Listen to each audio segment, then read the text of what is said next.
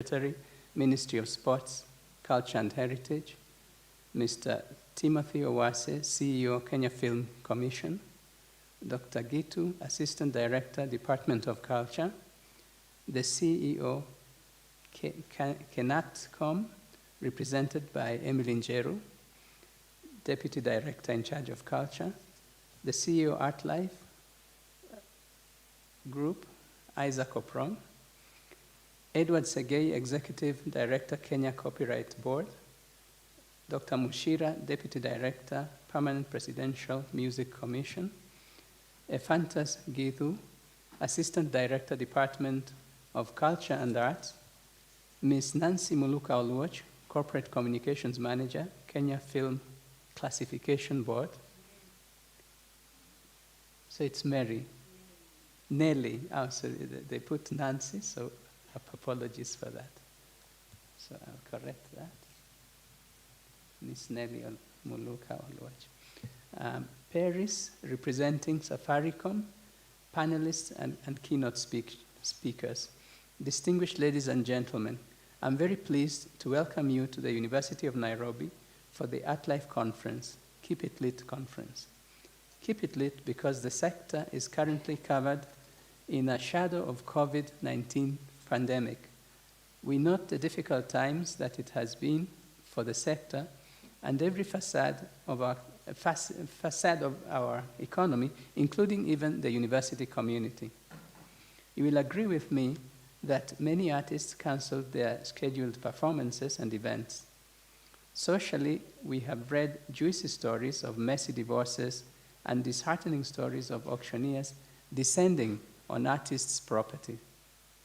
With COVID-19 fairly managed, the University of Nairobi and like-minded partners, including Safaricom and Kenatcom, found it worthy to bring various stakeholders together and discuss how the challenges can be surmounted and also look at what can be done to bring the sector back to recovery. As the University of Nairobi, we took a deliberate step in joining the Noble Partnership in order to host the ArtLife Keep It Lit conference as a matter of priority and a way of expressing our solidarity with our brothers and sisters in the creative and cultural industry that have hugely been devastated by the impact of COVID-19, whose livelihoods were deeply disrupted and almost decapitated forever. I take note that the arts sector plays a very important role in assuaging the peace and harmony of our diversity, strengthening the cultural landscape, as well as promoting opportunities for wealth and job creation. The University of Nairobi recognizes the abundance of untapped talent in this country. We believe that with the right policies and support, the sector can be the next game changer in terms of generating revenue and creating employment. The University of Nairobi has far too long been one of the birthing place for Kenya's great art and artists. We note that most of them found the artistic fire, mojo, while studying here. And to continue supporting their work and as a part of our corporate social investment, we have committed time, space, and resources to invite this eminent gathering this morning that includes our policymakers and the best of our scholars so that we can together generate a deeper understanding of the industry's challenges, point out our systematic deficiencies, and come up with the ultimate roadmap that can be embraced to support the sector's recovery, growth, and competitiveness in the face of the pandemic and realities of globalization. The ArtLife Keep It Lit conference is just one among the many numerous but important programs that the University of Nairobi has committed itself to support in order to help grow and strengthen our city's cultural landscape.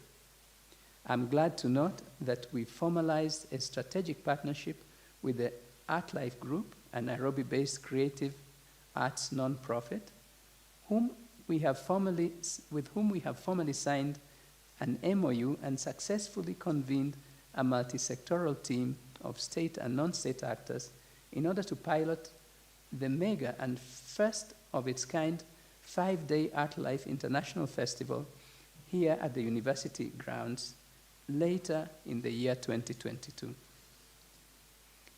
The University of Nairobi is determined to embrace and provide the required leadership for the furtherance of its community service to support the country's creative sector, create legacy programs that would help widen opportunities for Kenyans and our own talented university students.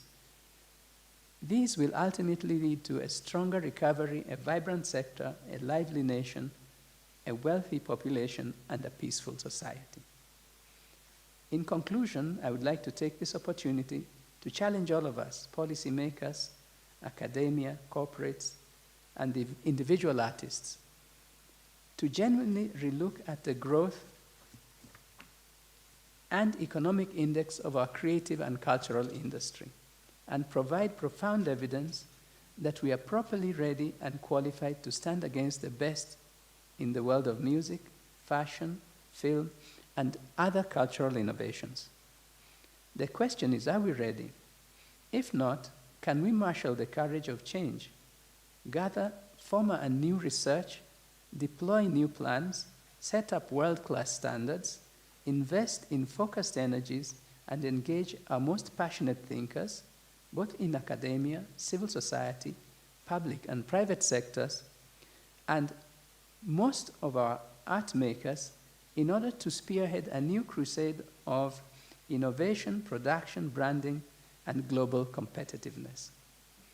I trust that this forum would help set up the tone. Once again, welcome to the University of Nairobi. Thank you, Professor Stephen Kiama-Gitahi, Vice Chancellor. Thank you.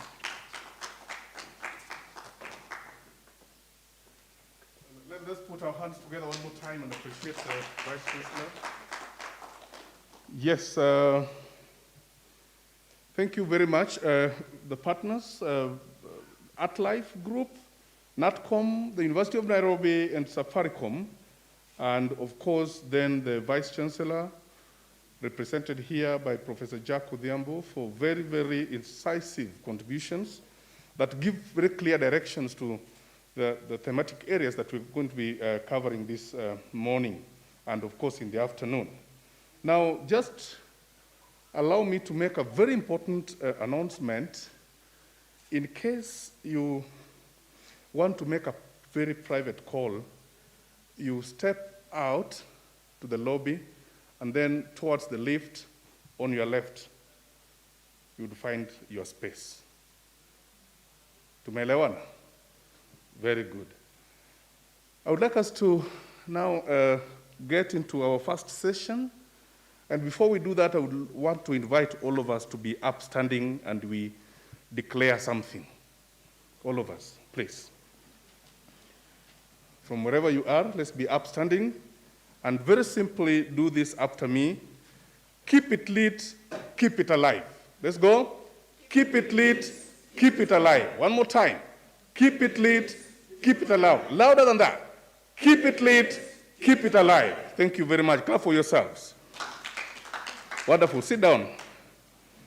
So we come to, that is the theme of this conference, and let it ring in our minds all the time as we prepare to make our presentations.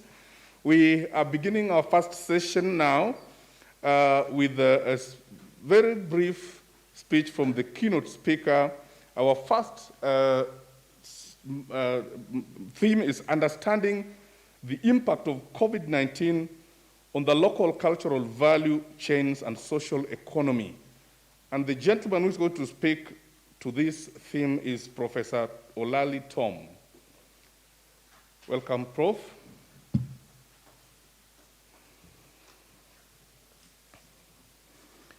When Professor is speaking, I would like to invite Mr. Juma Odemba, Ms. Anne Wanyoike, and Devine Wandera to come to the podium, please.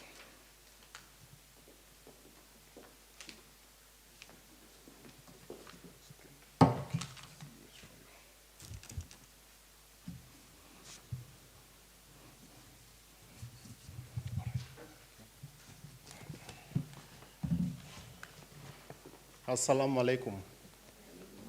Assalamu alaikum. Thank you very much, Dr. To, for the invitation. And for me, I don't know how to begin this. And I see our stakeholders here who are all represented and who have supported us for this auspicious occasion, this conference.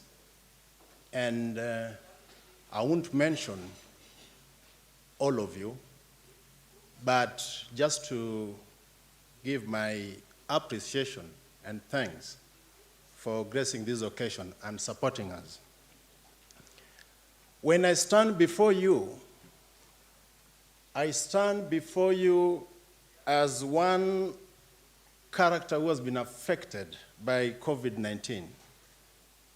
Because I'm both an academician here, the University of Nairobi, where I teach CLK 303, Performing Arts in Kiswahili. I also teach Swahili drama, and I'm a director of creative arts at International Christian Center, where I write nativity plays. I'm also a stage actor. I do movies, I do short plays, and all that. So some of you here perhaps know me. For the young people, you may have seen me on YouTube's 1995 to the year 2000, I appeared as Dr. Kuria on Tausi. You remember Tausi on KBC. And also done a movie with Angelina Jolie. But let me just read something for you here, and so that I just put a precursor to what I'm going to talk about briefly. In this unprecedented time for everyone, our daily routines are quickly shifting as the world responds to coronavirus. As people self-quarantine and conferences, workshops, freelance gigs are put on hold, people across all sectors are experiencing lost wages, delayed work, and are having to shift their businesses to adapt to a new normal. Although artists have already begun to adapt to the changes and bring their practices online, there are many unknowns that we face in the upcoming weeks and months. The widespread cancellation of in-person events has affected many businesses. Independent artists included, who rely on events, workshops, gigs, and physical locations to pay their bills, are all affected. Now, more than ever, it is important to offer support to impacted groups if you are able. And that's why our stakeholders who are here to support the Kenyan artist. And in fact, all the time we refer to artists, we always assume artists are musicians, street performers, masquerades. We don't have masquerades in Kenya, I think, but quite a number of countries in West Africa have masquerades, and those who participate in carnivals. And I think one of the speakers here mentioned something to do with carnival. I participated in Notting Hill Carnival in England while I was a PhD student in the University of London, School of Oriental and African Studies. And it is unfortunate that we do not utilize spaces in our city. We've got really good spaces at the moment that we need to utilize and have at least an annual carnival where we parade costumes, we parade masks, we parade all sorts of kinesics and body movements. These all contribute to this affair. But COVID-19 made my WhatsApp really get scuttled. By scuttling my WhatsApp group, I mean my artists. They're good. Many of them are my friends. And they faced all manner of challenges. They were not able to pay bills, rent, especially bereavement, sicknesses, and all that. And I thank you, our stakeholders, for coming here to try to see if certain policies could be formulated. It's because I've got a very, very short time here, but I've written perhaps one of the longest speeches here to come and talk on behalf of the artists. Now, when we have this pandemic with us at this particular time, the use of spaces have changed, have shifted. If you go to the National Theatre, where the National Theatre, as you see it, I was a committee member of the National Theatre at some point when I worked for the National Museums of Kenya for 8 years to try to revive it with Odero Agan and so on. We've got Ukumbi Mdogo. This is a small theater. And sometimes we've got larger groups who want to come and perform their plays within these stages and spaces. It is not easy. It is not easy. You book. We've been quarantined. We can't come to college. You cannot come. You can't travel and join other thespians to come and, realize or get your goals done. So this is a problem. This has been a problem, but there is hope. I would like to share with the artists who are here that there is hope. And quickly, for those who are here, especially our supporters, the following items that I want to decipher with you will be of help. It is a detailed report here, so I'll just summarize for the sake of time. Now for the artists. You also have to listen very carefully, and our stakeholders very carefully, so that this is synergized and put together. Personally, I know even before COVID-19, because I was on TV for 5 years, and I lived in Hall 4 as a student. That time I used a master's degree here. I will get my script. I looked at my character. I've got very few lines.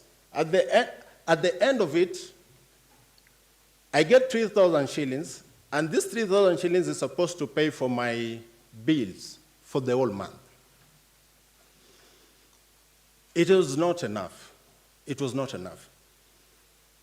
Angelina Jolie came to England, came to the University of London, put an advert that they want extras, Pokot headsmen. And with Pokot headsmen, their body morphology, they put the body morphology of the Pokot headsmen, and I qualified for the body morphology and the criteria. They wanted tall, dark, the other one I will not put because I'm not sure. And I qualified. And at some point, all of us went to Angelina Jolie and told Angelina, Angelina, listen to us. We are students in England here.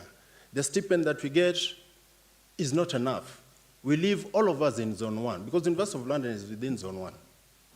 The money that they're giving is not enough. So can you do something for that? I tell you, and for those who are my friends on Facebook will see my picture of Angelina Jolie. She did a small check just to help us because it wasn't enough. So as an artist, sometimes it's not enough. But participate in an online art class or an online art gig. Participate in an online. You could get through TikTok, you can through Facebook, YouTube, and so on, Instagram. I've got my last play that I wrote, and it's on YouTube, and I think for the first time, I made a character, COVID-19, as a character. So if you watch YouTube COVID-19 ICC, International Christian Center, then you'll see that character. And then the names of, the writers and all that. Share resources, artists, and our stakeholders. Let's help artists share resources, especially spaces, art, and fundraise for your own cycles. Offer emotional support for each other. Offer emotional support. I've done this a lot myself. 3 weeks ago, we honored Kolela Maze by building him a mausoleum, Benga artist. A few of us. Now, we've got a really good mausoleum for Kolela Maze, and one of the bassist guitarists is called Oriro Nyaguok. He did a lot. Oriro never, and now we wanted to communicate with him via WhatsApp, and he told us, I've got Mulika Mwizi, and I think I also have Mulika Mwizi here with me, like this one. You see this? This is Mulika Mwizi. That's what I have. So Oriro lacked WhatsApp group how we could communicate. We contributed and bought him, some good phone, which he could get his WhatsApp messages come across, and now he's a happy guy. Sick always and all that. So we come across this. So they should have some policy to help these people. Now, during COVID-19, clubs are all locked. They can't come out. There's no live performance and all that. It's difficult. And remember, there are certain artists, because of their age, they can't be on Instagram, they can't be on TikTok, they can't be on these digital platforms. They can't. They have to come physically and perform, physical performance. So that is a challenge to them. And I want to urge our fellow artists and others that you need to attend exhibitions and, online exhibitions. And we've got also that if you encourage friends, artists, encourage friends to come and see what you are doing. My family, if I do a play, especially like a nativity play, I've got nativity play coming up, but we're going to do it online. Boring, I tell you, boring. Because when you just see that many people are not going to access this, when you do a play physically and then you do it online, there's a big difference. But now that is what we have got to do. Just to finish up this, let me. Now, I'm now talking to our stakeholders that help these people during this time of COVID-19. It is unfortunate that my 2 plays, I've done them now digital, it's not very, very interesting, not interesting. Our stakeholders, Safaricom, just to mention that. For those who have not mentioned, don't mind. It's just that it's coming quickly here. Provide rapid relief and for our artists. Launch COVID-19 Response Fund to support the artists working in different disciplines. Put a fund to assist Kenyan visual fine artists, painters, sculptors, drummers, all these music instruments that they play. In CLK 303, for example, I also teach CLK 404, that is Kiswahili Oral Literature and Culture, where I take my students to North Coast and South Coast so that they learn about Swahili culture, in particular Miladun Nabi. Miladun Nabi is Maulidi, that's English, but should be Miladun Nabi, Maulidi Festival. And then they learn different dances and different forms of ngomas. Now, we need to try to improvise and bring them here. Instead of having these students go all the way to Lamu because of the exchequer and reduction in budgetary allocations, so students can come here. As artists, do you know that, and try this one out, and our representative VC is here. It has not been easy to take our students now to Lamu because of reasons, security reasons and all that. If you know, for example, like Swahili Ngomas, we've got Kirumbizi, we've got Chama, we've got Hanzua, we've got Mudurenge, we've got Chakacha, we've got Uta, we've got Goma Lasiu. Once you know the kinesics and movements of these dances, these forms of dances, you are free to reenact them. When I tell my students that come and see the performance and body movements of this kirumbis the way it is done, they will come and you can do it. Let's start artist fellowships to provide emergency aid to professional fine artists and their families. You know, in times of sickness, I've witnessed artists coming to us for assistance. Things have stopped. They can't perform anymore. Bereavement, quite a lot. Uthuol, you know. Remember the case of Uthuol. Very, very sad. In Tausi, for example, I'll tell you this.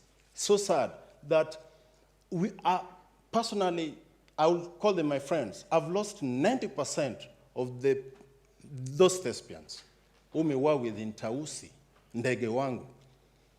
We are remaining around like 6, 7 of us, with Muranga Women Rep, Sabina Shege, as one of us.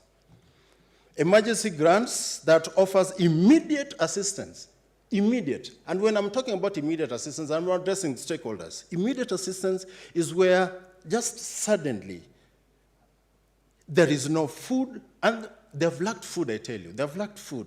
They've lacked rent. They've lacked medical, childcare, and all these basic needs.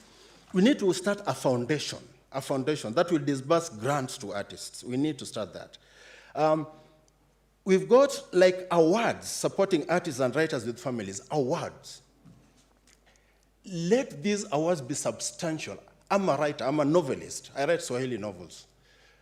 And I've done 4 Swahili novels, which 3 I've won. Jomo Kenyatta Foundation for Literature, Jomo Kenyatta Foundation Award for Literature twice, and then Wahome Mutai Prize for Literature I've come 3rd in that one. The kind of monetary value that they give us now, compare with the Butler Prize for Literature, 1 million, 1.5 million, Mabati Prize, Cornell University, 2 million, as we only get 300,000 a year. So for artists, like if they say the best actor, but of course sometimes as an artist, just that recognition is far much important compared to monetary value. But at least there should be some award that is made.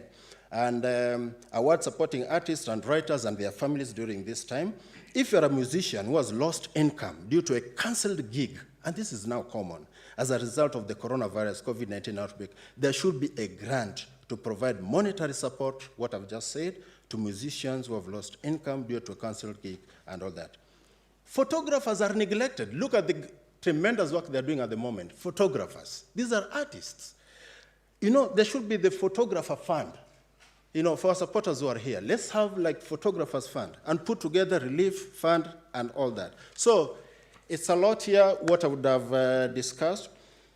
I can now say that I just thank you, and I want to give artists who are here hope. It is still lit. We've not lost hope. We are still moving. Try these digital platforms. Try the digital platforms. And surely we shall be there. Thank you for this opportunity. May God bless you all. Thank you very much. Thank you, Professor Tom Olali, for very, very insightful comments, observations. Ladies and gentlemen, in front of us now are our panelists for this particular session. On the extreme left is Devine Wandera. Devine Wandera, say hi to the audience. Yeah. He's the secretary of the Kenya Cultural Center Association of Artists. All right, and then right in the middle is a gentleman called Odede Ochung. Odek Ochung, popularly Papi Odek. Papi Odek is a performing artist. He's a singer, he's a band leader, leading the, this is Tamasha Beats. He's a film producer, he's a script writer, and he's many, many things in the industry. And then we have the gentleman joined by our sister Anne Wanyoike. Anne Wanyoike is the head of public relations, Sarakasi Trust. All right? So this, lady and gentlemen, I'm going to give you 3 minutes each to make your contributions, especially in line with what the keynote speaker has spoken. We are talking about understanding the impact of COVID-19 on the local cultural value chains and social economy. So we stick close to that for 3 minutes, each one of you. Let's begin, Mr. Wandera. Go ahead. Yeah. Can use this. Okay.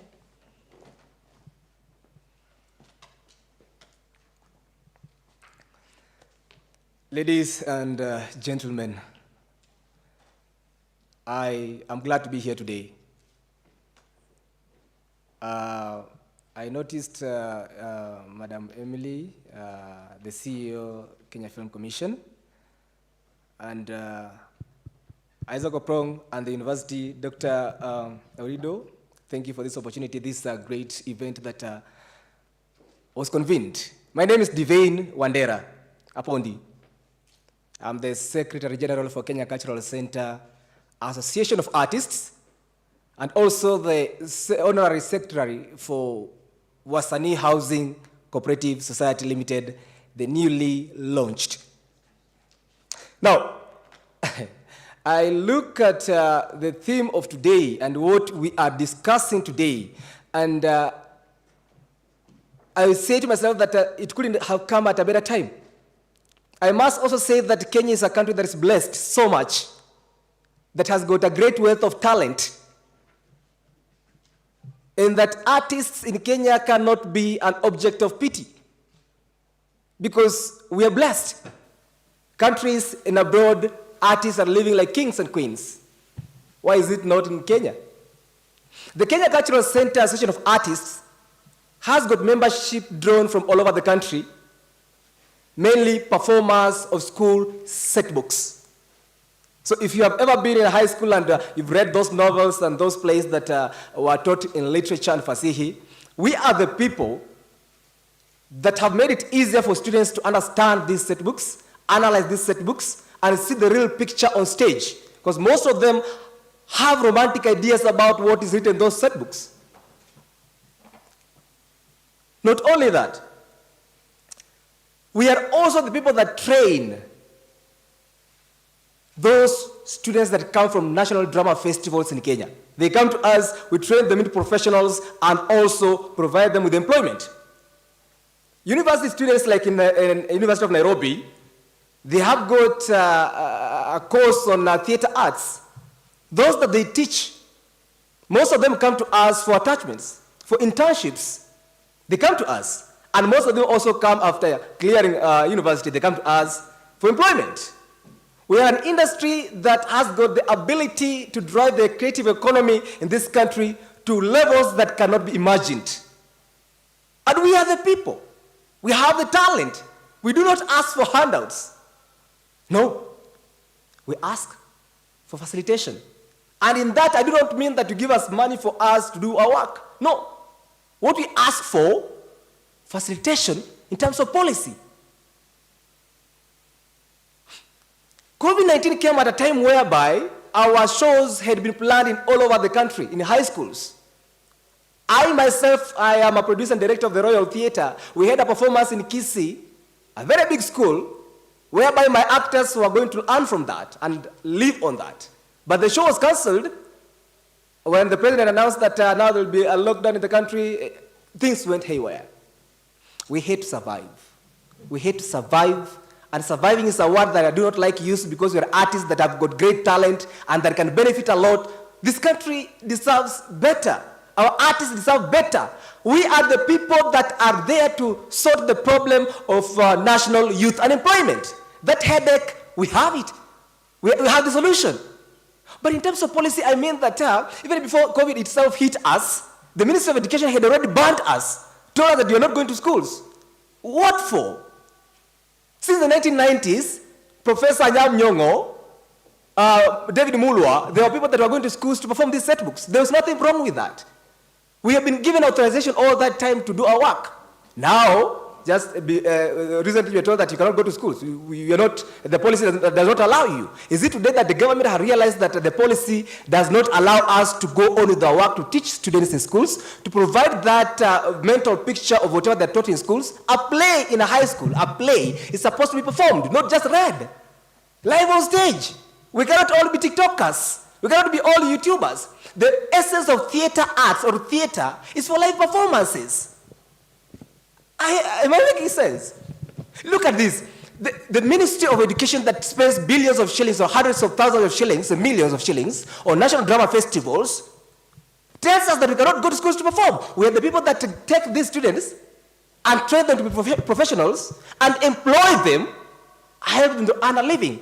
The president says that we should be creative enough to create employment for ourselves. We say yes, and we are ready to do that. We are doing that, but there is someone somewhere tells us that you cannot do that. So what does that mean to us? We call it blind optimism. You are giving Kenyan youth blind optimism. I'm talking to policymakers who are here, and anyone else who can make a word, who can speak a word or raise a voice for the artists in Kenya. We are there. We're doing great work, but you're told you cannot go to schools. I have personally, when I became the Secretary General in 2019, I have made personal commitment to ensure that I go to the Ministry of Education several times, written so many letters to the Department of Quality Assurance and Quality Assurance Standards. We have written letters to the PS, the former PS, Bello Kipsang, even to the CS himself, George Magoha, numerous letters. I've got correspondence from them all that time. The word is, you cannot be allowed because it is not in our policy. Is it today that they have realized that? Our work, we are not asking for handouts. And this country needs people who can speak up and stand up to say and walk the talk. If you're talking about COVID-19 ravaging our industry already, the government had already done that. They had already suppressed us. We employ thousands of students, thousands of artists in Kenya. Many of the mainstream media actors, artists that you see today, Jalango, Churchill, Will Broder, they are all products of set book actors, the theater and education practitioners in Kenya. This is where they came from. Why can't we be allowed to thrive? We do not ask for handouts. We do not want handouts. Give us that opportunity for us to do this. Now, just to conclude, we are still pursuing the same letter of authority from the Ministry of Education, even up to date. We need someone to speak for us. We need someone to speak with us. We do not wish to be categorized as hooligans who go to the streets as our last resort to shout and march and cause chaos for us to be heard, if that is the voice that the government wants to hear. No, we have followed protocol even up to date. We still believe in protocol. We still believe there's someone who can hear us. And the president can hear us. We cannot reach them. We cannot reach the president. Thank you, Bwana Wandera. Thank you very much. Let's put our hands together for the panelists. Bwana Wandera is saying very clearly we need somebody to speak for us. He's the Secretary of the Artists at the Cultural Center. We need somebody to speak for us. And I believe this is a platform where we shall, at the end of the day, know who will speak for us. Let's very briefly hear from Bwana Odek. All right. Good morning, everybody. My name is Odek, as you've heard, better known as Papi Odek. I am a performing artist. That is, I am an actor and a singer and a songwriter. I'm also the band leader of Tamasha Beats. I am also involved in filmmaking. I am an actor in film. I said that already. I write scripts.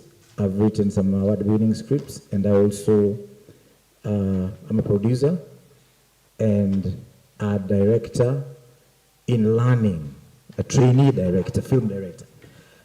Now, I'm going to keep it very brief. I'm just going to, according to what we're supposed to be discussing, understanding, the impact of COVID-19, the way it affected the local industry and the cultural space and the cultural value chains. Now, I think the best way to do this is to share my personal experience. 2020 started on a very high note for me, and I had gigs. I also MC at events, so I had booked events from January. I remember from January towards the end of January, I got a gig with Safaricom. At Safaricom, if you're here, thank you very much. Though I got the gig from an agency that works with them. I did the gig from January till the end of February. At the beginning of March, I hosted and performed at there's a festival called the People Dialogue Festival, hosted by the CMD. We did it in March, at the beginning of March. After that, I hosted the World Kidney Day celebrations. When I host events, I also perform at those events with my band. The last event that I did was that World Kidney Day celebration. I remember even the date. It was, I think, on 13th of March. The following day, was it the following day or the day before that? The president announced that the country was going to be in a lockdown. I remember vividly because from there, a lot of things happened, which I'll share if time allows. But I had booked gigs going into April, going into May, I think up to June. I had booked gigs that could total up to around 200 or 250,000. It might look small, but for an artist who solely depends on performance, that is a lot of money. So we had to cancel all those gigs. We canceled the gigs. Some were, I was going to host conferences, I was going to perform, but we had to cancel all of them, all right? So that is the first thing, that we canceled gigs that would have, you know, taken us, that is our, that is what we depend on, our income. So we canceled gigs, and from there, of course, it was all, if I may say, downhill for us, or rather for me. You know, as an artist, you're very resilient, and a Kenyan artist for that. You're very resilient. You know, you try to do everything and anything to make sure that you come back and you stand alone. When you have a family like I do, you know, your family does not, your kids do not understand that, you know, there's COVID. And you know, they might see it on TV, but in terms of their stomach and what they want, they do not understand that there's COVID. So they have to feed, they have to, of course you have to pay your rent, your landlord is there, and you know, they want their rent. So, of course, we went through problems with raising rent. Of course, there's always something to eat, so that was not a very big problem.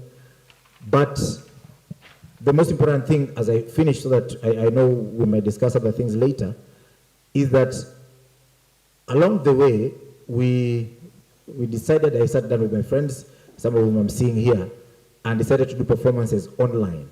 I was hosting a performance called, we used to call it, it was called Sunday Afrobeat live stream. Sunday Afrobeat live stream. That we were beaming from a studio in Buruburu. I used to invite performers. I started with myself, with my band. So it was we do the performance, we host it live, we had cameras, we host it on my platform, or on my social media platforms, and then I send out a message to my friends that I'll be hosting this event, so please buy a ticket, all right? Buy a ticket. So buying a ticket means nitumie kakitu, all right?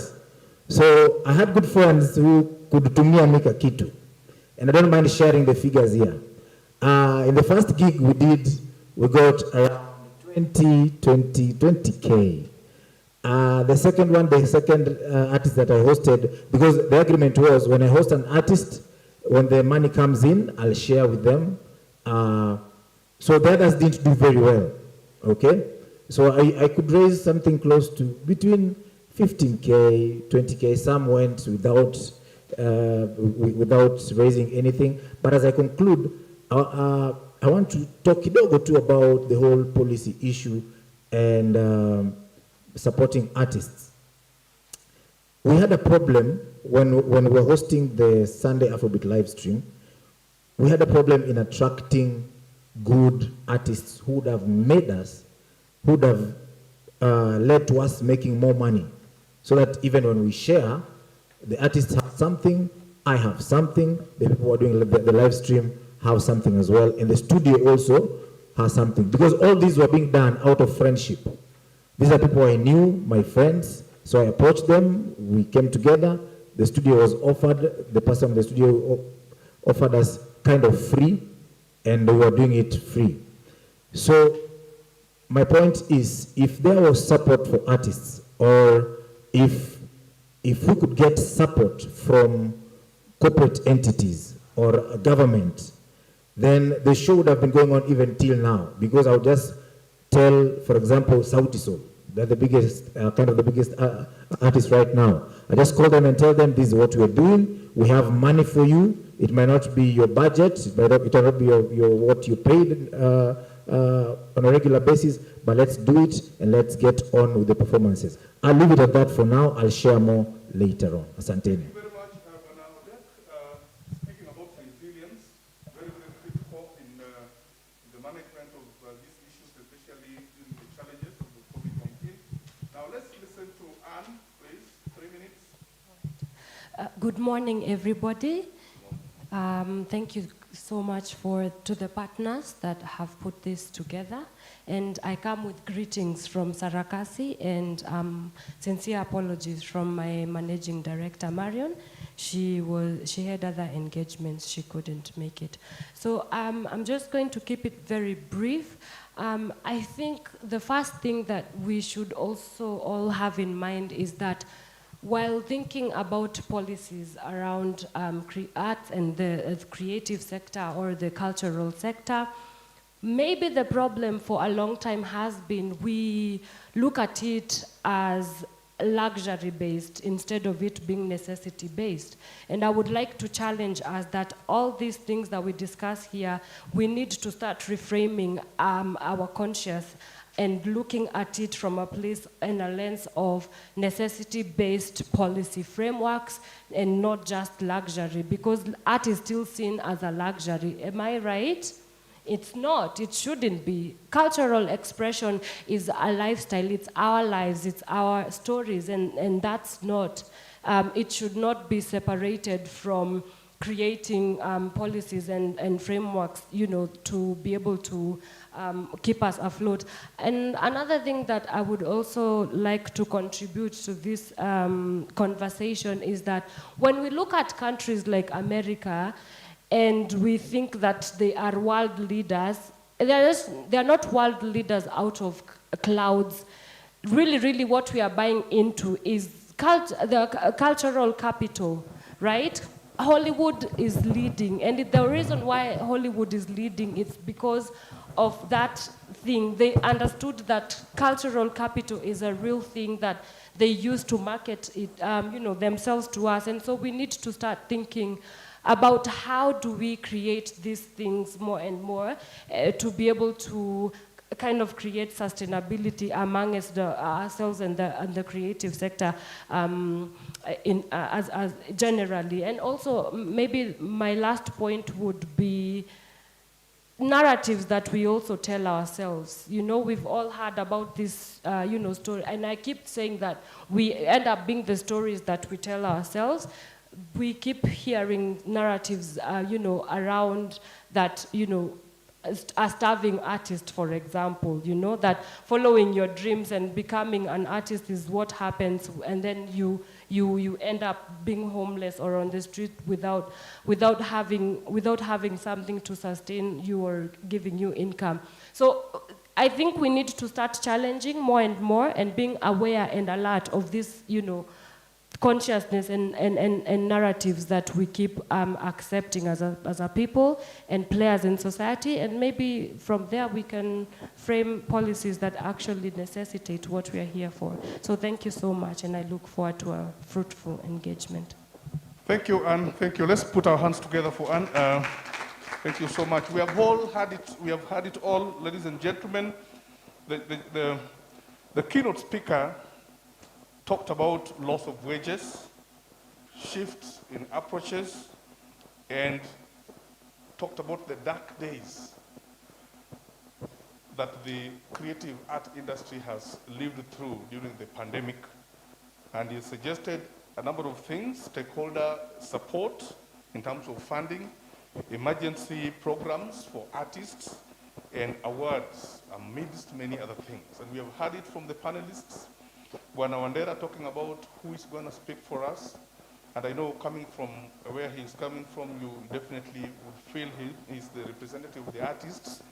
We've heard Bwana Odek also talk about resilience, and he's given his personal experience as an artist in the industry. And we've heard from Anne, and Anne is very, very clear we have to change our narrative.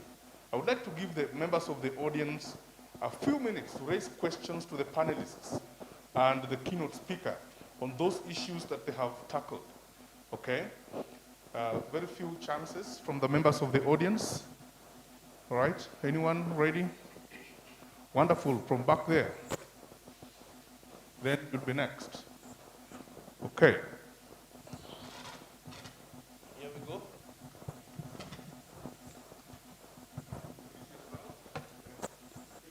Good morning. My name is Wangeshi Morage from National Museums of Kenya. And thank you so much, Tom, as we used to call you, Tom O'Leary. We thank you so much. Started off very well at the museum, and we can see where you're going, and other stakeholders and distinguished guests. We thank you for the discussion, even where art is going. We really thank God for where we are at. There are certain challenges that probably we need to address, in my view, because here views are taken into consideration. I'm thinking about how authentic are we as the Kenyan artists?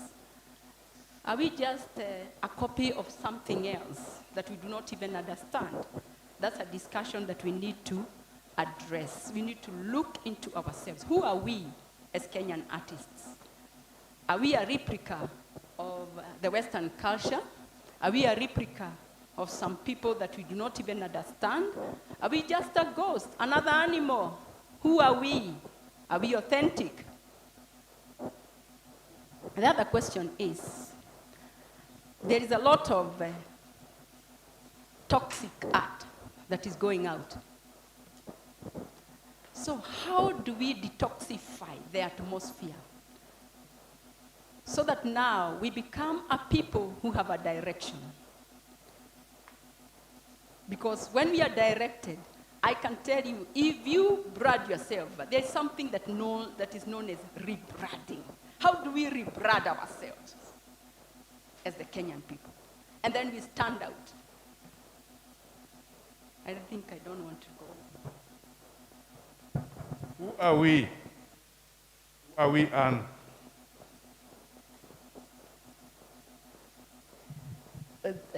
That's a very deep question.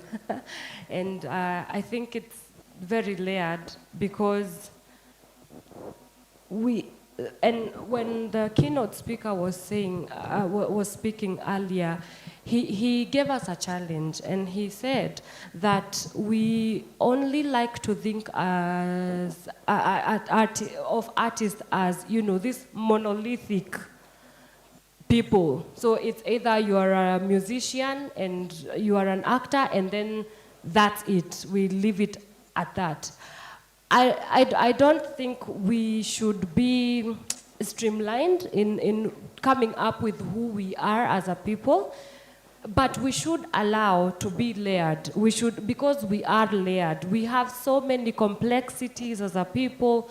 We have so many cultures as a people. And even going to your question on authenticity, what remains authentic to we as Kenyans? What remains authentic to we as Africans? Is it maybe our afros for women? Is it the fact that I can speak a vernacular language? Is it dark skin color? I don't think so. I think those are just very surface level representations and ways to accessing really who we are. But it goes down to our value systems, I think. It goes down to our real identities, you know? It goes down to our beliefs as a people. And how then do we represent the best that we can through the arts and culture, you know? How do we represent who we are in all these formats and not frown upon our different beauties, you know, and ideologies, you know? And I think we should open up spaces to rethink and reimagine what this thing should represent to us. I think that would be my two Very cents. quickly, Wanawandera, who are we? Who are your members? I will answer that question. In 1 minute, just a question of identity. Who are we? Yes. Kenya has got a great wealth of talent, and we are authentic as it gets. The only problem is that maybe the public has been fed with so much of the Westerners' culture and art that the public now views art in a certain way. But given a chance, Kenyan artists can do great. I have seen great talent and opportunities and events such as Art Live, international conferences, Art Live festivals are a great place for us to showcase our authenticity and feed the public for them now to rub away that notion of the Western kind of way of doing things. And to detoxify, as she asked that question, the only way for us to detoxify, if at all we have the toxics, is for the public to be given an opportunity to watch us live, watch our own content, Kenyan content. And I love what KFCB, Kenya Film Commission is doing. They're sponsoring Kenyans to make films, authentic films, African films, and they're doing that. So that's one step towards us achieving that detoxification. Thank you. Thank you. Professor, how do we rebrag? She talks about rebragging rather than rebranding. So how do we rebrag? In 1 minute. Yes. I don't want to sound very academic here at all. And thanks so much, my sister, because we work together. And Dr. To, maybe I just talk about this issue of identity. It's important because it goes together with what you've just asked. Now, you know, I am black. I'm an African. So-and-so is white, is an Arab. Now, there are people, they are not Arabs, they are not white, but they have an identity, and this is what is referred as an imagined identity. So imagined identities. There are people, as I said, I don't want to sound academic here. Now, it is a complex issue. It is a complex issue. We've got cultural embedments that cut across borders, and there is a paper that I wrote. There is a paper that I wrote while I lived in South Korea at the University of, Hankook University of Foreign Studies, where I taught. There is a town called Pyeongtaek. In that town, there is a performance which is called Nongak. They perform Nongak. Now, there is a nearly 90% similarity between Nongak performance and Hamzia performance by Pate experts in the Lamu archipelago. So similar.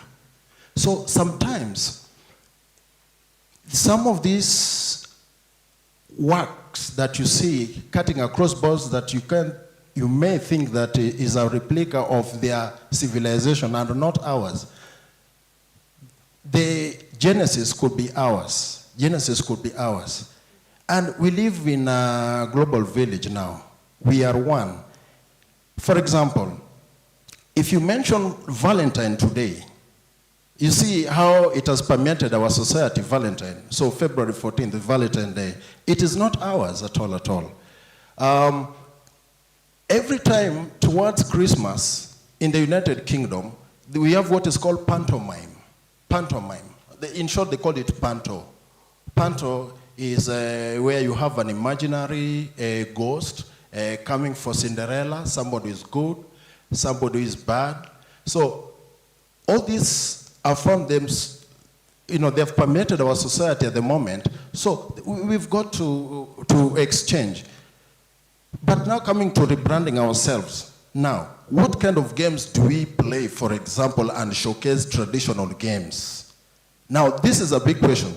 And the Swahilis are really doing it okay. And I've done research in the Swahili archipelago, and we've got old traditional dances, all traditional games that have been revived, so that we have some authenticity. But now, Ramogi FM, I think Ramogi TV, on 29th, we'll be starting Ramogi TV. And I've seen certain snippets where we've got Indian soaps, but then the articulation is in Luo, but they are Indian soaps. So the authenticity about that is where? Can't we have hours or something like that?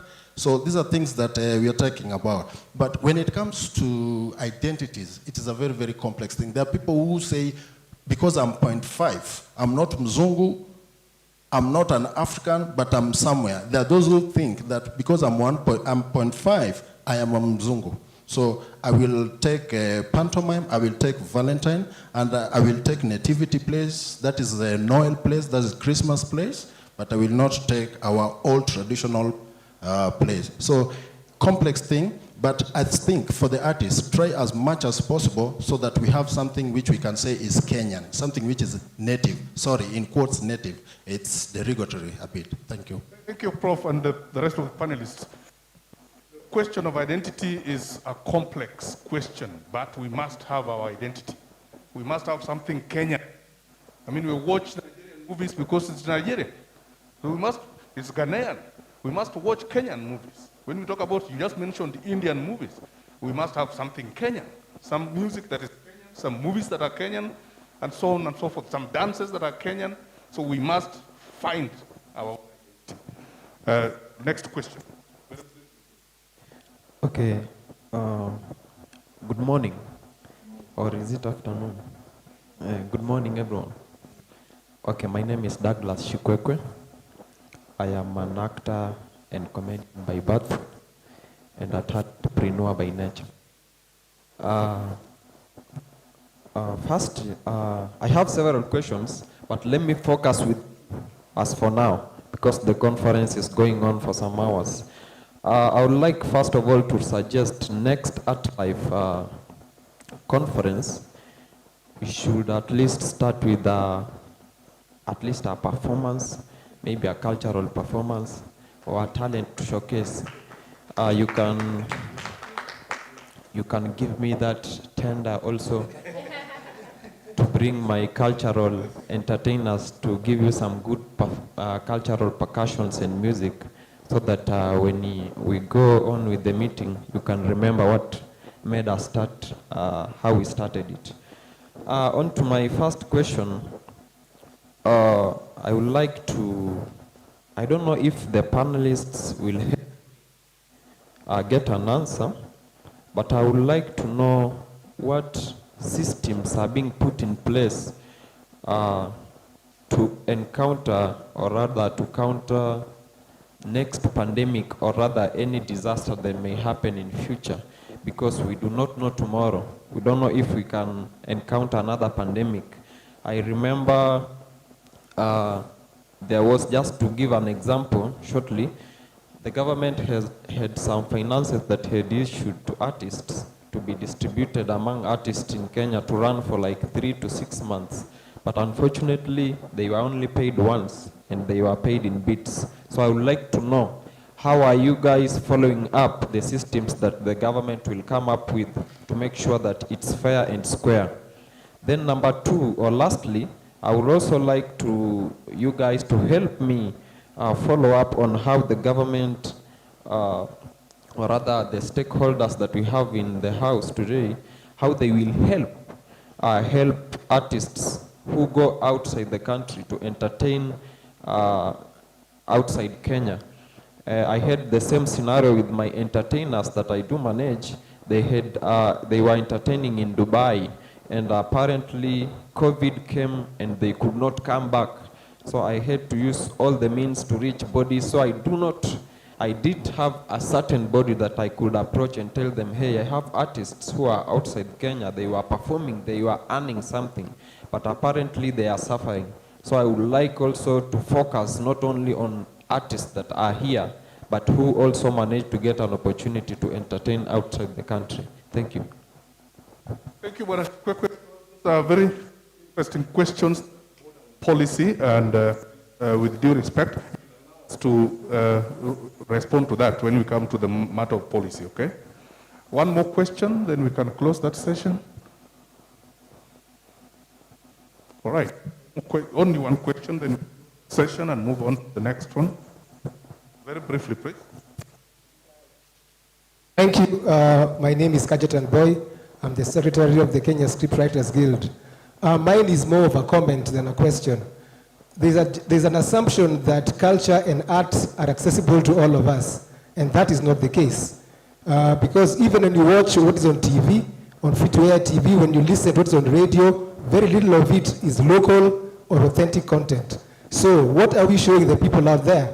If I'm going to watch KBC and watch Nigerian soaps and Indian soaps and Brazilian soaps, what are we telling the people who are watching that? We need to look into that if we hope to become authentic. A very good comment there, a challenge to our radio stations. You want to say something, Wanodek? Yeah, I had not said.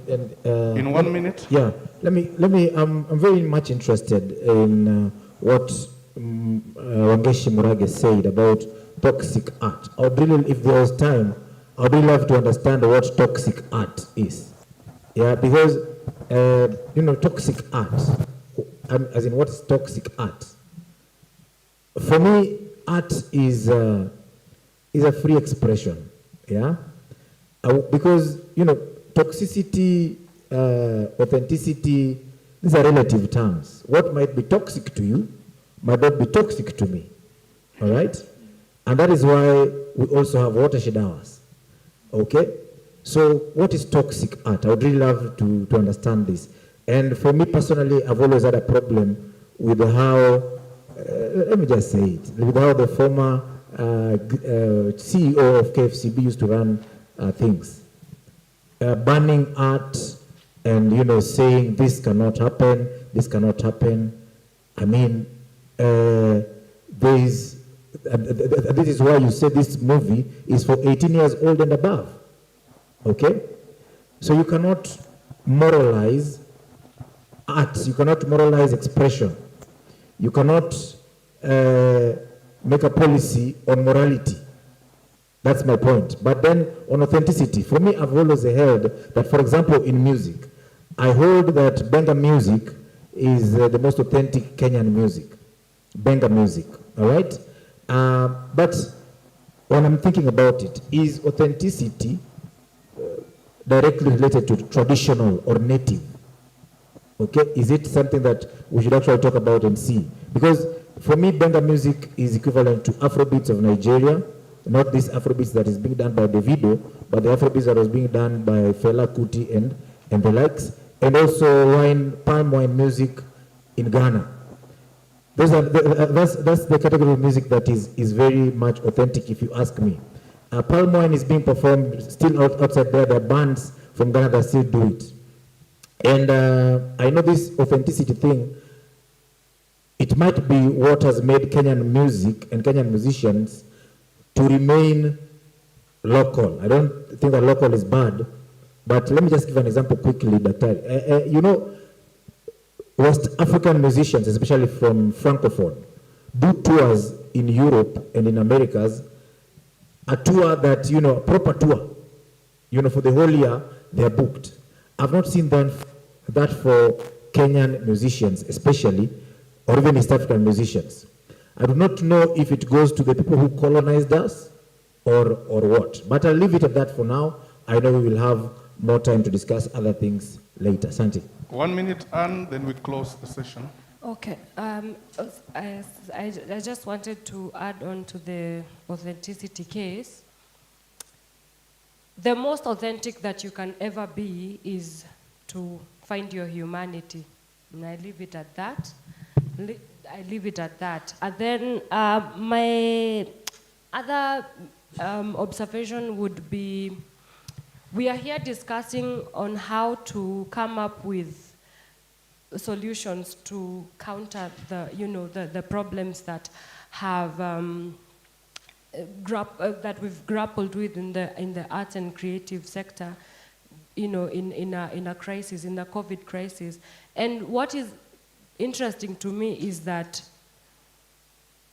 we kind of are living in a contradiction, or the paradox of it is that most people actually were able to go through the pandemic because of turning to art, right?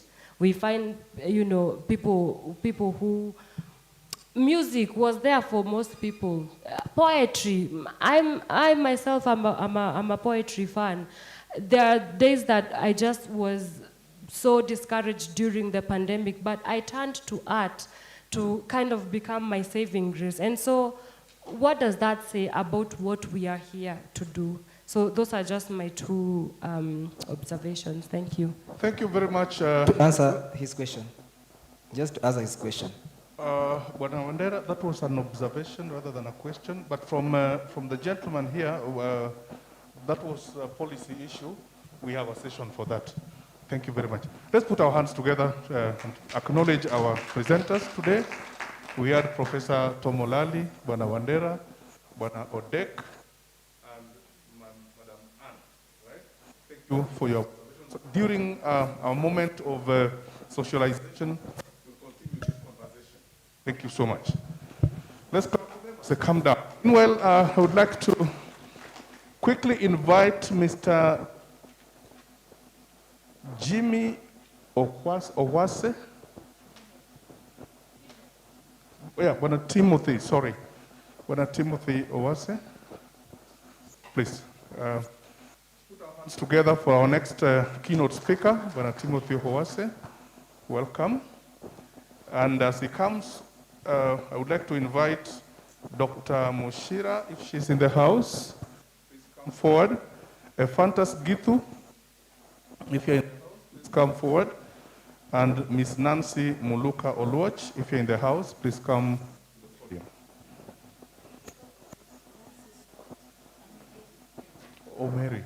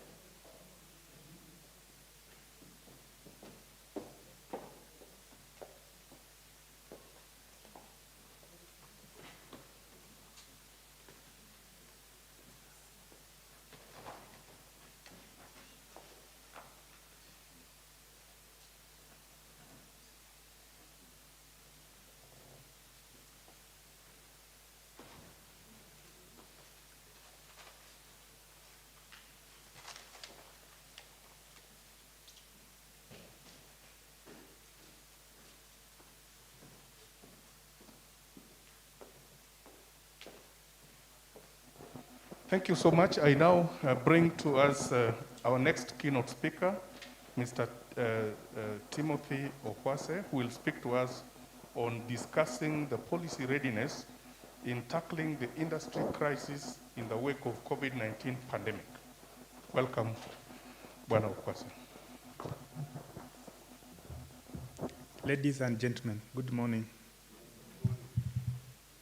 First of all, I bring you greetings from Kenya Film Commission Board, and we are delighted to be part of this conference. So I congratulate the organizers and all those who are supporting art. Art is indeed life, so it's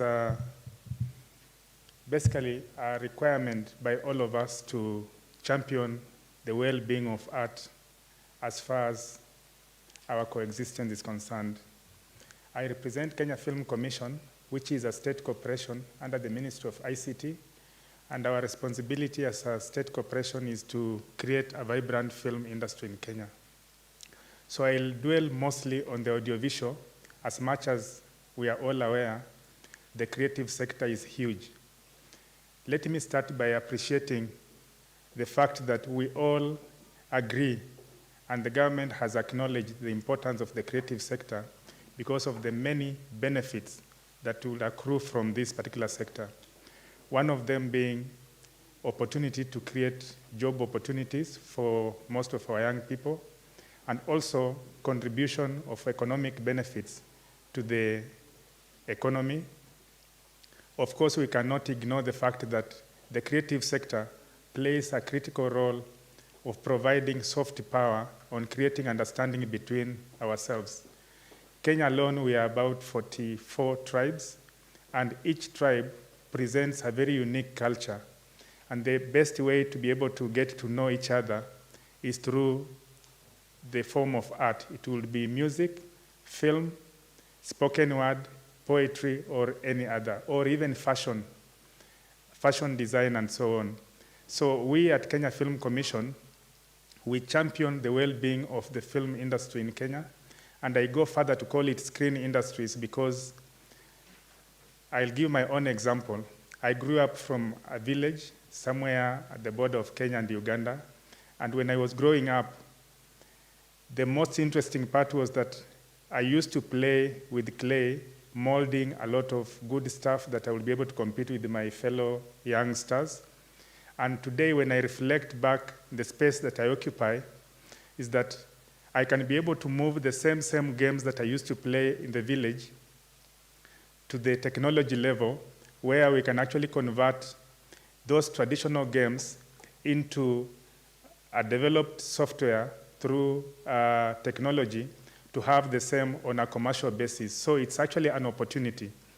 But of course, I can't forget the fact that through creative economy, we are able to create what we call a cohesive society, ensuring that each one of us is able to understand one another by way of art, and also just being able to tell a story about who you are to be understood. Let's look at the previous speaker talked about the launch of Ramogi TV on the 29th. I believe it's a very positive thing because when you have such a TV, there are so many stories that are going to be told. They may be in Luo, but what messages are they conveying? And how do we ensure that the entire country and even beyond to East Africa and Africa, we are able to access and get to understand one another, our way of life, our economic well-being, and even our social being. All these are very critical.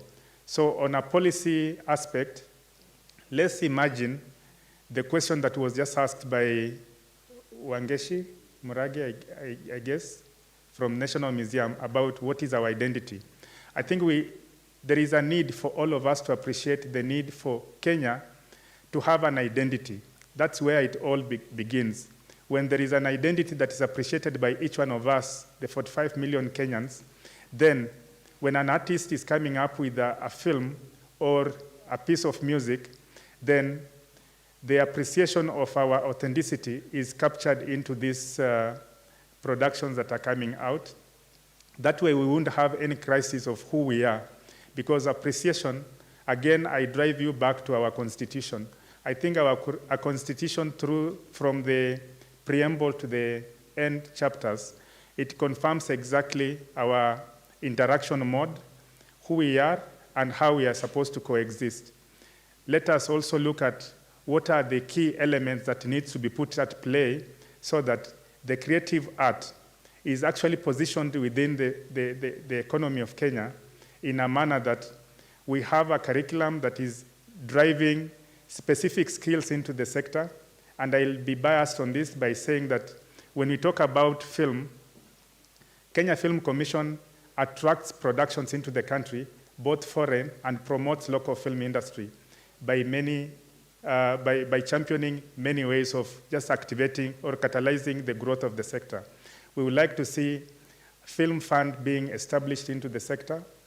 How do we incentivize the creatives to produce more content and to apply their artistic talent into economic being? Other than that, we also need to see that there is more investment into the sector by way of attracting either local and government being able to put more resources into the championing of the creative sector as a whole. Mr. Wandera talked about what Kenya Film Commission is doing in promoting our authenticity through local stories. I know local stories. Kajetan Boy will confirm to you that he can not be able to write a script if at all that script is not premised on something. And of course, upon writing such a script, he would like to see to it that that story is actually developed to a level where we can be able to move it from paper to screen, and if not from screen to the stage like where we are, so that it can be consumed by various audiences. I would like to attempt to address the question of identity. I think identity is critical and we cannot run away from it. I would like to challenge all participants here in this conference that as an individual, you have an identity by way of your name and the way you interact with the people and so on. Whatever product or service that you offer must have an identity, and the kind of identity you provide to this product or service will emanate from who is the consumer of the content that you are creating. Identify who are your audiences by way of demographics and other specific characteristics that will be able to facilitate the consumption of your content or your art. So as we discussed today about the effects of COVID-19 and what needs to be put in place to straighten the operation of this sector, I would like to emphasize that as far as audiovisual is concerned, the Kenya government has put in motion measures to have a film policy in place, and so far we have done stakeholder engagements. The development of the policy and the bill is already at a very high level. We expect the same to go through cabinet, and upon that passing through cabinet, we'll have the bill go to parliament, and you as stakeholders, again, you will have a second opportunity to address various issues that have been highlighted into this. And as we talk about policy interventions, my take is that the creative sector is actually a driver of all other sectors of the economy. When you talk about film, we have doctors, we have lawyers who participate in the creative economy in their full swing.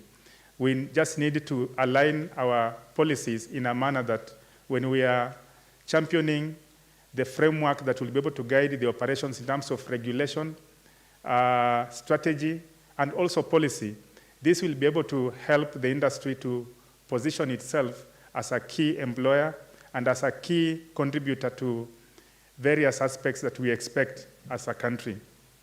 So as we talk about COVID-19, pandemics will never give you a notice that I'll be coming tomorrow. So as artists, the key question is, how do we prepare ourselves in advance so that in case of such an eventuality like what happened to us when COVID-19 struck the world, we need to always get ready and see how best to actually address some of these issues. For the sake of COVID-19, I'll again address the issue, giving an example of the film sector. Many filmmakers had signed contracts to do productions, to shoot their films in various locations across the country. From our own research that we did, about 3 billion shillings, just from the announcement, was cut short from transfer from the investors to the key stakeholders or producers who are going to apply this in various aspects. And of course, when that happened, we at Kenya Film Commission, our key role was to identify how do we ensure that there is continuity. And one of the key tenets that we put in place is to come up with filming guidelines within the COVID pandemic period. That was approved by the Minister of Health, of course, through our Minister of ICT, and we made sure that as a filmmaker, you are able to come to us with your request, and with the filming guidelines, as long as you are able to cope with this and adhere to the regulations that had been put into place, then you will be able to go ahead and do your production. So as we speak now, despite the situation we are in, it is possible that you can still go ahead and execute your activity without any worry, as long as you comply with what the government has put in place. And of course, as we do this, it's our rallying call that we need to put ourselves in a manner that we work together to see to it that we also give proposals, especially for the artists. I know we are not so much organized in a manner that we do not have very strong associations. How do we ensure that you are able to get support from government to strengthen the film associations or the artist associations or guilds, so that when these guilds are operational in a manner that is able to support you, then it will promote what we call self-regulation. One panelist talked about KFCB. I think KFCB is a state corporation established by a statute, and they implement their mandate. But there is a level we can be able to move. For example, how do we promote self-regulation? We need to provide you with a lot of information so that when it comes to classification, when you are producing a film, it's possible from the time of writing your script, you can actually be able to self-regulate your operations without having to wait for KFCB to come and police what you have to comply with. The issue of education. We are currently at the University of Nairobi, and I must say, it's a high time educational institutions considered ingraining the component of research into everything that we do. The creative economy has not had a lot of attention as far as education is concerned. I would like us to focus on this and champion more research from universities so that we highlight all those areas that we can be able to move from where we are to the next level. We are currently working with the Kenya National Bureau of Statistics to establish what we call a FISA account.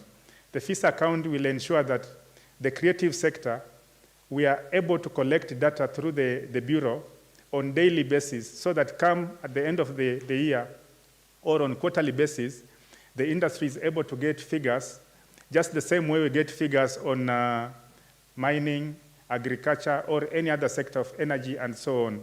Our sector has not had that kind of flow of information and data or statistics, which is so critical for policymakers to be able to make decisions based on informed data.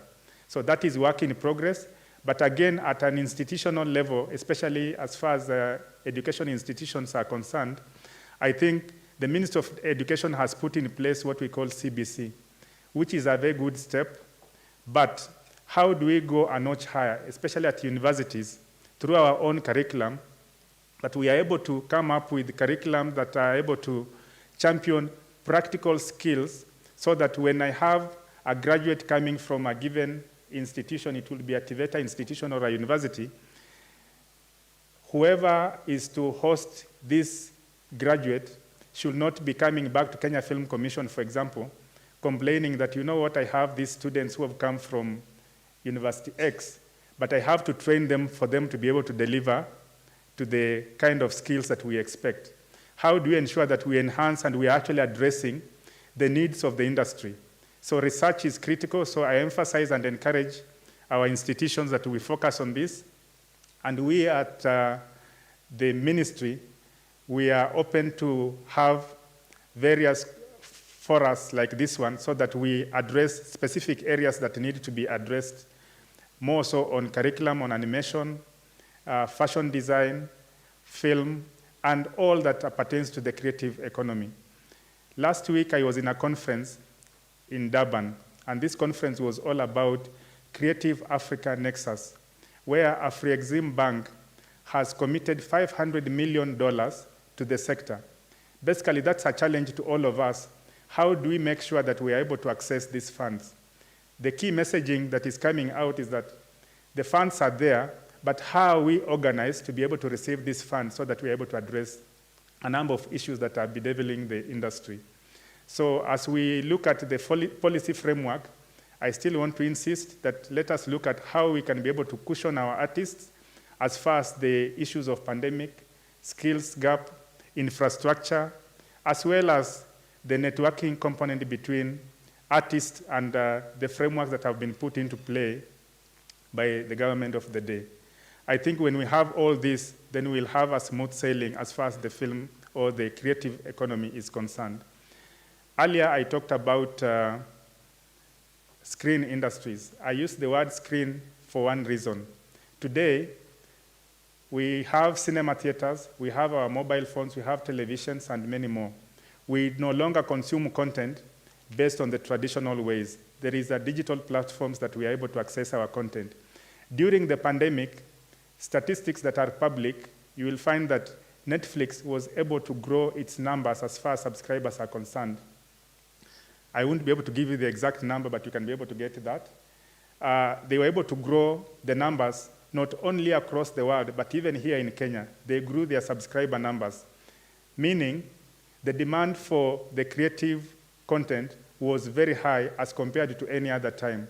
So as we do this, the challenge that I would want to pose to the creative artists, what is it that you can be able to do so that you actually optimize on the opportunities that are presented? In the middle of a crisis, there is an opportunity. How do you take that opportunity to the advantage of your work? I believe, other than just waiting to see when the pandemic will end, you had an opportunity to actually sit and research on your next story, your next big story that you'll be able to put to the market and create wealth out of the same. So as we discuss here today, I would like us to focus on regulation, focus on industry development, and also how we market ourselves, and that's where the issue of identity comes in. Thank you very much for listening. Thank you, Mr. Timothy. Mr. Timothy is coming to us from the Kenya Film Commission, right? Yes. And he's been our keynote speaker, addressing the question, I would repeat, of discussing the policy readiness in tackling the industry crisis in the wake of COVID-19 pandemic. So this powerful team here is all about policy, all right? There was a gentleman earlier on who had raised a question that I said is about policy, and I've asked him to hold on to that until this moment. I am going to then bring to you the panelists who will help us to unwrap this conversation. We have now on the extreme right, Dr. Mushira from the Deputy Director, Permanent Presidential Music Commission. Then she's followed by Mr. Wycliffe Jakech, who is coming from the Kenya Copyright Board. Next to Wycliffe is Mr. Fantas Gitu, who is the Assistant Director, Department of Culture and Arts. And then we have Ms. Nelly Muluka, who is coming to us from the Kenya Film Classification Board. She's actually the Corporate Communications Manager. So you can see that we have diverse bodies to talk about policy. So prepare your questions. And now I'm going to ask Ms. Nelly to make a contribution to what the keynote speaker has addressed in 2 minutes only, please. Okay, I hope the African 2 minutes. My name is Nelly Muluka Olwach, as we've been told, Corporate Communications Manager, KFCB. Our CEO, acting CEO, Mr. Christopher Wambua should have been here, but unfortunately he's out on official duties. I also just came back this morning from another duty to do with sports, where I'm also in basketball. Has nothing to do with the KFCB, but I believe I'll make a good contribution. First of all, KFCB, it's important that our artists, and we keep on letting them know, our creatives, the difference between Kenya Film Classification Board and KFC, which CEO has tackled a bit. Kenya Film Classification Board is a regulator, but KFC, Kenya Film Commission, many times we receive information that is meant for KFC, and they receive also requests and so on that are for KFCB. As was put it well, They do marketing, they do capacity building, they do development, promotion, and all that. So Kenya Film Classification Board regulates film and broadcast content. And when we talk of film and broadcast, we're looking at all commercials and infomercials as well. We are mandated by the Films and Stage Plays Act, Cap 222 of the laws of Kenya, to regulate these, to ensure that all the content conforms to our Kenyan culture, our national values and aspirations, as well as to protect children from exposure to inappropriate content. Not only children, but even other vulnerable groups. Secondly, it's important to note that we examine and classify content before it's exhibited to the public. So there was that question about compliance and making people, rather creating awareness. For anybody who is compliant, who comes for a film license, that they get to know that from the film license, I'll go shoot, finish my work, bring it before I take it to the public, so that it is classified, and then it's given a rating. It could be general exhibition, can be parental guidance, it could be 16, 18 plus, or in really extreme cases, restricted. I just wanted, before I contribute to this, somebody had a concern that the rating is done based on morality. It is not done based on morality. It is done in line with the law that I've talked about, and using classifiable elements, thematic areas, done by externals, not even from KFCB. The externals are artists actually, and we do that so that they are objective. So it is not done from that point of view.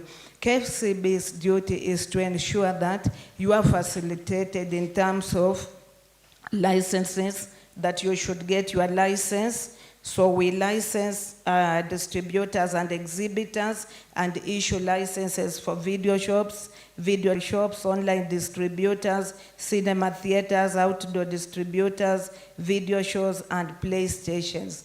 And later, before it goes to the public, we ensure that it's given an age so that you know if it's for adults or for children. Parental guidance is needed. And if it has to be restricted, then you are called so that we can have a discussion, and within the discussion, somebody has an opportunity either to change or probably then have it restricted only within Kenya, but wherever from your house or even outside Kenya, that is a different jurisdiction. We also enforce the watershed period, that is 5 a.m. to 10 p.m. Back to what my colleague here had spoken about, COVID indeed has been a reality. We don't know when it's going to stop. It did not just affect our clients, the creatives or our stakeholders. Like a regulator, we were much affected when the cinema theaters are closed, when the video dens, the video shops, the PlayStation shops are closed. Then again, our work is impeded one way or another. And also licensing without the physical coming to the office. Of course, we were also incapacitated in a way, but within COVID, we saw opportunities which creatives can also see. The use of technology.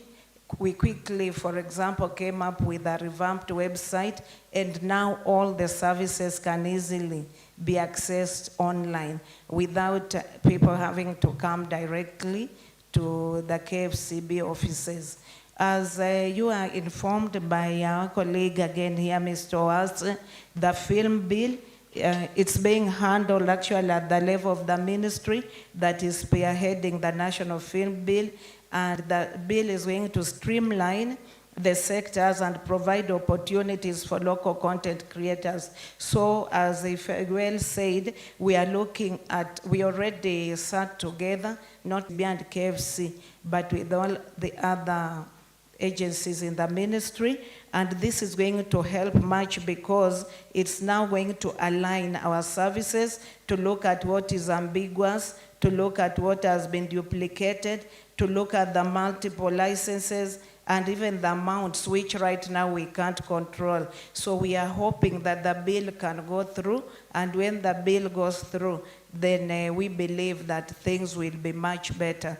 And finally, as KFCB, we are trying our level best to provide a facilitative environment to just ensure that what you do, you have the right knowledge, you come for the right license, which is within law, and to work within the law and not morality. Thank you. Thank you very much, Madam Nelly. Thank you for your contribution. Let's listen to Bwana Pantus. Very briefly, 1 minute. Good morning. Or is it afternoon? My name is Fantas Wanjungidu. I work with the Department of Culture.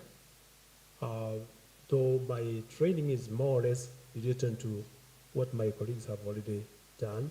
I've done courses in film production, and most of my time I've worked at the Department of Film Services before I moved on to the Department of Culture.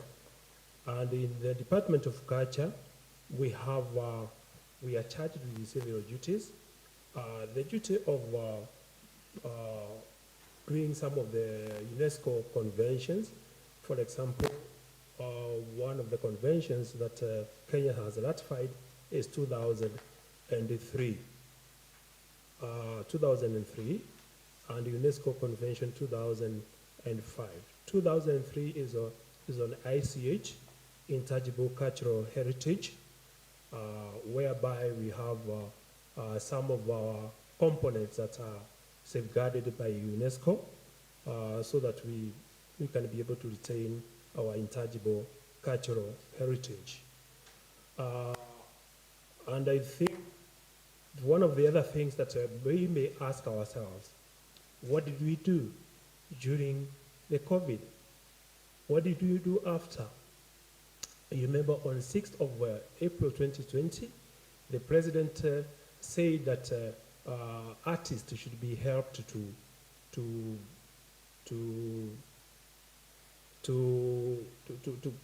be cautioned from the issues of COVID. And he went ahead and released an executive order that gave our cabinet secretary to give 100 million to the artists. So the money was released through the sports and social fund, and it was given to several institutions to distribute to the artists. Our department, the Department of Culture, was given the work of releasing to 300 artists in form of comedians and visual artists. Murals went to national museums, the others went to KFC, and I think it was all distributed in that way. And we came up with a criteria of how we were going to distribute, how do you gauge who will get the money, who will not. And you remember at one time, the MP for Dagoretti, KJ, is it called KJ or JJ? KJ asked a question in Parliament whether the money was distributed fairly, and our department was asked to provide a list of everybody who was given the money. Initially, we had a list of 1,000 applicants who applied to us to be given that money, but we are only able to give 300. And our aspiration was at the beginning to go to all the counties in Kenya, reach everybody, and also disperse 1/3, that is 30% to the people living with a disability. What did we do after that? My friend who started here, he said he was also affected. And I know each one of us was affected in a way, or affected in a way, not infected with the COVID. I remember as this issue of COVID was coming, I first of all experienced it when I went to Bangkok, Thailand. That was in January, much earlier, before it came here in Kenya. But we are told before you go out to the market, there was a popular market called Chatul. Don't go there unless you are wearing a mask. Even when you go where there are many people. That was in January 2020. Then in March 13th, then I realized the whole thing was coming to us. And I was one of the people who were also affected in a way. I was to go with to go to a trip which also failed to Israel because of the COVID.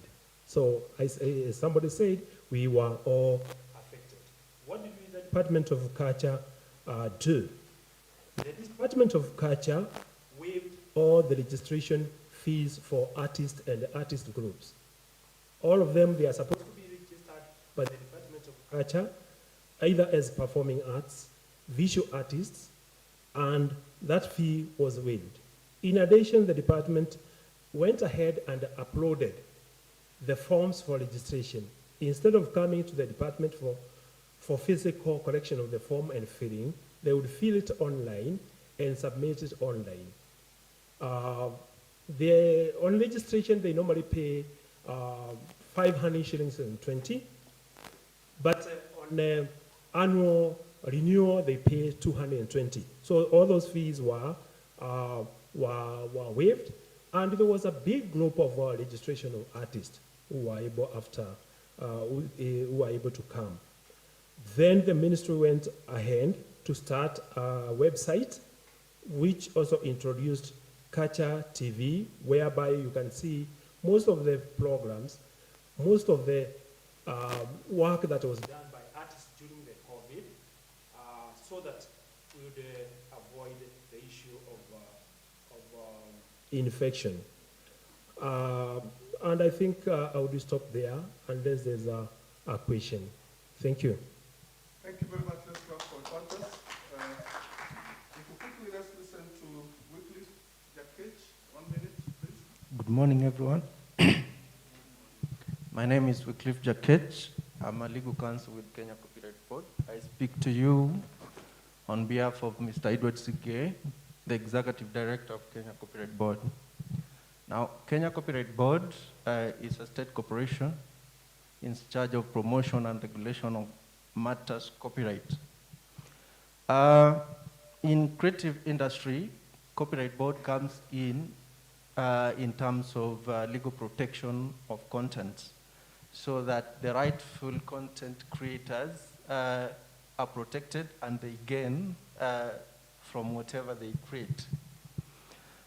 When the pandemic struck, we took some policy initiatives which we thought was going to be helpful, and indeed they were, and they are not stopping any soon. First, registration of copyright was manual, but it was converted to a digital system. We have a digital system now called National Rights Registry, NRR. And if you have a work you want to register, you create an account and you upload your work, and in 2 days you get your copyright registration certificate. We also initiated a CMO ICT system. We digitized a collective management system where users of the content would initiate licensing, and they would make payment of royalties through the system. We also made some policy directions to collective management organizations, which were to the effect of reform to ensure that they are more transparent and they are more accountable, especially during this time when artists were struggling. At the moment, we are conducting a research on the impact of content streaming, because we realized artists, because there were no halls, performance halls and all that, they converted to online platforms. And there seems to be an issue with copyright protection, and we are conducting impact assessment and a research based on that, which will inform our future policy decisions which we are going to take. We also initiated some law amendments recently in relation to digital content, which and other aspects of copyright which are pending now before the Parliament. It's a small piece. You can follow it up if it interests you. I know Parliament they have a public participation forum. If you get a chance, you can contribute.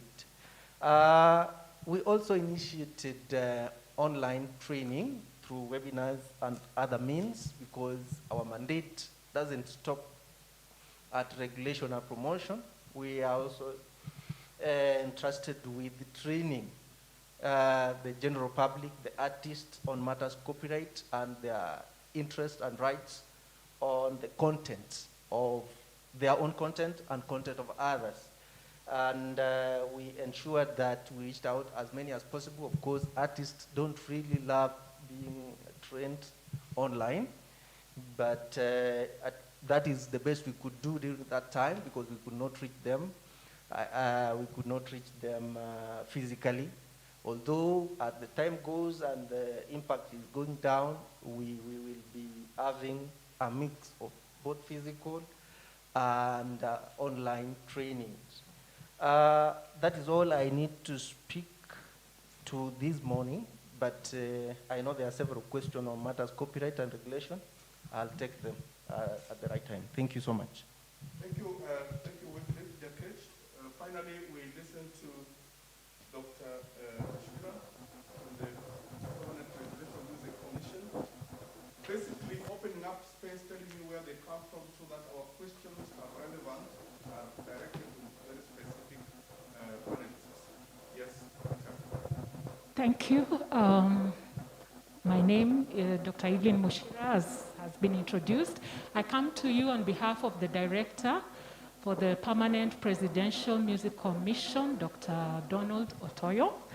And in response to the discussions of this morning, I want to just give you a little background. The Permanent Presidential Music Commission is a music arm of the Ministry of Sports and Culture that was put in place by President Moi, ostensibly to preserve, promote, and develop music in Kenya. And so we've come a long way from 1988 up to this point. And I will surprise us when I say that we had not had a music policy all this time. The policy took some time for development. It was approved 2021, this year actually, in the middle of COVID. But when one looks at the provisions of the government policy, you realize it's like somebody had a prophetic vision of the time in which we live in, because then issues of technology are articulated within that policy in a way that we had never thought. It was like almost we were thinking beyond the times that we were living. We did not know that COVID would happen. I would invite us to look at that policy from the relevant institution. You'll notice that strong provisions in the area of the digital space have been articulated very clearly. The area of technology, the area of music education, media and advertisement, tourism, and all the other related arms where music is concerned. I thought it was important for me to highlight that now we have a national music policy that can then guide the sector to organize its activities, because we were doing our different things from our different corners. We had issues of harmonizing what it is that we do, so that even we did not have data, up-to-date data, that we could be able to feed into the national economic reports to be able to say this is the impact of music on the GDP.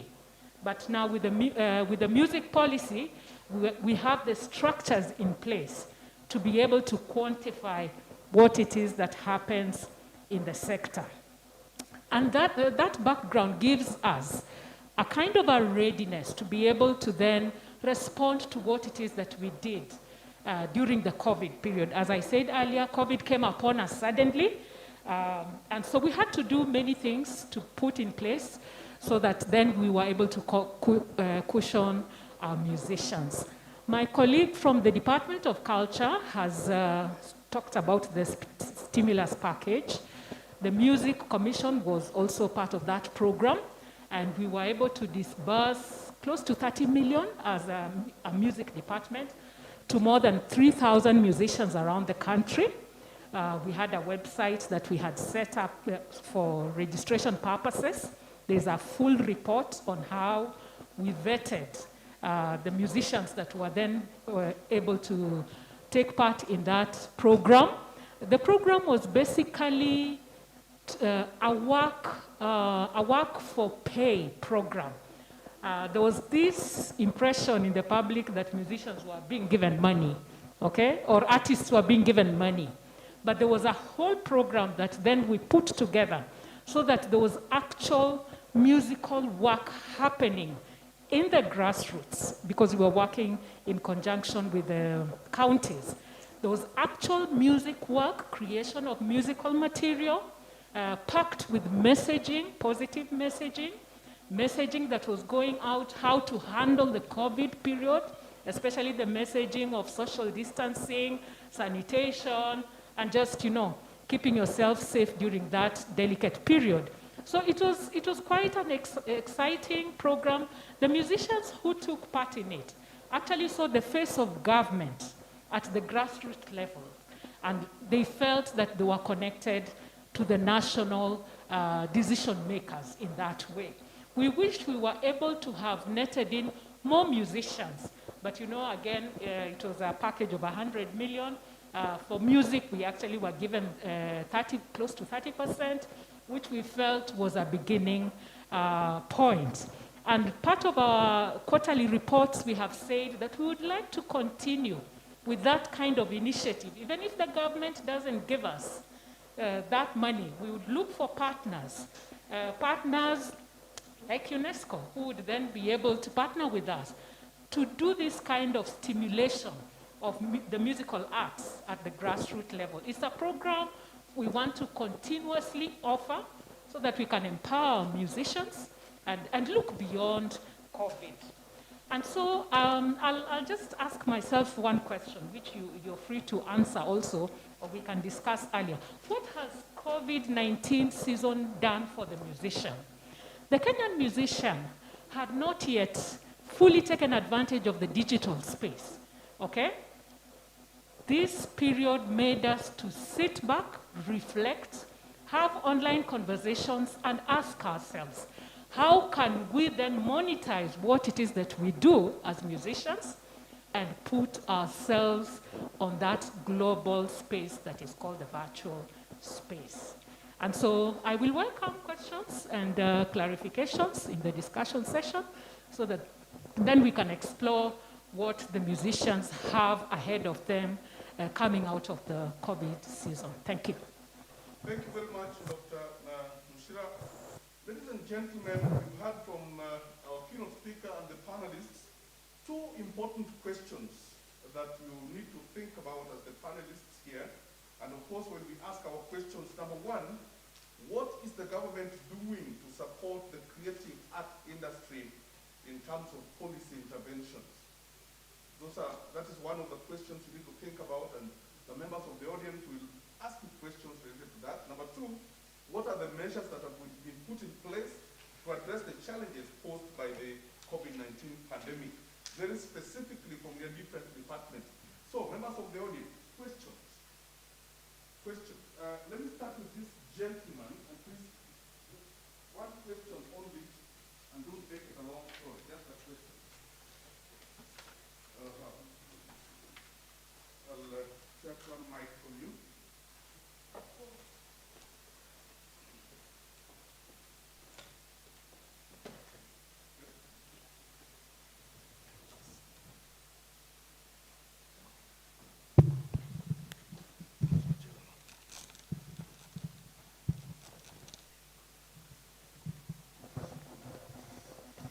One very brief question. Okay, thank you. Actually, it will be one because the first one was answered by Mr. Timothy. Thank you very much. I would like to ask, as per now, how many associations that are on your table or have been tabled to you that you can say they are recognized? For example, we have many talents, comedians, actors, athletes. So I would like to know at this stage, how many associations can you proudly say that you recognize? Take note of that. You will answer, just take note of it. This is a quick one to Mr. Efanta's Department of Culture, where our members really fall. You are the ones that register our performing arts groups in Kenya, and we are grateful for the work that you're doing with us. But there is a film fund. What has your department done to create a theater fund to promote our sector? Thank you. All right, just hold on to that question. Answer. Thank you. I have a question addressed to the CEO Owasi. In his keynote speech, he challenged the university to do research in the sector. I'd like to hear further comments from him on that. Thank you. Bwana Owase, that question is for you. Actually, two questions now for you and Bwana Efantas. So let's hear from... Thank you. Dr. Kahide Keiru, Production Manager, Diplomats of Kenya. So I don't know if there are two questions, but in reference to some of what the other panelists have said. This mainly goes to Mr. Ngithu from the State Department of Culture and to Dr. Moshira from PPMC. So I think it's really good that we are discussing policies and that we are passing bills in the parliament and so on and so forth. However, we are still not solving the problem of subventioning the arts. Okay, these stimuluses we are talking about should not be directly linked to global pandemics. Everywhere in the world, culture and the creative industries are highly subventioned. As a country, we still don't have a well-established and functional system that will allow the government to sponsor and co-fund artistic projects. And this goes now to two specific cases, or two specific questions. Number one, the sports fund, right? The full name is the Fund for Sports, Culture and Social Development. I remember this fund was started in 2013, and at some point we were called for a stakeholders meeting, and we were being interviewed and asked on how should they restructure it in the new strategic plan, what are the areas of weakness and what.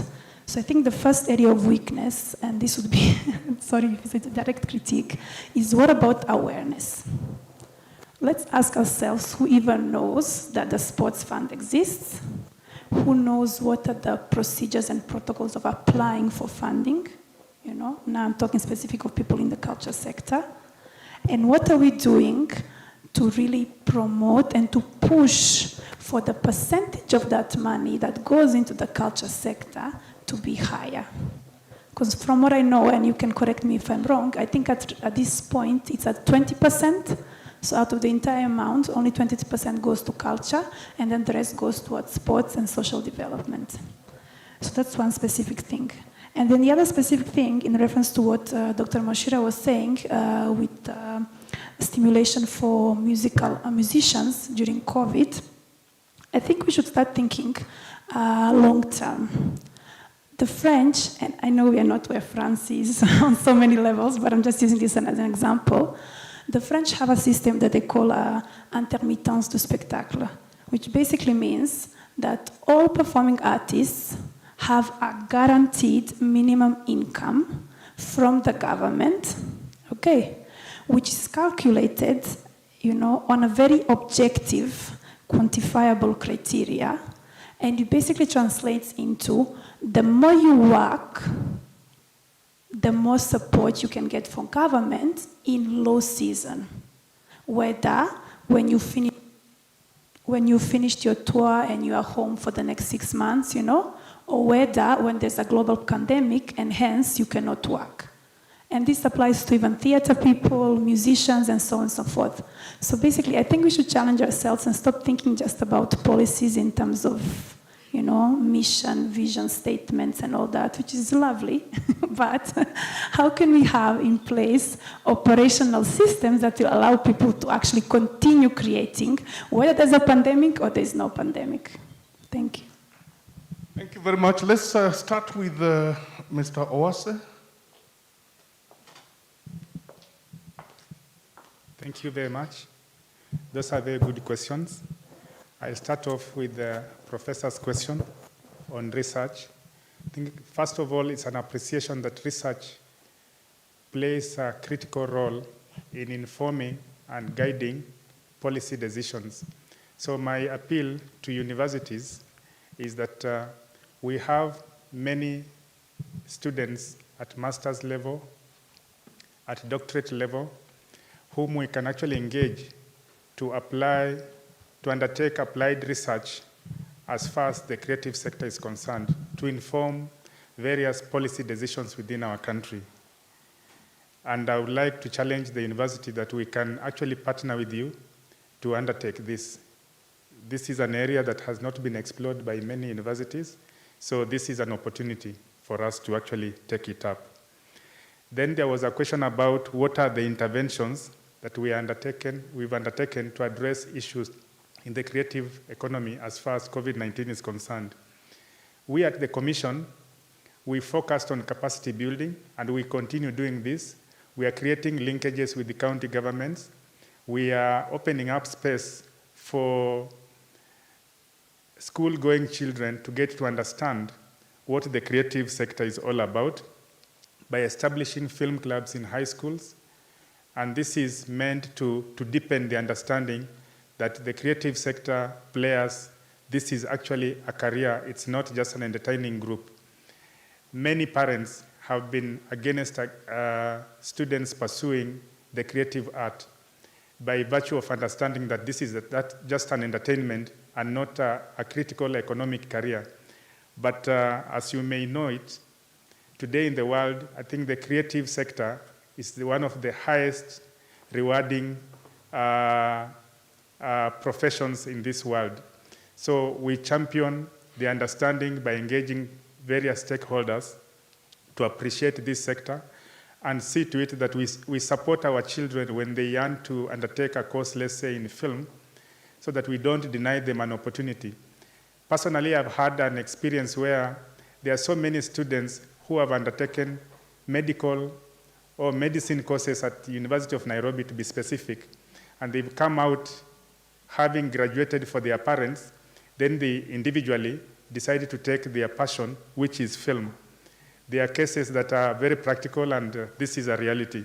So we can be able to forestall that by appreciating the sector and just championing it from all corners. Then there was the other program that we are championing is audience development, because no matter what we do, if we do not have a critical mass as far as the market is concerned, then we won't have people or customers to consume our content. So we are championing audience development programs to see to it that we have a huge market.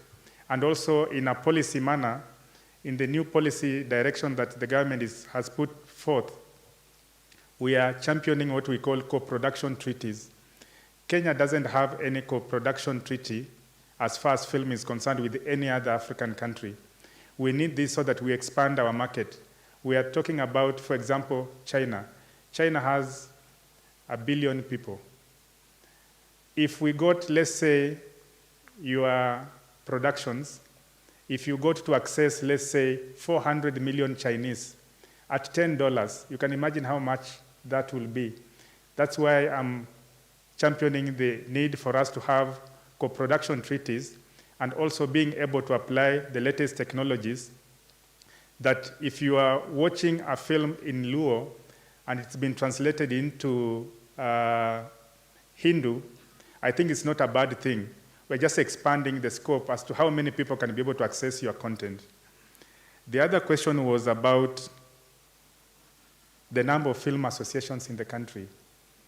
I would like to confirm that there are hundreds of film associations, a number of them being non-conventional. They are briefcase associations, which means they are associations, but are they beneficial to the creatives? How professional are these associations? In the new policy, we have proposed, for example, for the film sector, to have what we call a film federation as an umbrella body for all associations. All the associations that we currently have, if there are 100, they will have to be affiliated to the federation so that there is a guiding principle in the way they operate and how to formalize it. I'll give an example. If we had a very strong guild that is championing the welfare of producers, then it will be very easy for that association or guild to put in place a rate card for artists, how much they will be paid when they are being engaged, and also self-regulation as far as your welfare in terms of insurance, in terms of health, and many more others. When you are on a film set, how are you being taken care of by your executive producer? Is your health being taken care of? Are you covered? We've all heard that in view of the pandemic, many gigs were cancelled. If you had an insurance product that will be able to cover for such, if my gig has been cancelled, then I will run to my insurer to be able to compensate me. So these are things that we need to think about. Thank you very much. Very incisive answers and very detailed. Some of those terms are new and sure to many artists, so during our break we need to get them broken down. Let's listen to Efantas very briefly. Thank you. Once again, the question of how many groups we have registered. I say we register performing artists and visual artists. And there are quite many of them. But some of them, they are inactive. But some of them are also very active. For example, we have Association for the Blind. Also, they are also registered with us as artists. We have many of them. We even have some for, I don't know, you may not even understand because it's another area. We have one called Nadepa. It's for the herbalists. By the way, herbalists are also treated as artists. Not the ones that entertain people in the street. Those ones are not registered with us. But the ones who practice as traditional medicine practitioners. The other question is about how we can be able to get the money from sports fund for sports, culture, and social development. We only get 20%. Actually, one of the questions that the managers within the social fund claim, they say within the football, the sports, they have federations. What federation do you belong to? And we find ourselves getting very minimal amount of money compared to what sports get. I don't want to go into details, but we see it in the media. How much was it given to sports when they went to somewhere is it Egypt? How much? You see it in papers. 244 million. 244. But the ones come, I support my brother who said that we should be able to form strong guilds or strong federations so that we can be able to articulate our issues. I myself, I believe for artists, as much as we also want to stay to support us. We in a very good dialogue whereby we can be able to talk to one another. I believe the artists who are earning good money in terms of contracts, we should start a dialogue where I'm foreseeing if a guy does a gig. My friend said he did a gig for Safaricom from January to February, and if he was paid something like 500,000 or 2 million, the Safaricom should be obliged to pay, to retain, or to pay to some fund 20% possibly, 10%, so that that money can be used during the tough times. That's a dialogue that I'm introducing. It's not official. I've not been sent on that line. But I'm thinking that's one of the things. I'm a Christian and I read the Bible whereby it said in Genesis that Joseph advised Pharaoh to save 20% of his earnings, which he will use during the hard times. So I also believe if the artists are, well, during the times they are earning good money. By the way, my son decided to become a DJ. And I wanted him to become an engineer. I decided to become a DJ. And he tells me that I go and present as a professional DJ. I'm paid 500,000. How much do you get how much time do you take to get 500,000? As a civil servant. And the guy gets 500,000 over a weekend. And he tells me this is where the money is. He also said, in performing or creative arts, there's money in it, but we need to do, he challenged the academicians to do much more research so that we can know where art is and where we are going, so that we can be able to increase and do and know where we need more synergies, where we need to strengthen our country. In terms of our department, my director, Dr. Kipro Lagat, who sent me, told me that we are doing well, but we need to do much more. We passed our culture policy in the process. We are also in the process of ratifying the Charter for African Cultural License from AU, which will be able, maybe our politicians will understand what is culture. We will understand that culture has as a basis for development. Without culture, some of the projects, economic projects, they are planned without checking how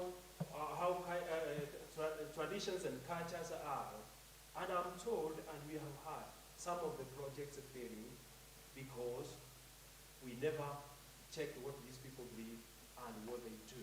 For example, there was somebody who identified a project somewhere and decided these people, they look poor, they don't have water. I need to dig a borehole.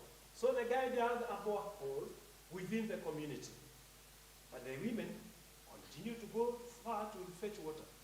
He decided to do more research, what he should have done at the beginning. And you know what he found? And what the women told him? You know, as we go to fetch water, we do mshele. We do gossip. We talk among ourselves to know what is happening. So you dug a borehole within the compound, and it's not going to assist us. And he had to do one in the equal distance from the home and the other project. This is one of the projects that happens. Thank you, and I think we will be able to support me that artists who are earning well, whether if, unfortunately, majority of them, they are in informal sector, whereby if you tell them to part with the 20% of whatever they are earning, they will tell you even whatever they are earning is not enough. Thank you. Thank you, Bwana Fantas. There is money in the industry. You've just had, and Bwana Owase, you need to tell us where this money is. Don't you want to know where the money is? They're not coming out clear about where the money is. You need to tell us where the money is. Let's listen to Dr. Mushira. Very quickly, please. Okay. You know, when she was asking her question, she had a lot to say. So I was really trying to pick what it is that she needed for us to respond. And I think my brief response from the perspective of music is that music is largely an artist-based career. So that when government comes on the fore, government is supposed to create the enabling environments in terms of having clear institutional structures in place, the legal structures in place, and the government arm that does that is Kekobo, that we work very closely with Kekobo. My director sits on that board on behalf of the PS. We work very closely with other media structures, the Communication Authority, so that our role as government is to create an environment where music business, music industry, music development, capacity building, bringing in equipment possibly with tax waivers so that the prices are not exorbitant, is facilitated.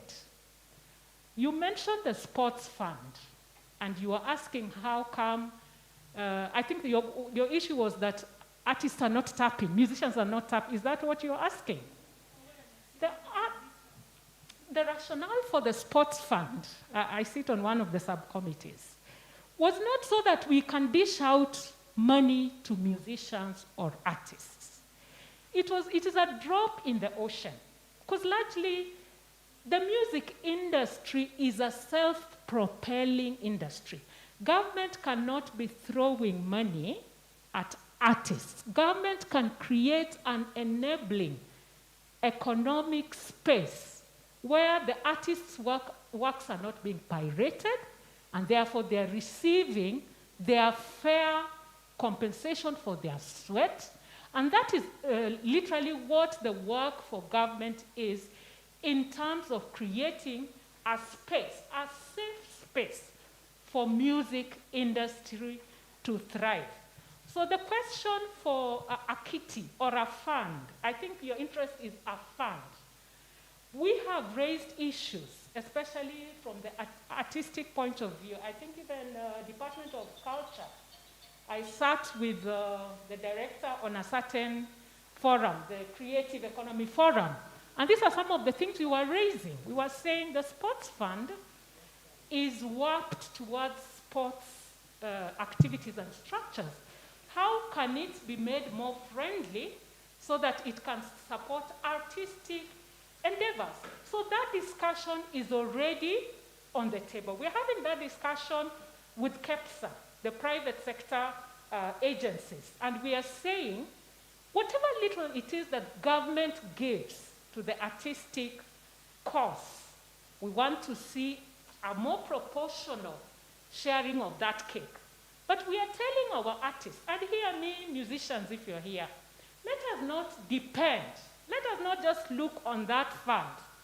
Let us bake our little cakes in the corner. You're welcomed to the department for us to give you the technical capacity that you need to be able to enter into certain spaces. We've been pushing for certain trade fairs in Europe so that some of our artists can attend those trade fairs, sign up with the big companies, the Sonys, and the other global music production houses, so that we can stimulate your own growth. Government cannot spoon feed you. Government can open doors for you. Government will point out channels where you can go. Government will negotiate treaties with other countries of like-mindedness, regionally and continentally and on the global platform. That's why we want to hear our musicians performing. But we have to work together. We cannot give handouts. The COVID stimulus package was simply that, a stimulus package, to stimulate, okay?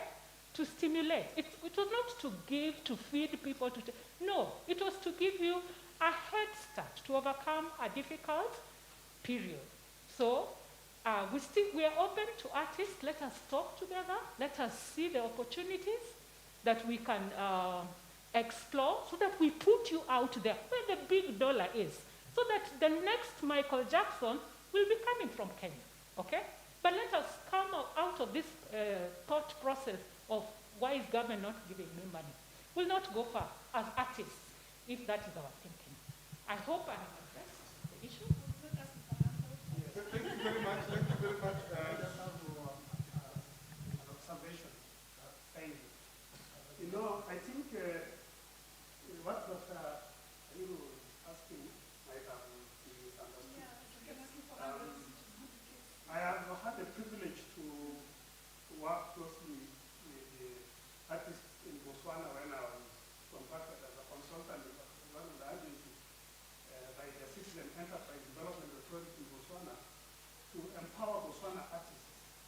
They were empowering many upcoming entrepreneurs, but they created a special unit working together with the Department of Arts and Youth in Botswana to empower local artists of diversity, whether you are a musician, whether you are a comedian.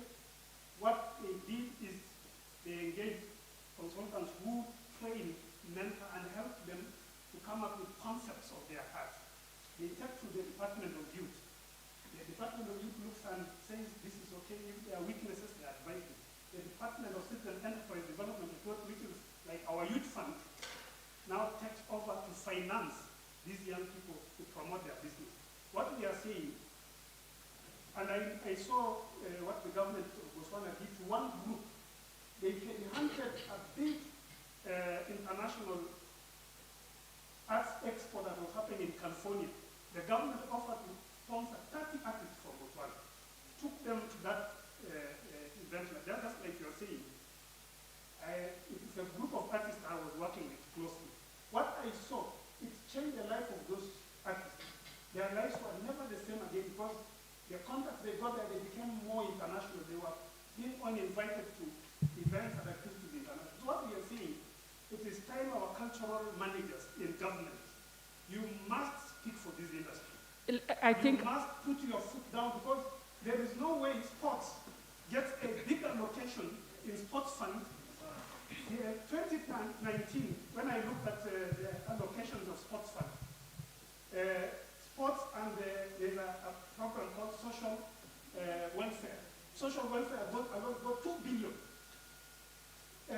Culture got almost, is like to pure.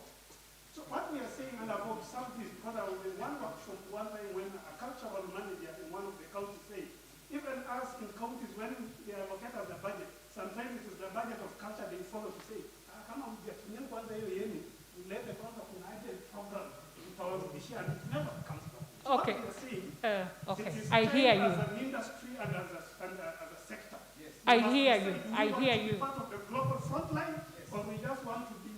I hear you. Can I respond? I think probably I missed what you brought out very well. I think when she was raising the issue, it didn't come out the way you have raised. And I like your example, the Botswana experience. Let me just quickly say from music, just before COVID, we were putting together a team, and we've taken artists to south of France for some of those festivals. We've gone with a whole team of artists, paid for by the ministry, to be able to link them with the festival bookers outside the country in southern of France. I think it's the same idea you're raising. Just before COVID hit, we had 3 big projects. For the first time, Kenya was going to host on the continental soil, where we were going to have all these people coming in to link us with the world markets. We also had a program, it's called MIDEM. We had a Spanish program where we were going to send our traditional musicians to go on tour and to expose themselves and to connect with markets. When COVID happened, and that was the first time we were doing this thing, when COVID happened, of course, then we could not travel, and we've been locked down for the last 2 or so years. I appreciate the budget issue that you're raising. But friends, let's speak one with another in a transparent way. When budget is done, we as the ministry, as the department, we do a lot of lobbying, by the way. My colleague from the culture department will tell, there's a lot of lobbying that goes into it, where we want to secure our cake. Personally, from the music department, I remember there was last year the president gave an executive order for tax waivers on musical equipments and instruments. We followed it up to Treasury. And Treasury came back to us and asked us, how can we even quantify? We don't have statistics, data to quantify what it is that the art sector does. And this kind of research is actually now a Kenya Bureau of Statistics mandate. So we did proposals and we pushed for it.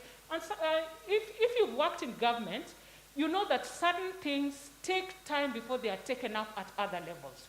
We would like to provide what we call cultural statistics for the sector, the arts and culture. We don't have those statistics. Treasury works with the numbers and figures. They want to know how much is it that you bring into the industry so that when we are computing a tax waiver formula, we know what it is that you're bringing on the table. And that's the discussion. What is it that you're contributing to the GDP? So we are working towards now quantifying what it is that the arts sector is doing and contributing to the national cake, so that then we have a voice with Treasury. I want to address, and you raise a very important point. We are able to go, when budgets are being allocated, we can argue and say the basket makers bring whatever percentage to the GDP. Therefore, we want this kind of monies on the table. You see, the sportsmen, what they do is so visible. And I think one of the issues, you'll agree with me, my colleague, the visibility. We know the artists are there. But being on the front and shouting about what it is that we do, I think somehow we haven't done it so well. So that we are able to say, my area is crafts. This is how much I bring to the national cake. Therefore, I want my part of the budget. We are fighting for you. We are the art managers. Thank you, Dr. Mushira. Thank you. I want to, ladies and gentlemen, we still have a whole day, and I need to get this to a close. I'm giving 3 only. Very brief questions, then we come back. This is a conversation that can go on forever, so let us manage that. Very brief, half a minute question. Thank you. My name is Tony Mochama, a law graduate from this university, a media practitioner, and a very hard-working writer. Dr. Mushire, we are not interested in listening to red tape problems about basket makers and so on, because that's what we are hearing about treasury. Those are the excitements of bureaucrats. You should be doing, that's your job. Mr. Tim gave us Kenya Film script writing competition as writers. So that's your job. Whatever you say about visibility, that's your job. So I'm going to ask Mr. Fantas, with whom they seem to rely on executive orders, morsels falling from the king's table during epidemics, yeah? While the department sits there like an elephant with elephantiasis, so to speak. What are you people, and we don't want those bureaucratic answers we've had from Dr. Washira, the red tape, they're not exciting to us. I want to know, as a writer, and don't you dare say I'm lazy, in 2020, they now gave me a bit of money to write this book, Political Parties. It's a German institution. In 2021, I've slaved here a Corona novel collection, short story collection.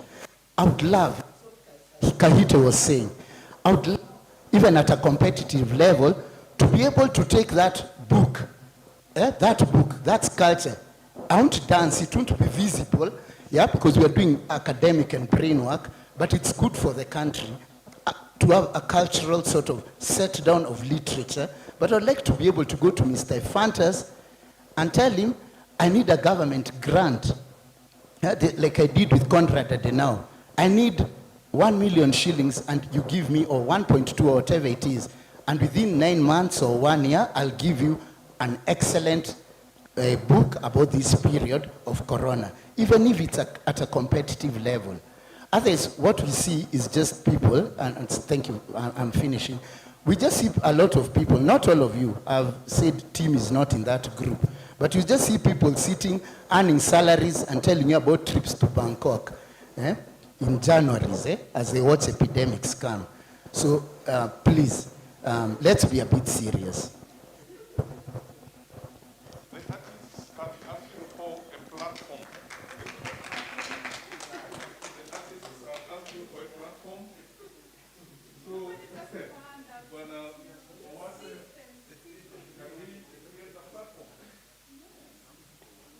Yes, we can create a platform. And they are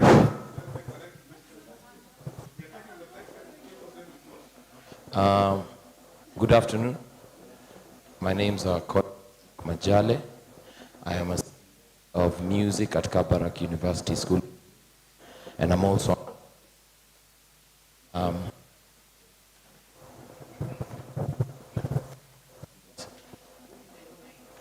can I kindly have a different microphone, please?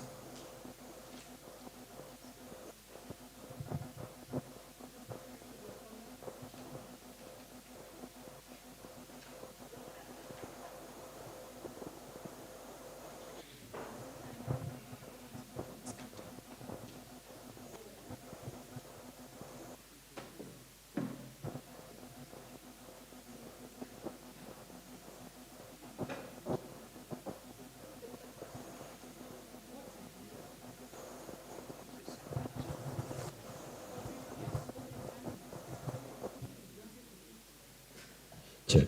Yes, thank you so much. Once again, my name is Collins Mike Majale. I am a student of music at the Kabarak University School of Music and Performing Arts. I'm also a musician in this nation. And just to reiterate what our colleague here has said from Bomas of Kenya, and together with Tony and also Oprong, and this is especially not just to the panel, but more specifically to Madam, our friend from PPMC. There are enablers who enable an artist. So an artist, just one single artist, can employ up to nothing less than 37 people around them. So 2 million people were affected when the pandemic hit. That's number one. My question is, there's an order in how things work. Has anyone within the stakeholders who are here, or even out of this meeting, considered the discussion of entertainment law? This is to help back the policies and the bills that are being presented for a lucrative creative industry. Perhaps all these organizations and associations within this particular sphere of influence should first dialogue to introduce entertainment law in Africa.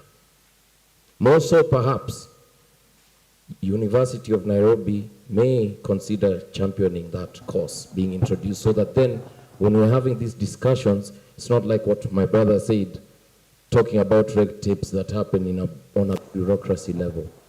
Let's just deal with what needs to be dealt with. Thank you.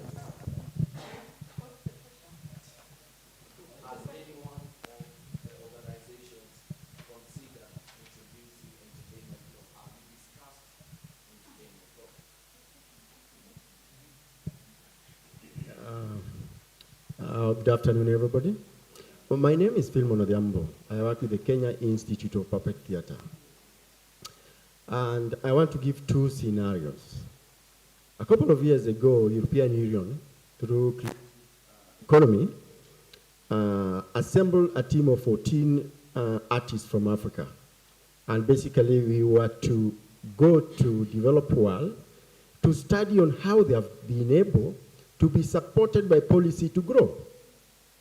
So we went to IMF University, Budapest, Hungary, Sofia University, Finland, Turku University, and basically what came out is that creative industry need policies to develop, policies to grow, and there must be deliberate policies focused to developing the creative industry. My question is, as we are talking here now, which line ministry we as creative can run to for guidance, for policy education, for policy awareness, and implementation?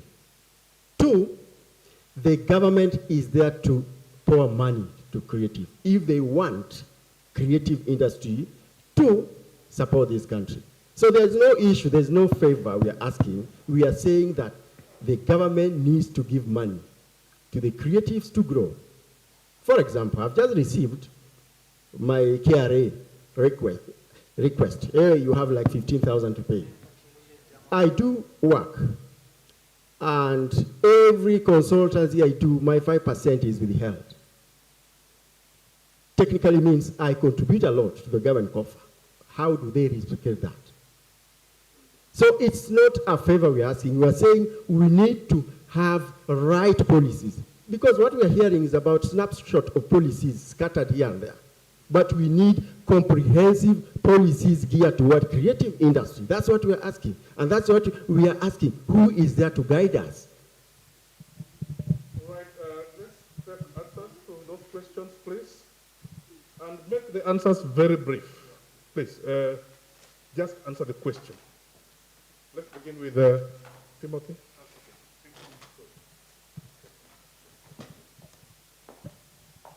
Thank you for those interesting questions. First, I'll start with the very last one. Which line ministry are we aligned? I think we appreciate, from my earlier presentation, I talked about our sector being able to drive all other sectors. We are therefore scattered in various ministries. For example, film or audiovisual sector, we are in the Ministry of ICT, while music is the Ministry of Sports, Arts and Heritage. You will be able to get policy interventions from any of these ministries. And remember, the Ministry of ICT also addresses issues to do with the youth. So you should not shy away. When you reach out to any of these agencies, they should be able to guide you appropriately. We at the Commission, we provide free advice on any issues to do with the legal matters as far as intellectual property is concerned, and also just to respond to the question about entertainment law. I think as a creative, you can never be able to create wealth if your IP is not organized. That's where it all begins. And as far as government is concerned, we are affiliated to what we call World Intellectual Property Organization, WIPO. WIPO provides a framework as far as the creative industries is concerned, as far as your rights, how you can be able to monetize your content, and your intellectual property rights, which are very key. I'll encourage each one of us to visit the WIPO website. They even offer free courses for all of us to take, to just get to be aware on what is expected of us. The issue of funding, I think this is a fundamental issue that I would like to challenge all of us. With the emergence of the 2010 Constitution of Kenya, budget making in Kenya is actually public-centered. And I would like to challenge each one of us that whenever the budget process is underway, please reach out, come out so that you participate and give your views. You gave very good points. It is us as the creative sector players who can be able to actually champion what we want so that the National Treasury can be able to consider. Anytime we submit our proposals, those proposals have to be defended. And the best person to defend these proposals is actually yourselves. So I encourage you, in a very organized way, whenever the National Treasury calls for public participation, please come out and let us participate. Because if we fail, then it will be very hard for the bureaucrats here to champion this on their own, because we have to work together. We actually serve you, so let's work together as we serve one government. I'll also want to encourage each one of us that we have to formalize our businesses. Today, Kenya Film Commission has what we call the Film Empowerment Program. This is a program that funds film projects. In the next 3 weeks, we are going to send out a call that will be asking you to submit your proposal if you have a script or you have a project that qualifies to be funded so that you can be able to produce this. This is so critical because it is my intention to see to it that if government can put 1 billion shillings every year to the creative sector to champion the growth of this sector, I think that will add a lot of value. I'm basing my statement on one project that I funded in Embu County. There is a film that we funded to a tune of 4 million shillings, and this film project was able to employ about 250 people or artists who had to stay in Embu for a period of 1 month. They were staying in a hotel, they were eating, they were moving around, meaning the mamambogas, the taxi drivers, the economy of Embu was being championed.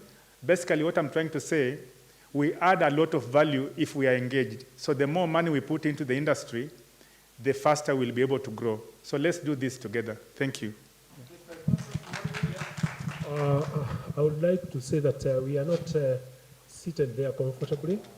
I would like to say, for example, in July, just before the COVID was had come down, we had handcraft and visual residency program, whereby we had artists, whereby they come, they draw and all that, and you nurture them, you mentor them and all that. And I think that's part of what the government is doing. At the moment, we are also organizing music and a cultural festival, not the ones you see for high school or for universities, but for communities. For communities. Communities participating from wherever, Samburu, Kikuyu, Coast, and they meet and they are all facilitated to come and perform. So they are all sort of activities. The other day, we had one in Kajiado. We had a workshop for the traditional medicine healers, herbalists, and they are all those sort of activities. At the same time, if you want to get money from sports fund as an association, as a group, you can still be able to get it, even if you are on private or from wherever, not necessarily a government institution. But you must apply between now and December to be funded next year. And the exercise is a bit rigorous. It's a bit, it's not so easy. It's not for softies. But you have to feel, and you're told to feel it, and you feel it properly. For example, if you are saying you are going to stay in a certain hotel in Mombasa, you are told to provide details showing how much are you going to pay in that hotel. It's not just a matter of saying, my artist will be staying in a certain hotel. You must provide those details, and it's quite lengthy, but it's possible to get money because that residency workshop was funded through the sports fund. Thank you. Thank you. Thank you. There's a young man who asked a question on the entertainment. You wanted to know whether Kenya has an entertainment law? Because internationally, I think you've come across jurisdictions that have a law. That was your question, eh? Then of course, to study entertainment law. Yes. A course. There's no entertainment law as a study in Africa being offered. So before we talk about policies. What was your question? The question was, Dr. Mushira, that is there a possibility that universities can introduce a course on entertainment law? Yes. On entertainment law. Okay. To make that clear. Okay, okay. From what she's saying, yes. we're having conversations of policies being presented. Yes, But yes. the only way that can be backed is if there's a law around that. That can shape that direction. Thank you. I think that's a very critical question. Part of my background, I headed the music department, Kenyatta University, so I'm part of the university fraternity. And I've looked at the curriculum that is handled at universities, especially the departments that do music. And I know we don't have that provision. I think Kenyatta University has the music industry courses. Unless Kabarak has begun, we would have been involved. To answer your question, because this conversation should be able to then shape that direction, I would say yes. Why not? Do we have university educators in the house? Any lecturers, colleagues? I'm not saying so well, I'm short. Who is this? I know you're here. Yes. Dons, we need to have actually a forum. And we at PPMC, we can actually host it, where we can have this discussion. Going forward, what kind of curriculum offerings do we want to raise our music education at the university level. Music industry is a very critical part. And when he brings out the issue of entertainment law, then those are the things we need to be teaching. As much as we are teaching traditional music, we need to be current. Am I addressing an issue? We need to then teach the digital space. How do we, as academicians, invade the digital space? Okay? And just to wrap up that issue of the entertainment law, and I'll come back to colleagues. I know we've had the framework for legislation, for the law that governs the entertainment space, has now grown. We never had a policy guideline for music, for example, as I said earlier. We've had a culture policy. I know there's a culture bill that is in the pipeline. Last week, I know a number of us, we saw Eric Omondi in social media or whatever media. He had a little drama outside Parliament. He wanted to hand over a certain memorandum to one of the MPs, Jaguar, the musician. What was his issue? His issue was that he was campaigning for 75% airplay of local content, okay? And so he wanted Parliament to push that. And from where I was seated, I was saying, I wish Eric had had conversation with us, because that provision is already there. It's now the media houses that have not enacted. Actually, right now, we have in law 60-40%. It's there. It has been passed. So that what then, if Eric wanted to ask for 15%, then the question would be, have we exhausted 60? Do we have content as Kenyan musicians? Are the media houses able to play 60% our content so that Eric can now push for the remaining 15%? I think I'll stop there, but we can continue to have the conversations after this. Just before you, Ed, I would like to say that in colleges that teach media, film, and all that, we lean on something called media law. That's one of the things that we try to go as if we are in entertainment law, but we are not yet there. But we study media law, which is a little bit related. Lecturers try to put it into entertainment, but it's not free on entertainment. Thank you. Our panelists and our keynote speaker have done very well. They have gone into these issues quite elaborately. I know that these are very hot conversations, and this is the forum for this kind of conversation. I'm going to ask us to continue this conversation as we break for tea. Seek for clarifications. What comes out, ladies and gentlemen, is there is need for information from government departments to artists. Because look now, some of us are learning now that there is a 40 to 60%. Some of us didn't know that. And how many more don't we know? So I think there is need for information flow in a structured way so that our artists can know where to go to when they want, support and so on and so forth. And therefore, ladies and gentlemen, I'm giving you a break of 15 minutes to take tea, then we come back for the next session. Strictly 15 minutes. The tea will be served when you get out of there, just to walk down the stairs. And as you walk out the lobby, there are exhibitions out there already. So take the time, look at some things, then get down, take tea. Within 15 minutes, we'll be back here for our third session. Thank you very much for your patience and serious contribution. Asanteni sana panelists and wanatimu. Remember, our hashtag is keep it lit, keep it alive. Share with your friends out there. Let them join us as we continue with this important debate. Moderator, just to remind you, the act that Harry mentioned is the KICA Act of 2013. It can be accessed by anyone. Okay. Being implemented by the Communications Authority. Great. I'll get that information from you.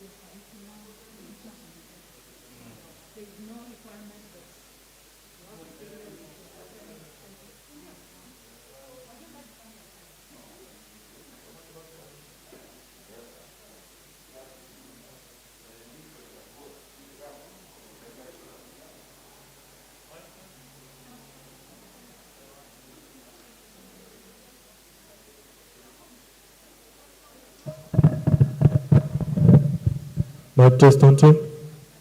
Mic test. Mic test. Mic check. Mic check 1 2. Mic check.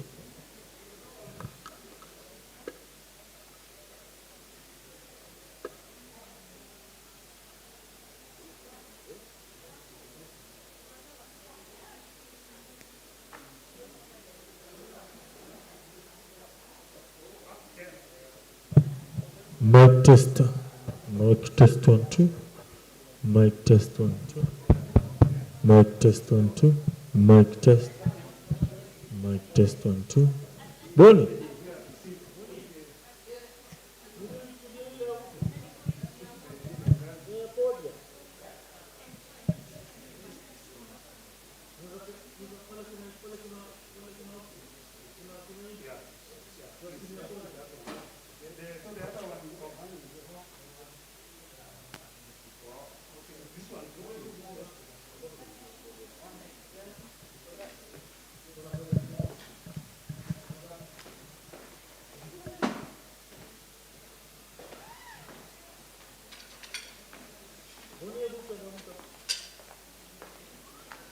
Mic test.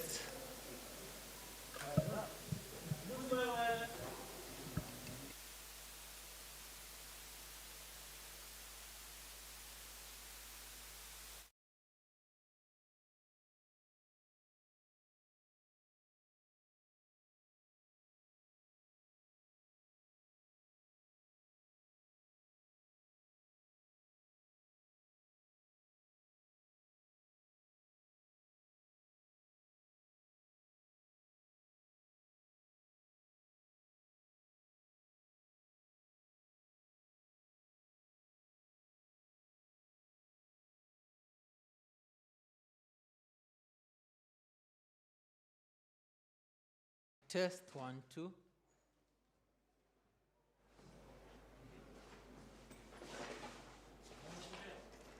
Eh? Brian.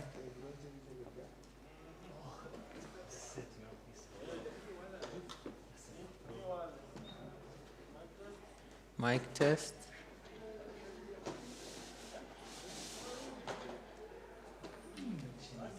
Mic test 1 2. Mic test 1 2. Mic test 1 2.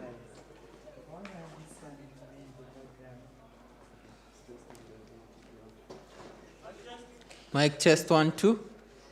Mic test 1 2.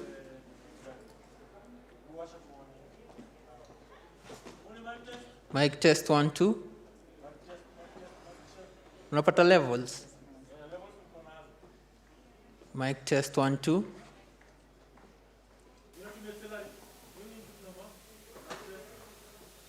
Which number? I'm not sure, but I think 4.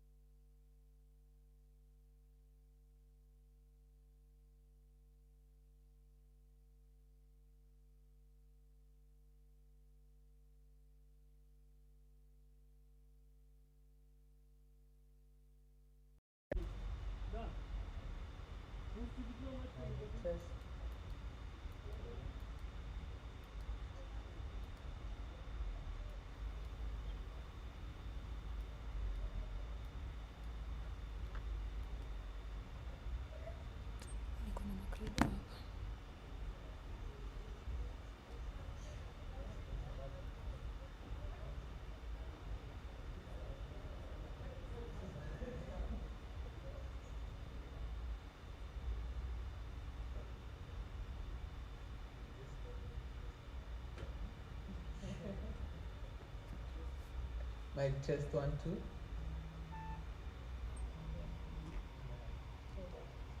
Hello. Yes. Hati?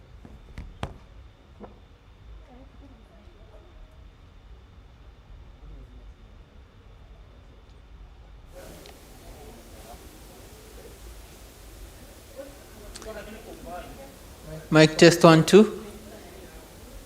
Mic test 1 2. Tena? Mic test 1 2.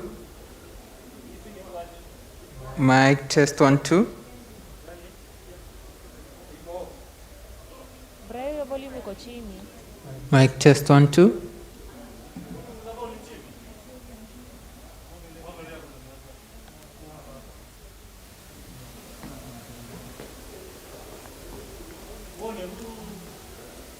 Mic test 1 2. Mic test 1 2. Sasa ndio iko sawa. Test 1 2. Sasa ndio iko sawa. Iko sawa. Mic test 1 2. Mic test 1 2. Iko sawa. Mic test 1 2. Haya.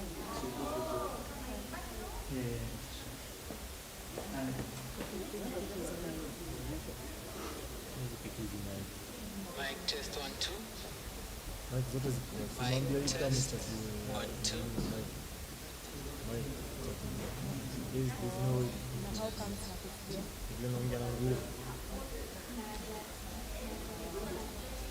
Ni vile naongea na nguvu.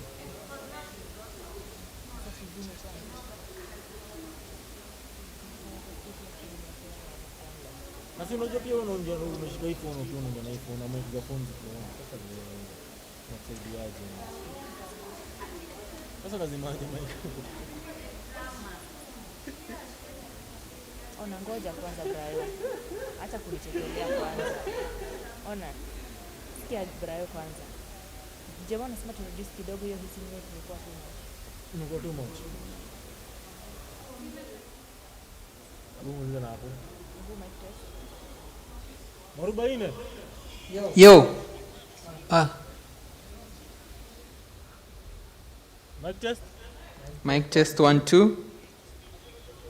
Mic test 1 2. Mic test 1 2. Mic test 1 2.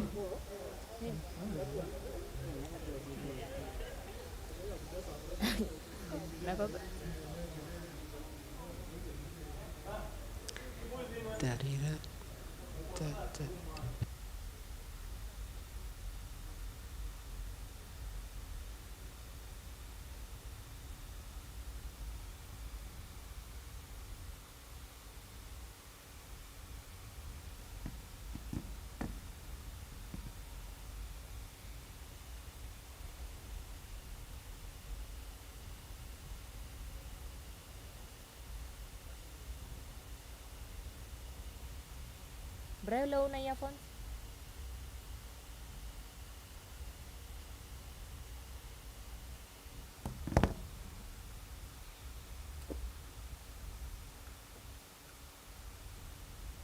So bado nikiongea nayo itandai itasikika? Lazima uzoe na kusikia mikrofoni yako. Unaongea? Mic test 1 2. Mic test 1 2. Mic test 1 2 2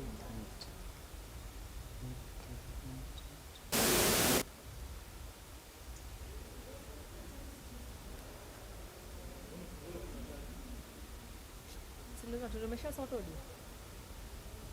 Sasa tunaelewa kabisa. Hizo lose kwa hapo.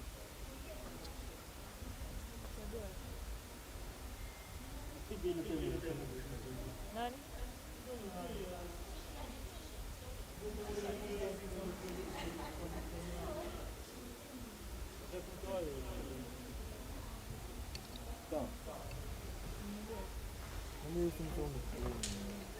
Sasa simu yako na hata una credit. Ati?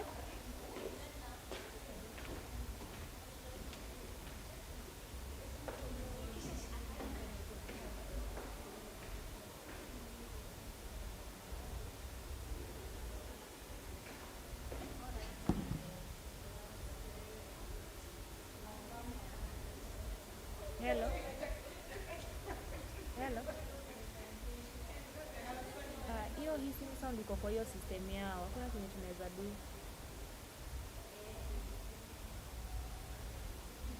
Nasema. Oh. Nanisikia sasa? Nasema hiyo nini hiyo hissing sound iko kwa hiyo system yao. Iko sawa hivyo?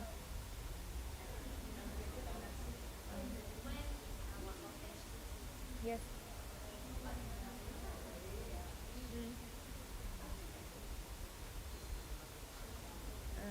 Kwa machine hiyo mpya, hiyo watu wako mpya.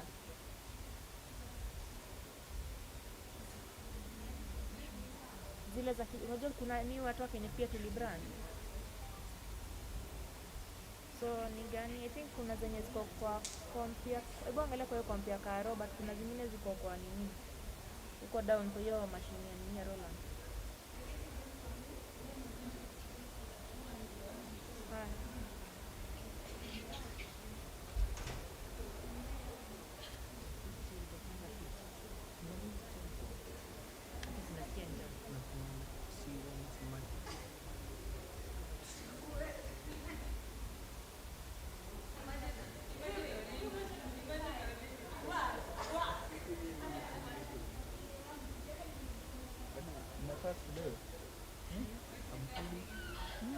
Tukapange line.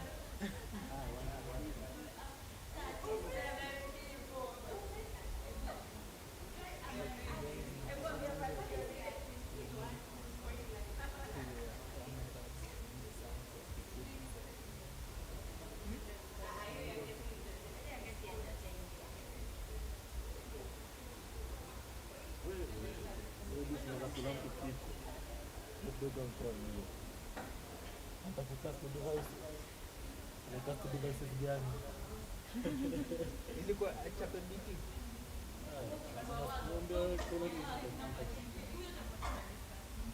Ile wa teknolojia blue.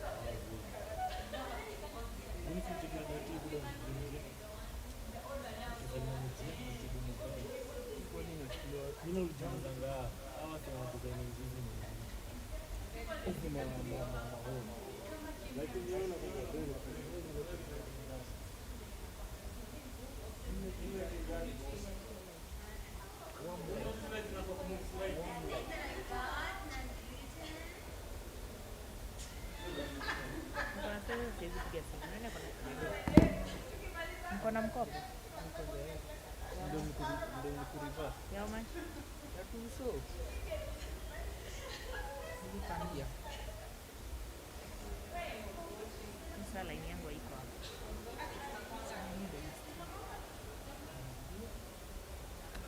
Akisi niko na njaa. Hapo hivyo mtu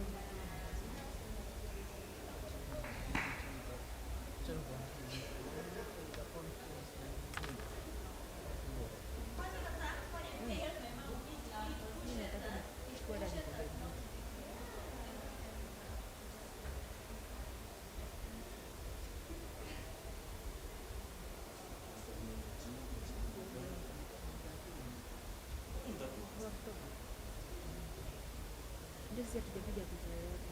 Kamera yetu kwa nini? Tuko na picha kali. Kwa kamera. Kamera kwa. Hi. You're good. I'm going in next, eh? So did you figure out how it's going to work? We are dealing with the sound kidogo, but let me do that right away.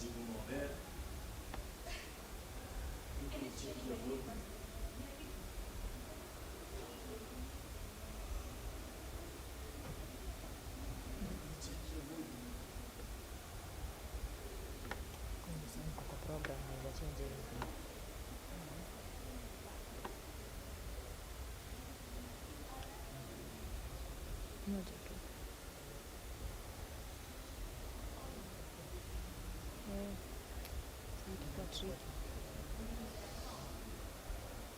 Tutabaki kidogo kwa flash.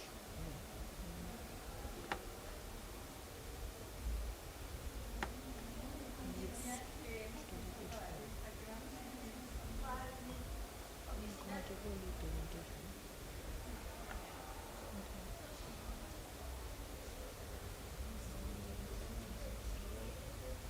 Daktari. It's daktari. You're a doctor. So what we'll do, I'll just be moving the slides for you. Because as at now, I cannot place it on the timeline because it's too big. So I think we'll just be following, I'll be following what you're saying. So I'll be moving with you. So when you move your slide, will it display them? Yes, they will display them. They'll be displaying there. So you'll just be reading. Then I'll just try and follow up. I'll follow So with you. I'll move with my computer, but then I can always just sit and do it. Okay, no problem. That is fine. The presentation is also on your laptop, so I can just keep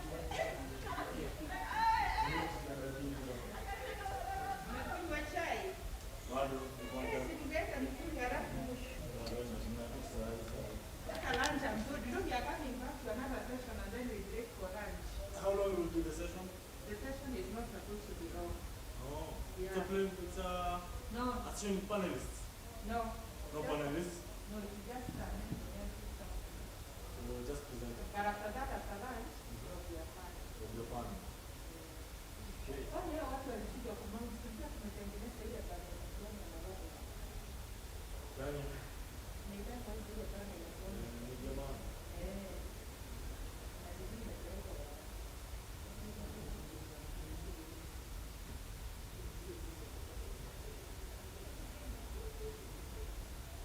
I thought you have this luggage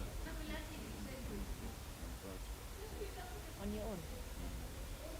We can't because the projector is connected to our laptop. Then also for the online, it will be a bit difficult for them.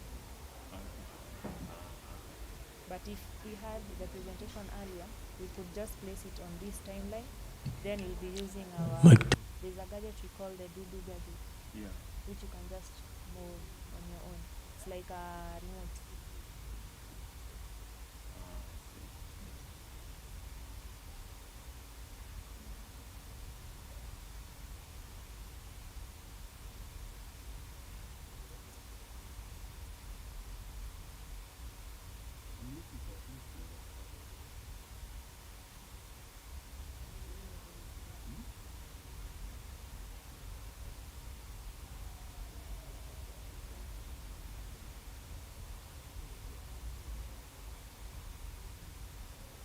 Brayo, niulize hiyo podium inaweza songa kiasi? Kama inaweza move kiasi inaweza kuwa poa. Hata si light sana, pia hiyo angle.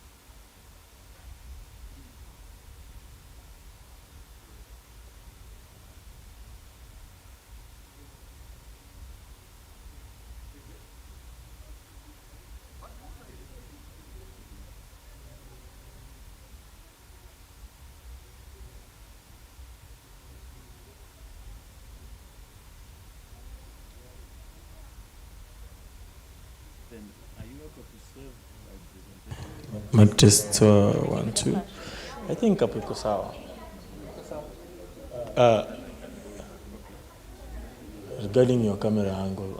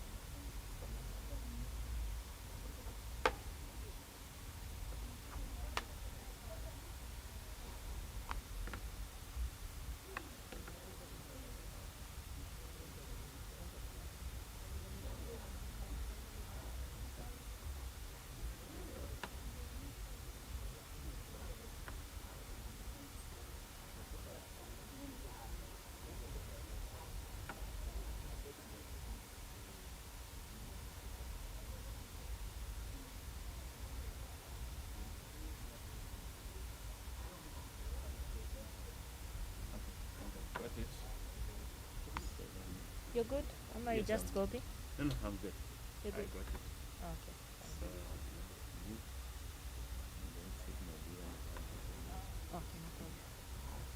So you're up next. Yes. Then you record, eh? You It's can give me a actually copy. recording. Yeah, and you can give me a copy on my flash. The copy of the whole session. Not the whole session. I cannot record half of the session. Oh, so it's recording It's the whole recording the session. whole session. Then later on. Then you later on I extract. can just extract the part that you want. I see. Okay. Yes.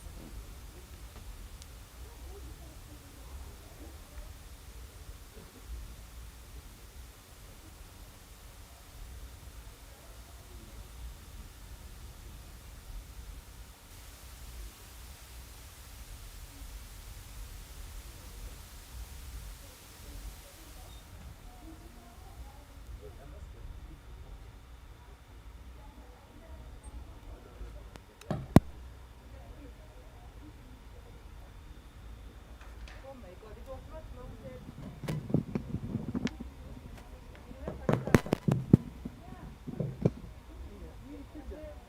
Lakini haijawekwa.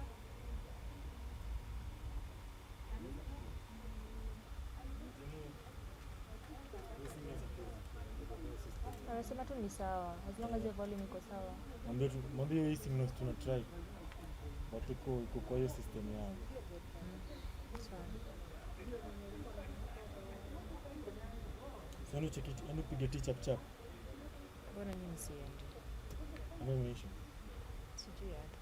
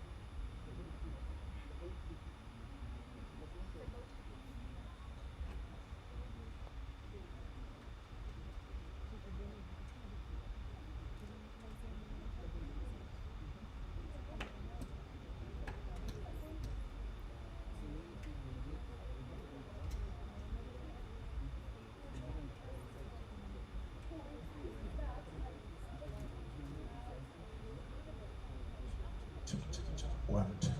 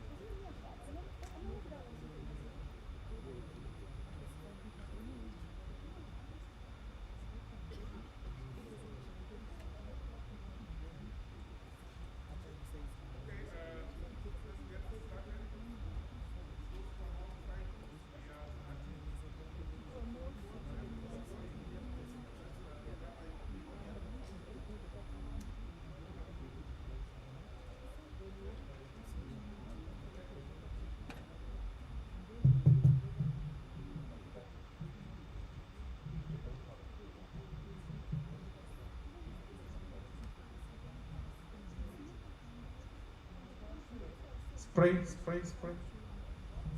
Let us come in. We begin the session, please. I would like to ask you to move to the middle here. Move to the middle here. My time has been shortened, so I'll not cover all the slides. I'll move from slide 1 to 6, then jump to number 18, then 44 to 51. So just Mic test. Boom. Mic test is the mic. Chop, chop, chop, chop. So this afternoon, ladies and gentlemen, we are moving into our third session. This will take 20 minutes, then we break for lunch. I would like to invite Dr. Amulundu. I would like to invite Ms. Nekesa Wasike. Come to the...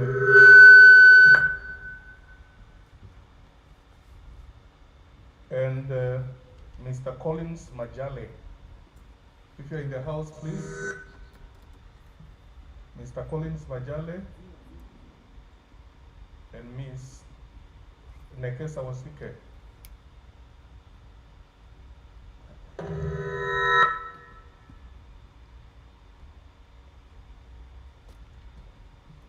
This session is, the keynote speaker is Dr. Amulundu, and we are discussing the state of mental health, of mental wellness in the industry in light of substance abuse and COVID-19 crisis. So this is what our theme is for this session. Please, let's put our hands together to welcome Dr. Amulundu. Let's clap for Dr. Amulundu, please. Thank you very much. All right.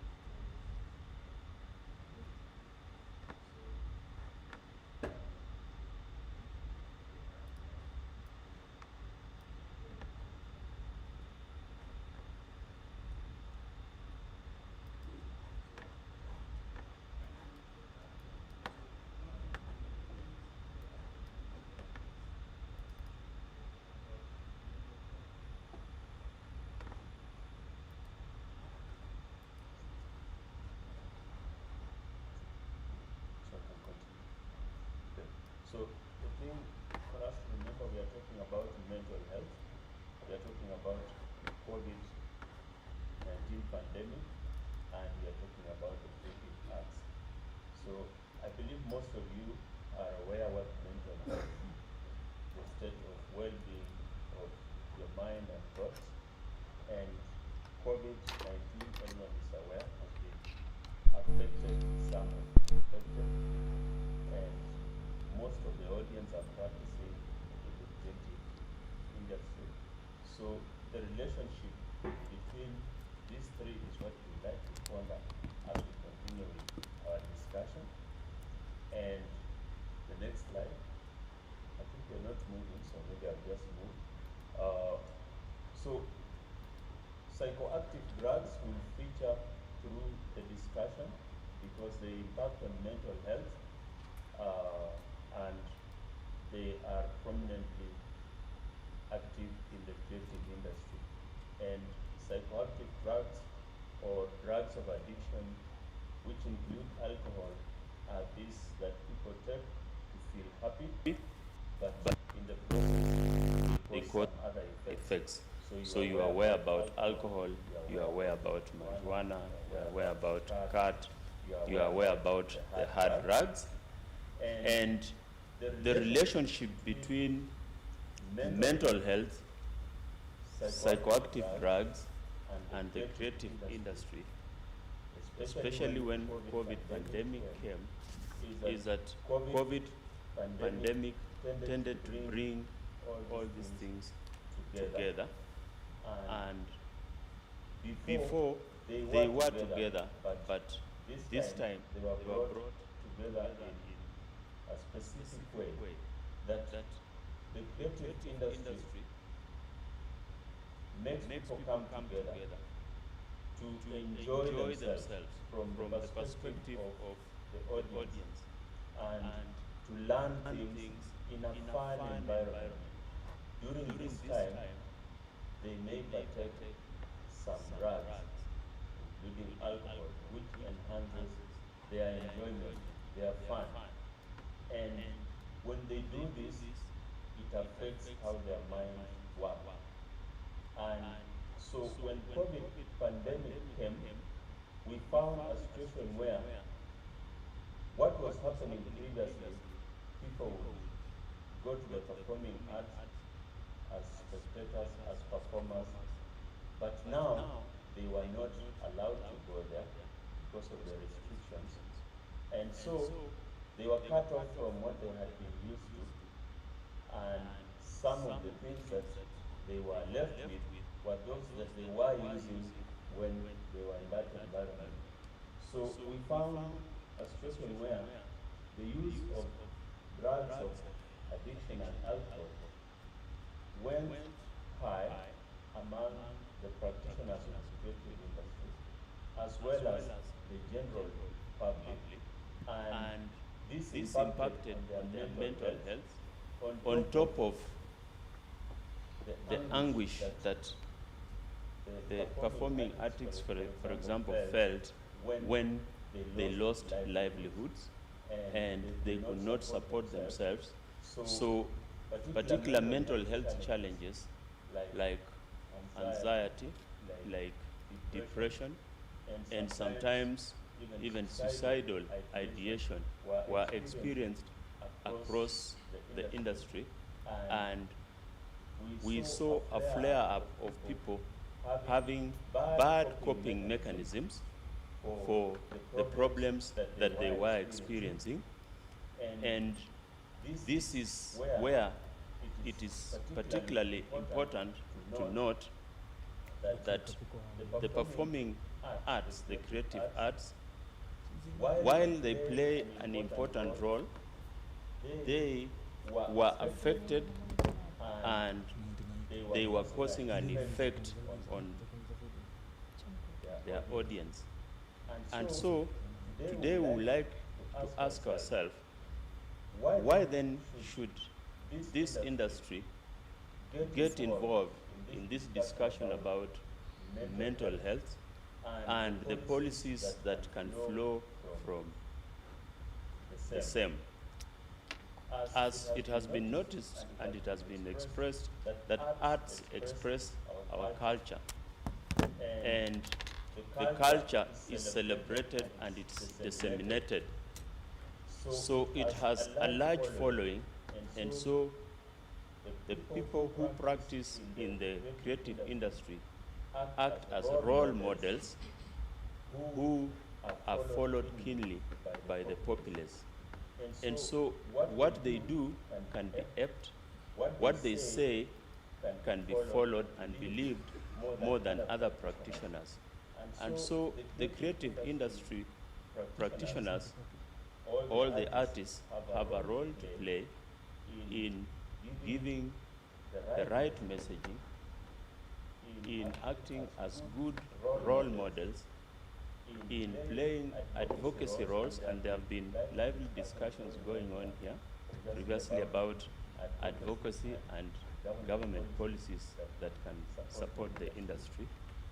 They can also play a role to further research and education and leave a legacy that is good for the mental health of the society in general.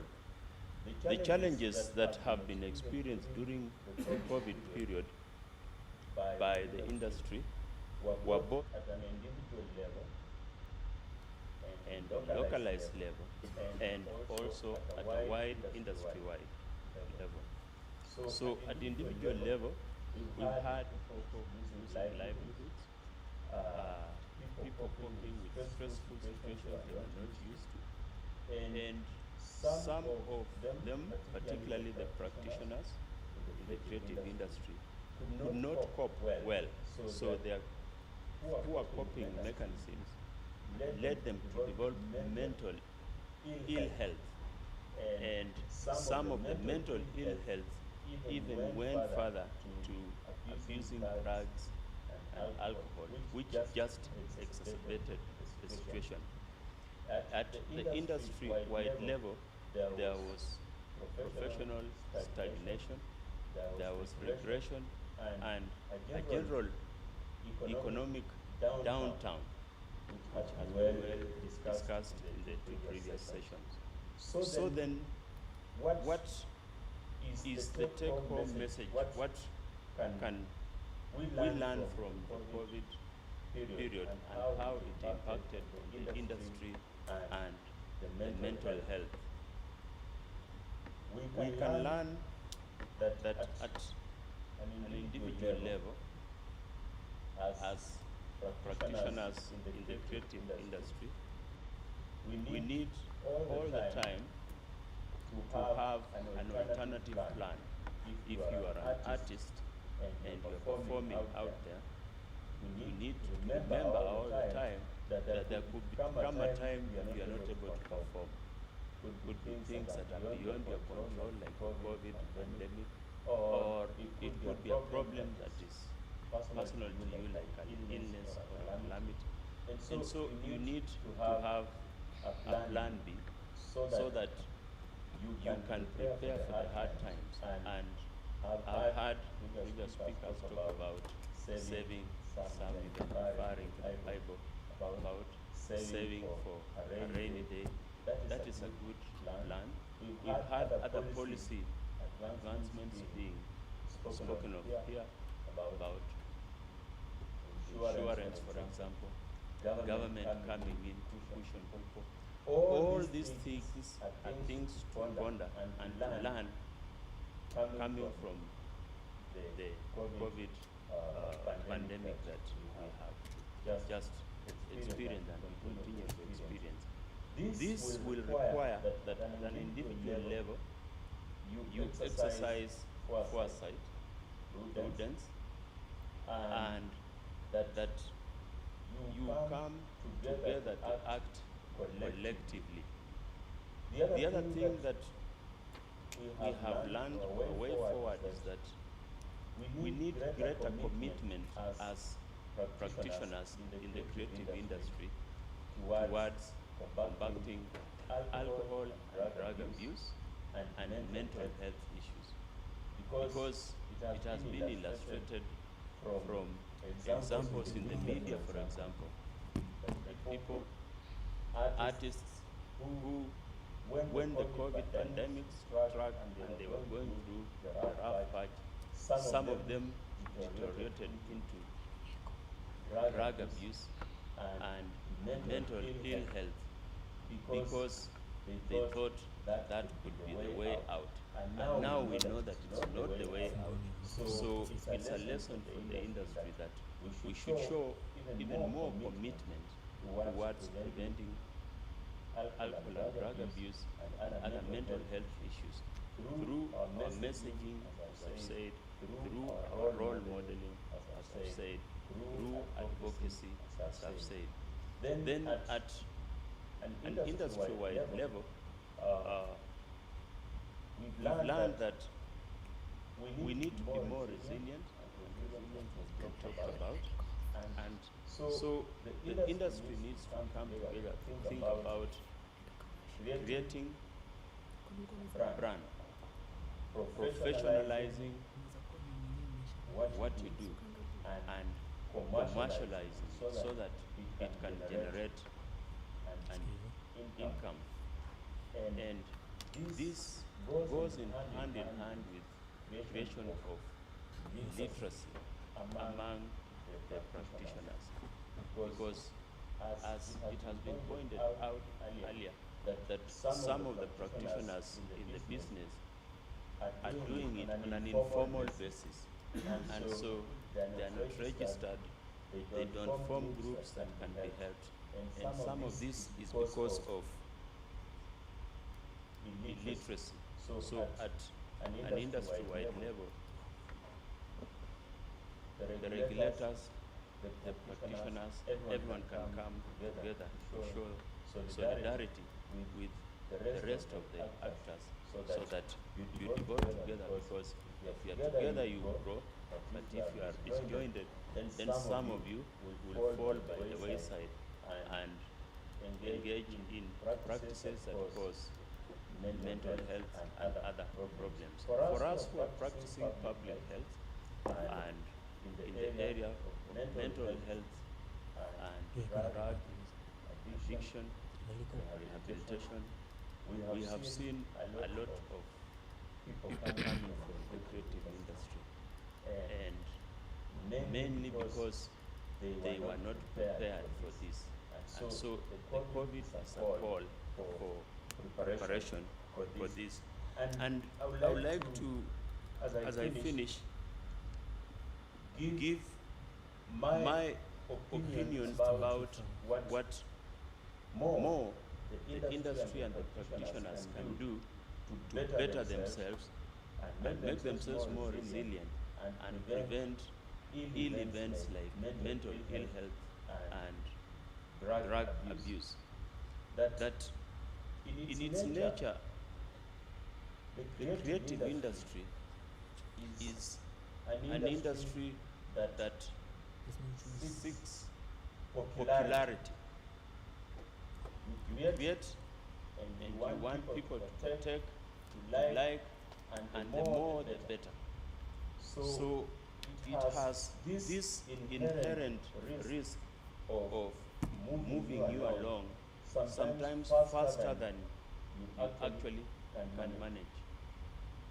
At an individual level as a practitioner and at industry-wide level, part of the messaging should be that as a practitioner, are you moving in tandem with your capabilities, or are you moving ahead of your capabilities, so that you do not start being what you actually have not been, you have not become, and that creates problems. We see, for example, in one of the centers I work, a rehabilitation center, people come in, young people, and they are addicted to drugs of addiction, particularly marijuana is common, and they say, I'm performing. So I ask them, oh, okay, you're a musician? Oh, yes, I'm a musician. Have you produced some work? No, I was in the process of producing when my parents just brought me here forcefully. And I say, okay, so you think that you can go back and produce. In fact, right now, if I was left, I'll go back and produce. But when you look at this person, you can see from a professional eye, you can see this person has been in addiction for a long period. And during that period, surely they would have produced something if they were really serious about it. This is what is making me say that at an individual level, at industry level, part of the messaging, the literacy program or the professional development programs that would help prevent mental health problems and drug abuse are that you move knowing your profession. It can tempt you to see that you're a star before you really become a star, and this can cause a bit of a problem. And I had Papiodek, I think, your name must come from Papitex. And Papiodek, when he was here, there was a lively discussion about morality. And I think one of the speakers said that you cannot moralize arts. And there was talk about self-regulation and many such things. But my mind asked them, what about religion? Religion precisely exists to moralize, you know? And so I think part of the discussion at policy level or at advocacy should be about regulation. Self-regulation would be good. It is the best. But self-regulation means that you actually are regulating yourself. And if someone outside there sees that you are not regulating yourself, you are tending towards immorality, for example. Some of the creations, the creative productions are tending towards the immoral, then someone may come and want to regulate. So regulation needs to be there, but best at self-regulation than to wait for someone who will come and have a heavy hand. And finally, that for the industry, and this applies to any other industry anyone may engage in, government exists to facilitate. Government is there to open doors, to make it easy for you to do business, to study, to travel. But government is not there to do the actual work for you, because really it can't. With 45 million people asking for this and that, even if you are government, you would not be able. So as a group, let us come together, form strong federations. Like you've heard, the sports federations are big, so they get big allocations, and lobby, organize ourselves, educate ourselves, so that we can benefit from our industry, and we can avoid the pitfalls like those that came with COVID, which exposed some artists to bad times and made them have mental illness and resort to drugs of abuse and addiction, when in fact they should not have done. Thank you very much. I'll stop there.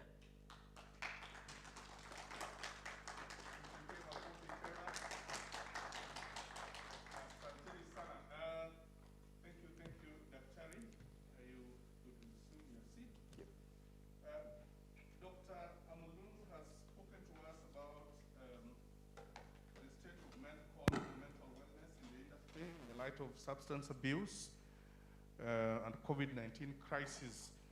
A number of things have emerged. Number one is that these challenges have led to different coping mechanisms by different artists. And he says that there is need to have a plan B, forecast, so that you say, just in case something happens, what would be my fallback, which I think is very good. Work with other people, collaboratively, collective work, so that in case there is need to support you, you're supported as a group. You also need to lean on each other to find support. Resilience, very critical here for every artist, however hard it is. Can you muster enough energy to get through it, all right? And he has spoken about self-regulation, and finally, education. We have constantly said there is need to have information, there is need to share information, there is need to get education in your area of expertise or art to be able to know how to move forward when you need to move forward. I want to ask each of my panelists here. We have Ms. Nekesa Wasike, who is a psychologist and a member of the Kenya Counseling and Psychological Association. And please wave to the audience. Thank you. Then we have Mr. Majale Collins, who is an artist and founder of Hope Nation, promoting wellness in the creative industry, and is a student of music and performing arts at Kabarak University. So, in 1 minute, Ms. Nekesa, what is your input towards what the towards what the keynote speaker has shared? Your experience, your input?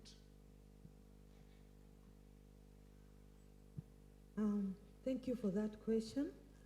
I agree with the speaker that the creatives need to have a plan B, and they have struggled with alcohol and drugs, not necessarily because of COVID-19, but the nature of the creatives in themselves.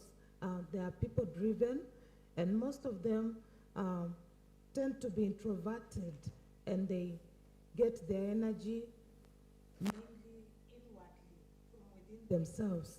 So when they are not able to interact with people, maybe they fall back to negative coping mechanisms such as drug abuse, but it is possible for them, it is possible for them to come up with better ways of coping. And in case you're already involved in drugs and alcohol, you can seek help. We have therapists whom you can get online, registered practitioners, and also the issue of mental health awareness among the creatives needs to be emphasized more, because there seems to be less awareness, and the government also needs to empower the creatives within themselves so that they can come up with themes of mental health, such as, because actors and musicians are expressive. So part of their content can include coming up with themes to create mental awareness. And those who are really struggling during this COVID period also need to embrace the spirit of creativity that they have within themselves, so that they don't just focus on one way of producing or displaying or marketing their content. Probably if you are an actor or a musician, you can come up with ways of being a producer or working with fellow musicians. Thank you very much. Thank you. The psychologist says that many artists are introverts, and they need people. Not all of us are gone into negative coping mechanism, but those of us who have, this is a chance to open up and have a conversation with the experts here. Now let's listen to Majale again in 1 minute. He comes from a congregation of students who are also artists. What is your experience in 1 minute? Thank you so much, Daktari, and I want to agree also with what Daktari presented in the keynote speech. Education in the area of expertise is very key, and having been part of Kenya's music mainstream scene, where I started off my career in 2001 when I was in a group called Kleptomaniacs.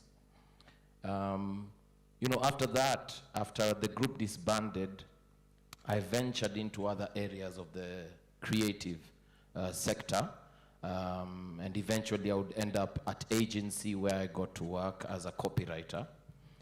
But the reality is I'm currently pursuing my music. So I agree with you, education is very key for the artist, and I've been really advocating for the same in my past interviews, because this aligns with the self-regulation.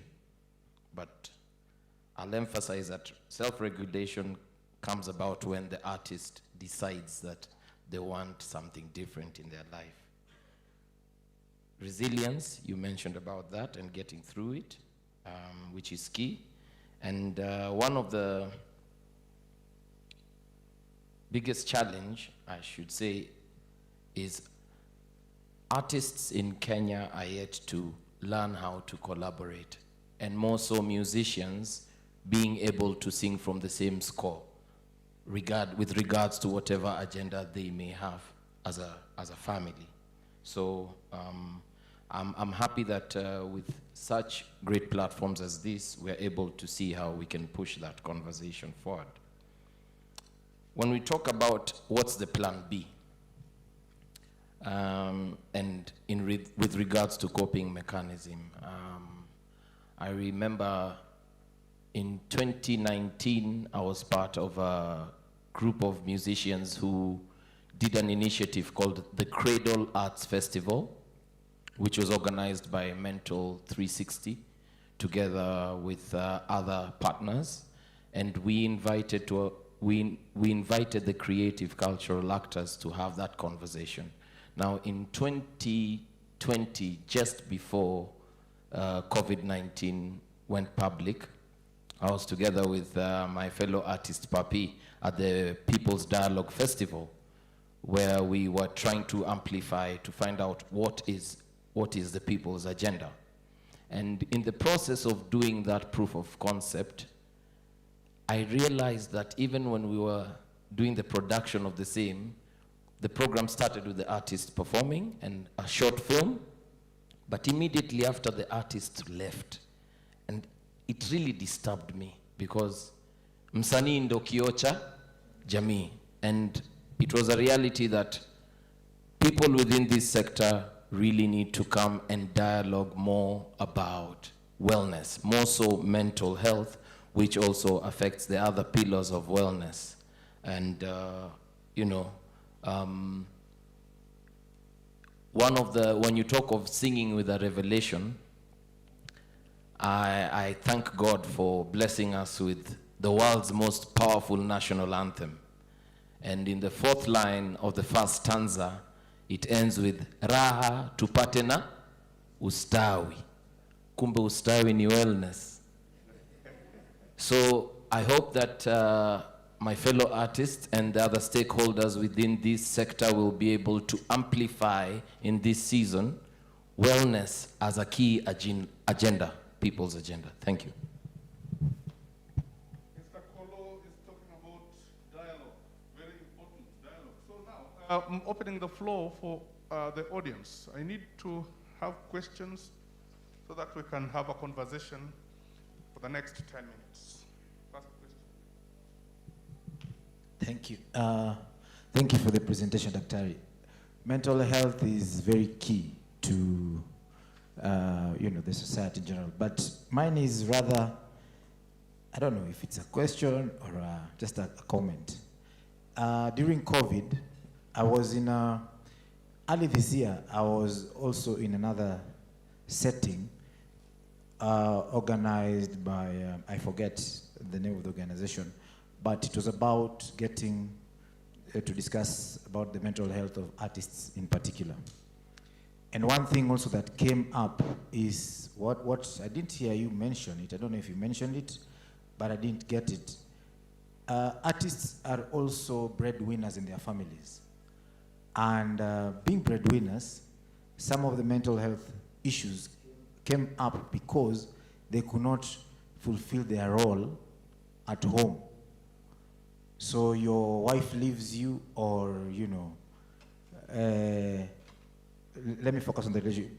Bibi yako anakuacha, ama bwana yako anakuacha, and now you are there, you're dealing with, you have to deal with all this, issue ya kukosa pesa na issue ya kuachwa.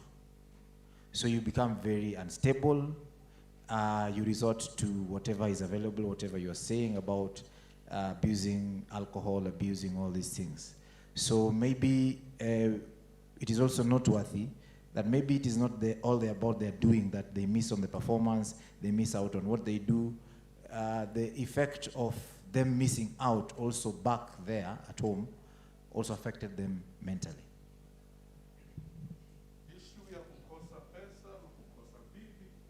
That's the next question. Let's take it from here.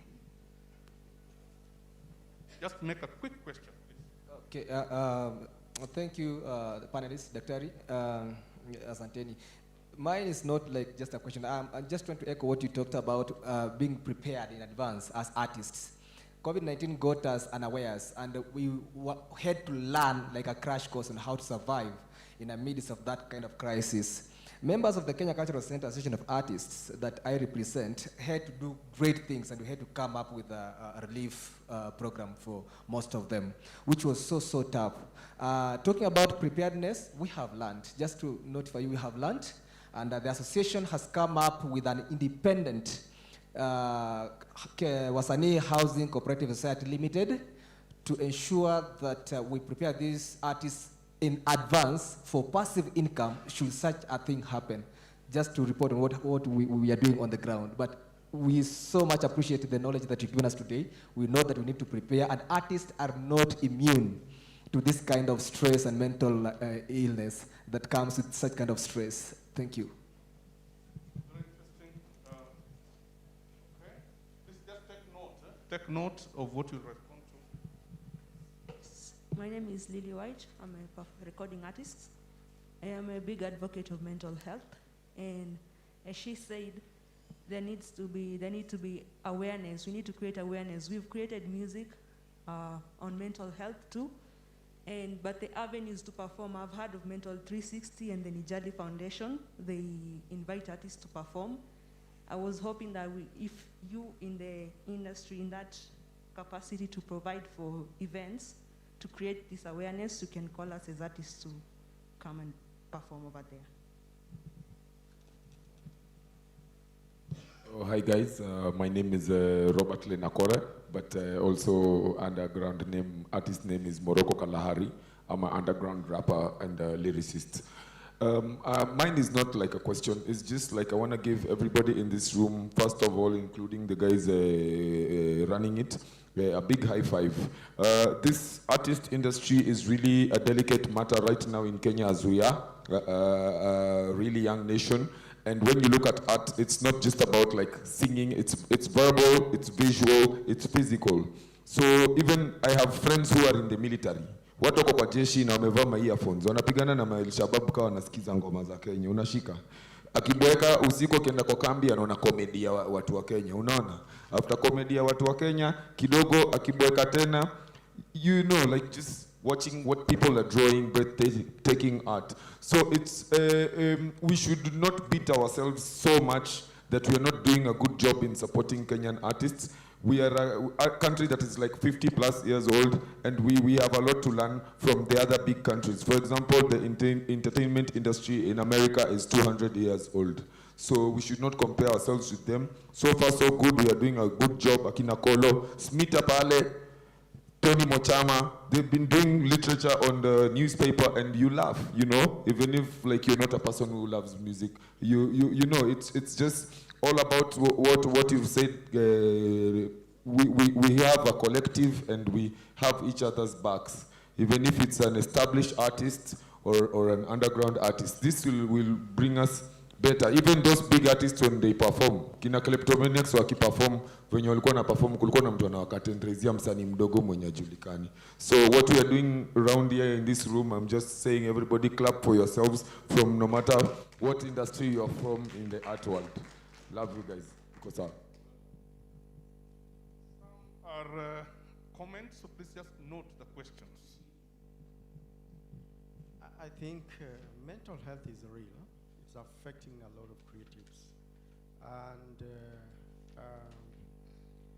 my question is basically, how do we play a role in terms of institution of learning, public health, to be able to minimize and to be able to reduce knowledge gap on the same, particularly in terms of personal management, in terms of finances, in terms of programmatic management, in terms of personal issues. How do you come in to be able to minimize the effect of all these that affect creatives?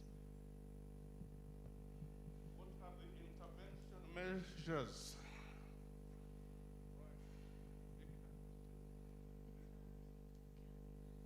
Good afternoon, everyone. My name is Christine Barasa. I'm a project manager. Mine is to give a comment. I would like to ask, like, musicians, do they check on the other musicians? Like the ones who are not singing right now. There is one musician I know, he lives near us, and he's going through a very rough time. He's not mentally stable. And if musicians who are singing right now and those who are not, if they could be checking on each other to see how each other are faring on in their lives, it will be a very, very good thing.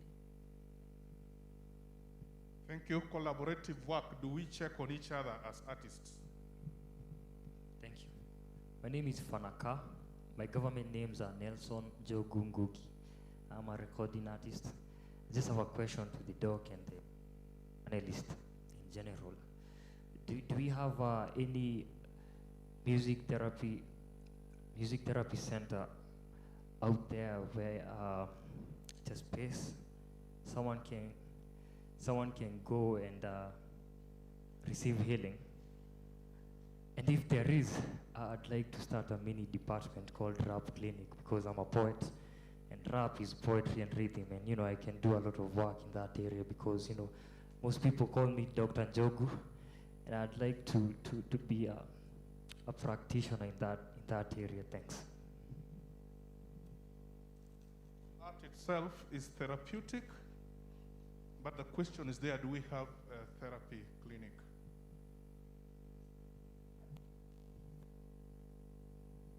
Thank you. My name is Jacqueline Emali. I'm a scriptwriter.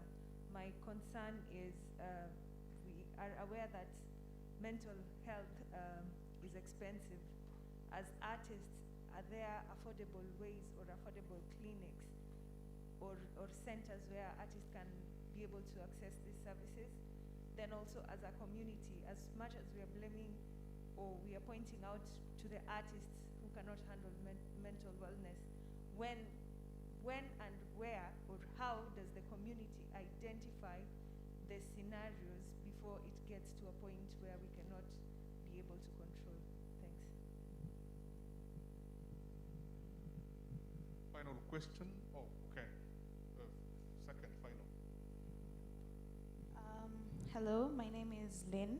I'm a student, and I wanted to ask, in terms of mental health, most of the times you find that there are different factors and the different spaces in mental health. So now, is there a situation whereby there's specific institution having education on mental health specific to artists and performing people? Because now we can't structure mental health handling for normal people who are going through their 9-to-5 jobs and people who are actually creatives. So is there a way where there's education on psychology based on the entertainment industry specifically? Very interesting questions there. Let's take yeah. Okay.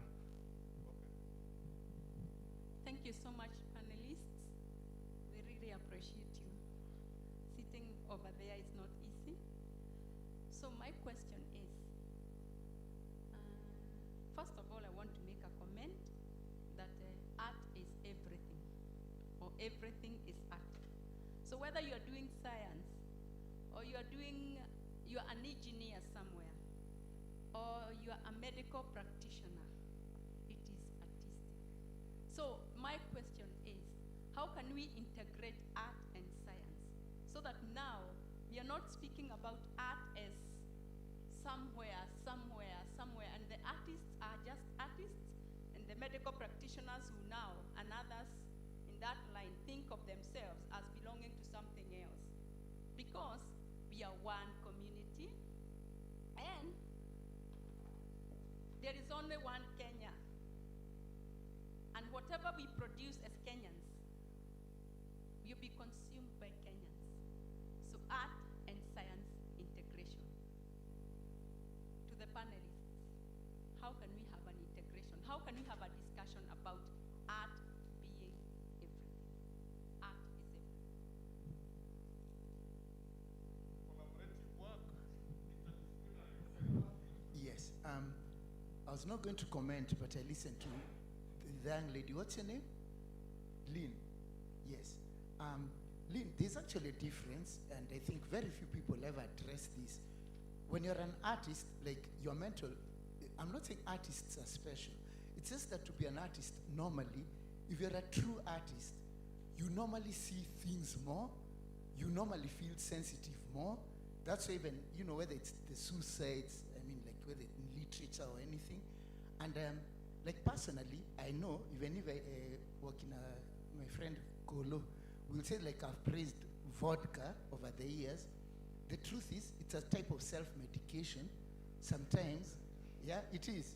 Yeah, it's not. I might say Vodosky this in the newspapers, almost like a brand ambassador, but it is a self-medication, yeah, and it's not, because that's how you learn to handle, like to sort of sometimes calm yourself, and it's a dangerous one.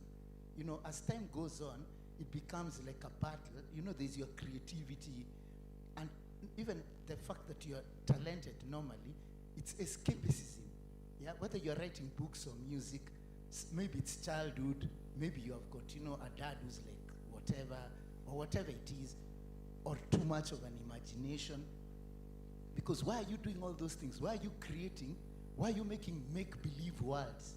Yeah, even if they learn you are living, but you're making up things. So you're sensitive.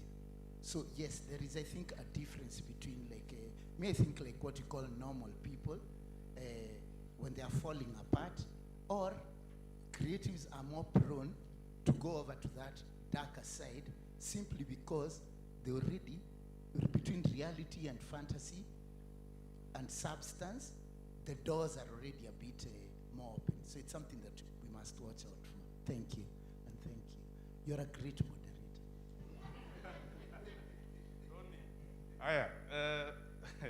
Artists are, Tony is saying, are very sensitive. They live in another world. I'm going to give the panelists 2 minutes each. Remember that some of them were comments, so don't make a comment on top of a comment. Just answer questions. 2 minutes each, tafadhali.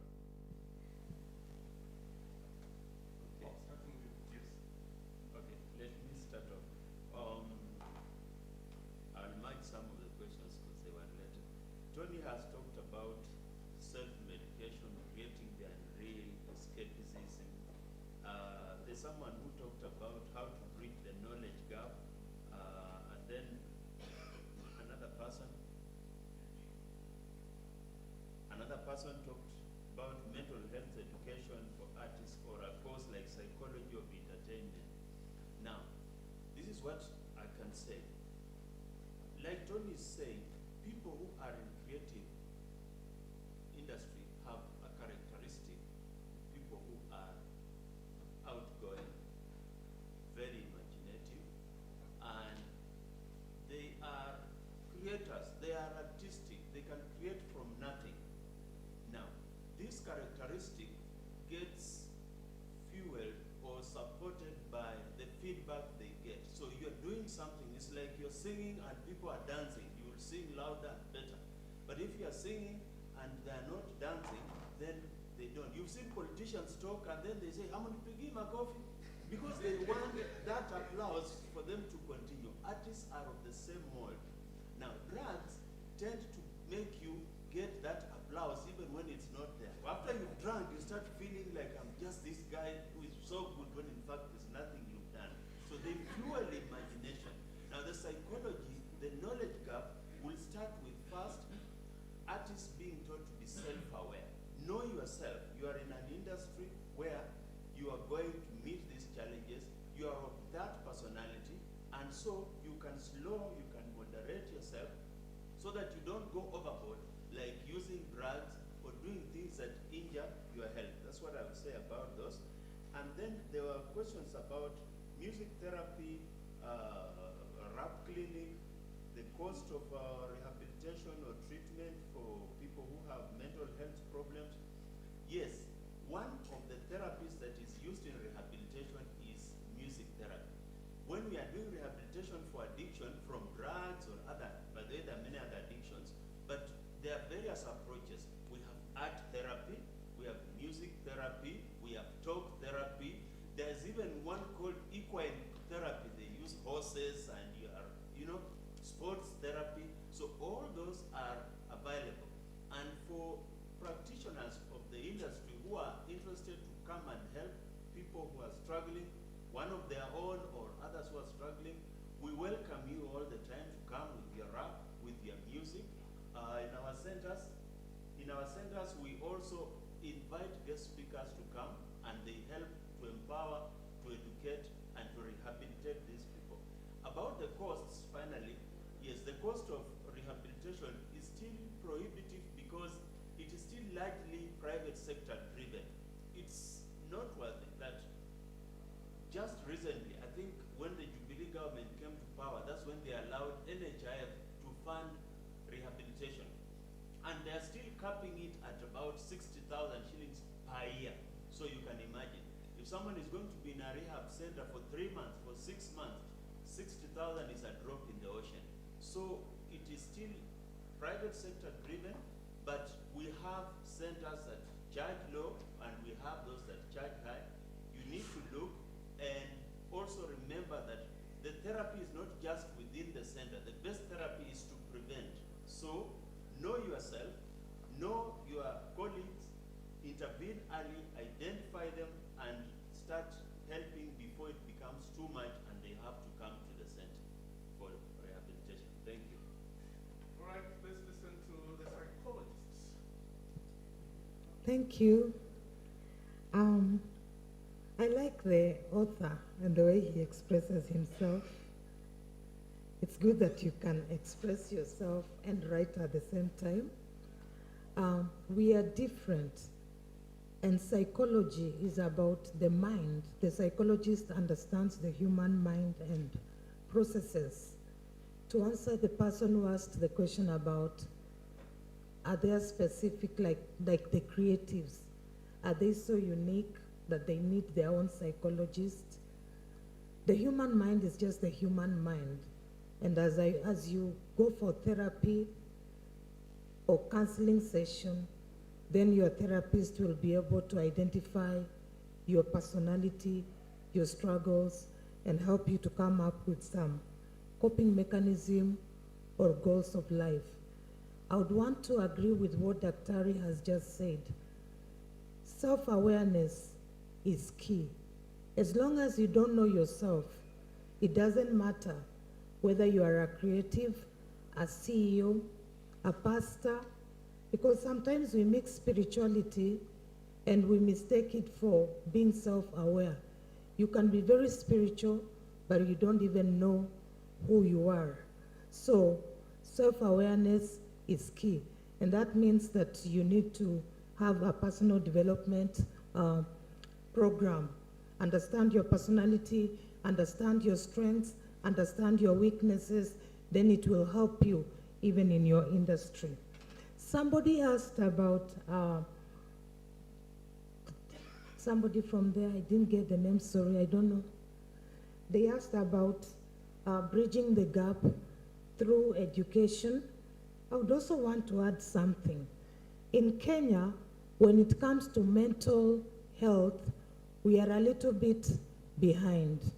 In fact, people were not, if you look at the nation, sorry to say this, but the nation is very sick. Kenyans are not so well mentally, and people are focusing on so many things, but they are not focusing on the mental health. And so many people are coming up with programs, mental awareness, but they are not quite addressing the issue. Now, we need something what we call a life course approach, my thoughts, so that people should be able to understand psychology from a very early beginning. It should even be introduced in primary schools. I remember I was in America and I was looking at one of my friends, her daughter, her exercise books. Some of the psychology we were studying in campus is what they were studying actually at year 6, 7. From a very young level, they have learned to know who they are. That's why you find that they are very confident.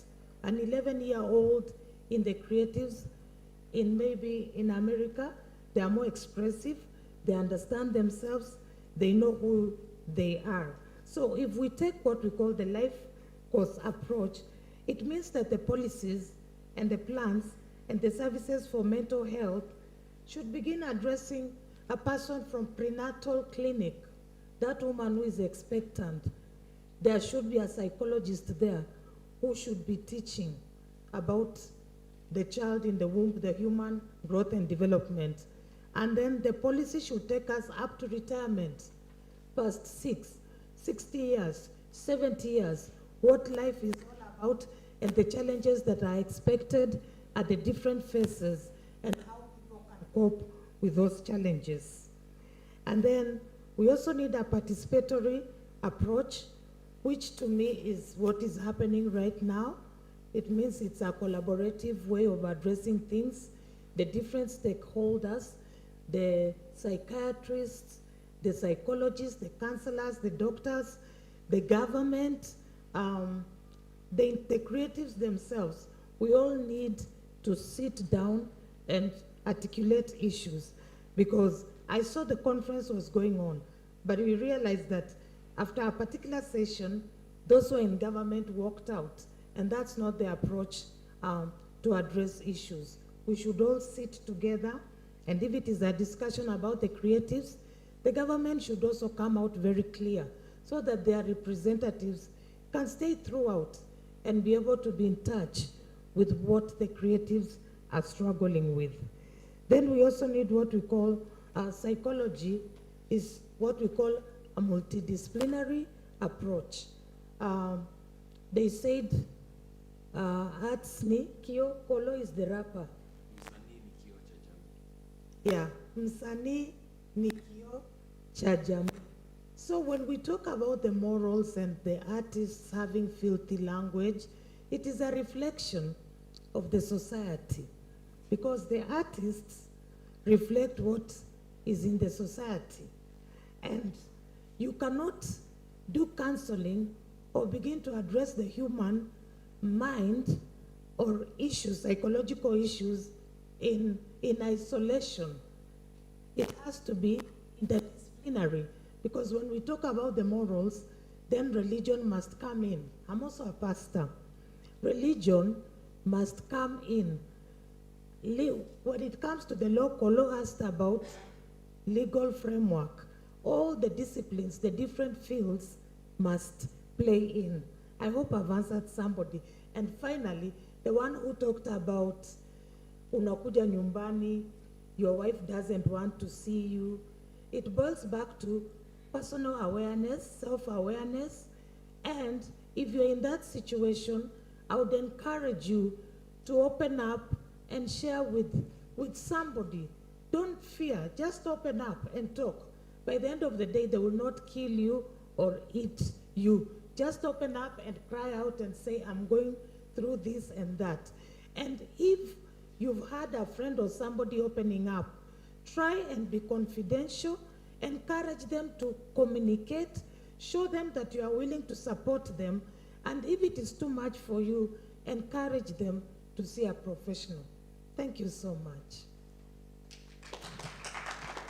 All right, Kolo, a minute and a half. Sure. I'll even try to make it shorter. Perhaps I would begin with what Madam Wangeshi shared. She said, is there a possibility of with art being everything, how can we integrate art and science?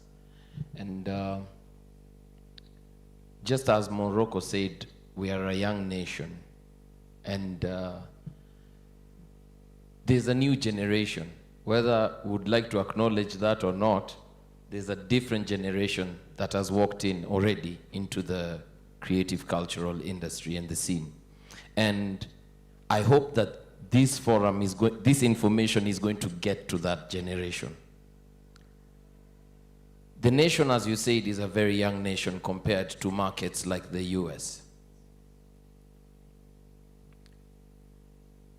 Perhaps the artists and the creative cultural actors need to wake up to the purpose of the nation. The Constitution, after all, acknowledges God as sovereign over all. But how many creatives have been renewed their mind?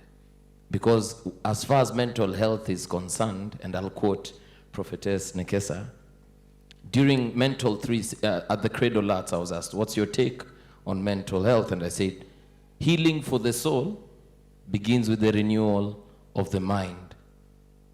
Perhaps all the stakeholders should wake up to the fact that the nation has a purpose, so that then the question should be, what's the role of musicians?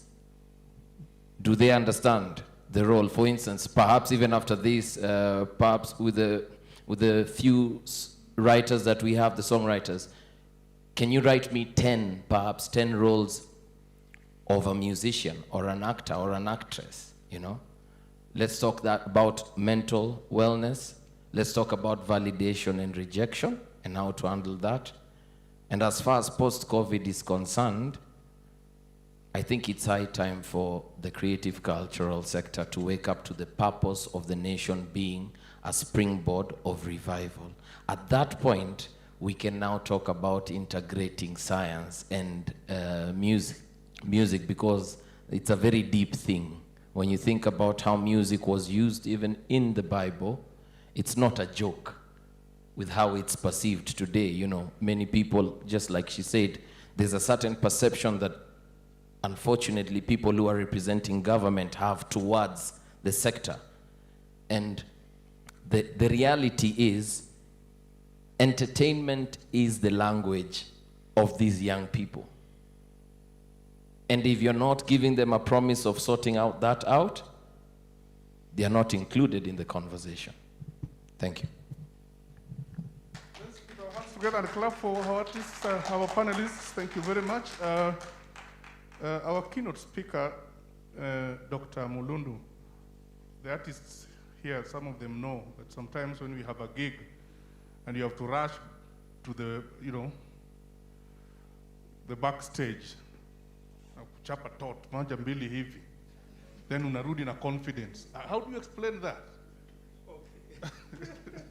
Thank you for that question. As I said, artists are people who generally are expressive, and in psychological terms, they are extroverted. So they want to be out there and be with the people, to interact. And for them to do that, they want to get that feedback. That's why I say the politician wants you to clap as they talk. Then they talk some more, even if they're talking trash. So now, alcohol, like the gentleman, the novelist Tony said, alcohol or drugs sometimes are self-medication. You know that when you take this drug, you will be more rejuvenated. It's like people are clapping for you. The alcohol claps for you, and that's why they go for the drug. Just before I hand over, I just make a very quick comment. There's someone who talked about, I think the rap lyricist, about not comparing ourselves with the big economies. I would say this, my personal opinion is that comparing is not bad. The problem is copying. And our artists, we should desist from copying, aping, just copy and paste. Comparing may just mean you want to see how those people are doing, and you can innovate by making your own version. So let us not copy, let us be authentic. If we look at some of the famous artistic works in Africa, talk of Rumba music, for example, how have these people come to the level where Kofi Olomide comes to Kenya and he has crowds? Because they just remained true to their thread and they never changed.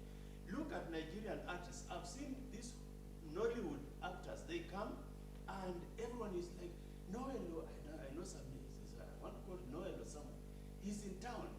But we have our own artists. The only time we hear about them is that they have been sent out by a landlord. We need to fundraise for them, okay? So let us be authentic. Let us remain true to what is ours. Let us be patient. Know that we are young, we are growing, and we will reach there. And finally, let us depoliticize art. There's a problem of politicization of art, so that in this country, art has become a bit like sectarian, okay? So you identify with a particular region, locality, political ideology, and that dilutes and diminishes the effect of art. So these are some of the conversations I would like the group that is involved in the art industry, the creative industry to have. And with time, we will get there. But guard your mental health. If you have a problem, come out, we can help, so that you remain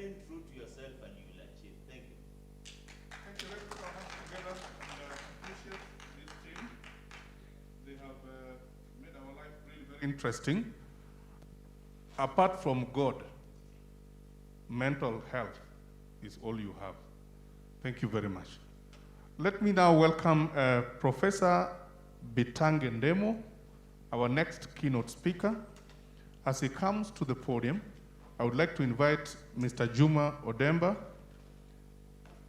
the founder, director, Kayamba Africa, and Tony Mochama to join as panelists.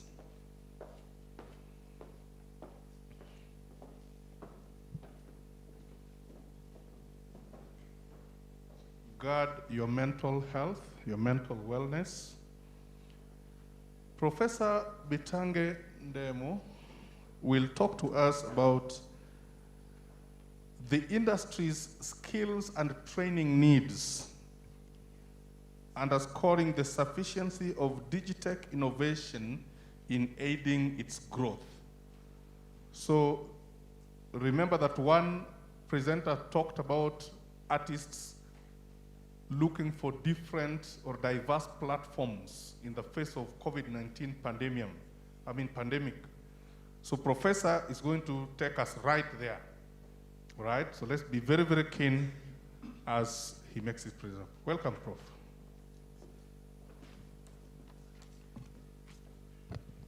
Good afternoon. I'm actually very delighted to join you. Rindy ambushed me yesterday and said, you come and speak. And I said, I'll come. Now I know the topic that I'm supposed to speak. I guess he meant that I should be as creative as you people from the creative sector.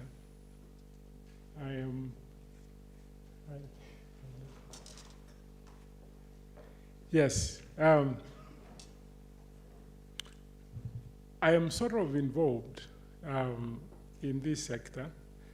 I think 2019, we had a major conference here. The whole room was full. We were talking about the creation of a new museum of art in Kenya. So we had the curator from Smithsonian who came to speak. We had a number of ambassadors from various countries who supported us in that regard. Our intention was to create a space for artists within the university. And we spent quite a bit trying to get the nice spot, incorporate some departments from the university so that we can create an environment for learning. We visited College of Architects and saw what they were doing, but we could not finalize the whole thing because the way the universities are structured. Because what we wanted was that we had sponsors that we could build the museum, we could get resources for training and everything, but we needed that museum to have autonomy from the university because some of you know that the best curators are paid more than our Vice Chancellor. So if you brought a curator earning 3 times the Vice Chancellor, it couldn't work, and we couldn't actually reconcile that. So we have not stopped that. We proceeded with some of the works that had been done, and some of it now we are working on the Google Art so that we can be able to put much of it. Some of it was being donated. So very soon we would come to you and tell you a lot of this work has been put in this place, and we are working on this. Partly, we've been working with the Likis who are doing Museum of Man around Konabaridi, and also with the USIU, which is accommodative with what I just said about universities. So we would still have such centers in this country. But one thing I must emphasize today is that we live in a totally different world. Different world because in each century we have had to have an underpinning revolution. If you look at 1700, we had we had what we called the first revolution, which brought about mechanization because people feared that we may not have enough food if we continued to use hands to do the farming. And so the mechanization started, but because Africa was undergoing slavery, we were not part of that first industrial revolution. The second industrial revolution came around 1900, which was about mass production so that we can be able to afford some of the things out of manufacturing. I think it started with the Ford motor vehicles, and that continued. Even the education system changed to reflect that. We still hold on to that industrial period to the extent that we have our children being brought up in an industrial way. Age 6, you go here. Age 14, you move on. And by 20-something, you are on university, and then you are on your own. But a lot of literature now say people are like a rose farm, meaning there are some who bloom earlier, some in the middle somewhere, some much later. So the countries that have realized that, like the US, you can find people who they call dropouts, who didn't go to university. But then they come back to university when their mind is ready, and they're the people discovering some of the things that we see. Us here, we label this one is foolish from young. Hawezi elimu sijui aliwezaje akaenda university, because that's how we were set to do. But this is coming to an end. When we talk about CBC, CBC is actually going to alter that industrial era way of educating children to bring a different way, which is when you are familiar with a certain level, only when you can move forward, meaning those who will be late can be late, but they can open up later on and proceed with their education. So we came to the third industrial revolution, mostly characterized by ICTs. You've seen what it has done. Lots of productivity improvement in the economy. We started talking about digital economies. You can attest to the fact that some of you are here who went to get a passport from the government of Kenya. It used to take like 6 months, and that's when you know somebody inside. But today, because of digitalization, that has changed. That has changed. But what is happening intensely is that everything is being digitized. Everything. Everything is being digitized, and that's where we are forgetting, including art.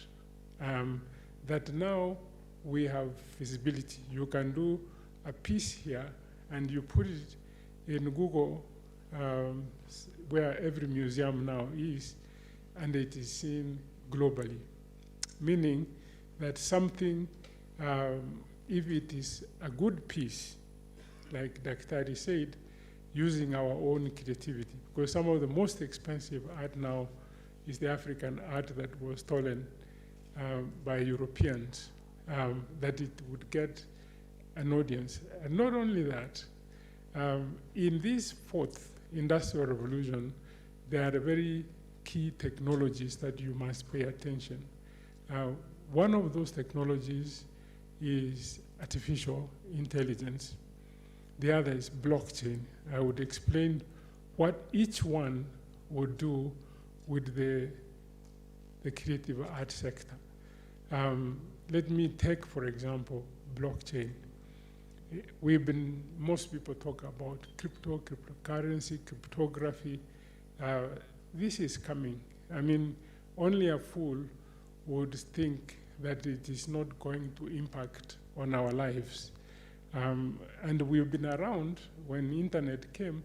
People said there is something you key in things and you can write. We still kept on leaking stamps. Now if you go to post office, nobody is there to leak the stamps. We are using a different things. Then came mobility. First time mobile came, when we actually got to see it, was with YK92, Jirongo's current VP. And they actually could fool us, you know. They used to say, oh, the Excellency has called me. Now, when you look at where they used to say, there was no network in that place, because we were foolish. We didn't know that it would become ubiquitous as it has become. Now, when I talk about blockchain and the creative art sector, there's something called non-fungible items, which is mostly art pieces. You are going to see people earning from their creativity at times when they are not able to support themselves. Tokenizing assets. Actually, my earliest morning thing, I was discussing about tokenization and be able to bring money to the people when they need it most, that you can be able to tokenize and actually you earn from that. I've done articles around that. If you go on the Business Daily, I did one on NFTs in the art sector. Then we now see, is that Philip? Philip? Oh, you're not. You look like Philip. And I said, sorry. Yeah. Now that destroyed my mind. What was I talking about? So, okay, let me talk about each. The virtual reality. Just try and see virtual reality and fashion. You would be shocked. Just last month, I went to speak at the Gulf IT something on the creative art sector. And I saw Saudi presenting that sector where they have decided to put money. They're putting money in culinary art. They're putting money in fashion. They're putting money in, art. There is the real art, whatever, animation and other things. It is there that I got to know that culinary art, which underpins culinary tourism, is a 2.1 trillion industry. And we just look at it, we have even forgotten the recipes that were good in our cultural. If you ask Daktari, there are some vegetables he likes which comes from somewhere in Western Kenya. You can even talk about it in New York. Like I talk about Chinsaga in Kisii, which has never been replaced by anything in terms of taste. So we are forgetting about that there's a whole sector which, if we came together, some of the sectors would actually fund some other sectors. If culinary art works in this country, that the tourism, when people come to Kenya and say, we want to eat in an African restaurant, I've been taking them to an Ethiopian restaurant. And we have a lot of our very own food. I mean, we didn't know that you could go to someplace and they eat githeri. Only that we don't know how many versions of githeris are there. There are about 300. We don't know. We have never dug into that to get into the correct situation. So we have this individualism. So I'm speaking openly because I used to be a policymaker in this sector. And I tried my best. We got space at Samia Park, the entire Samia Park. We had negotiated with Hollywood and said, all we need is that you invest these items, those who are in film, those who are in music, have studios and other things, animation, everything. We did everything. And then artists began to fight. They said, some came to my office and said, iyo lakini ungewacha nitengeneze kwangu, iyo. You know, they began to undermine everything. So I had gone to ask for money from Treasury. So the current president, who was the minister, said, can you settle those people first before you come? And I said, I can't settle. We just have to do something. They will come there. He said they would refuse. Then they broke off and said, even us rent for us a space, we would buy those things. That is how we killed the dream. When people talk about Silicon Savannah, we actually meant the savannah. A few of the things would show up in concert because there are people who committed to do that. The Koreans to put the studios to do the Korean Institute of KAIST to put there, which is totally different from this kind of institutions for learning, especially those in the art sector, because it's more oriented towards what we call where you learn and work in the industry, applied. It's more applied. So when you do music, you are actually out there applying what you are learning. So that is totally different from the current institution where we teach now here. If I decided to change my courses that I teach, and I say because of technology I want to change, it will take 7 years to change. I know Rindi is going to tell the Vice Chancellor, but that is exactly what happens here.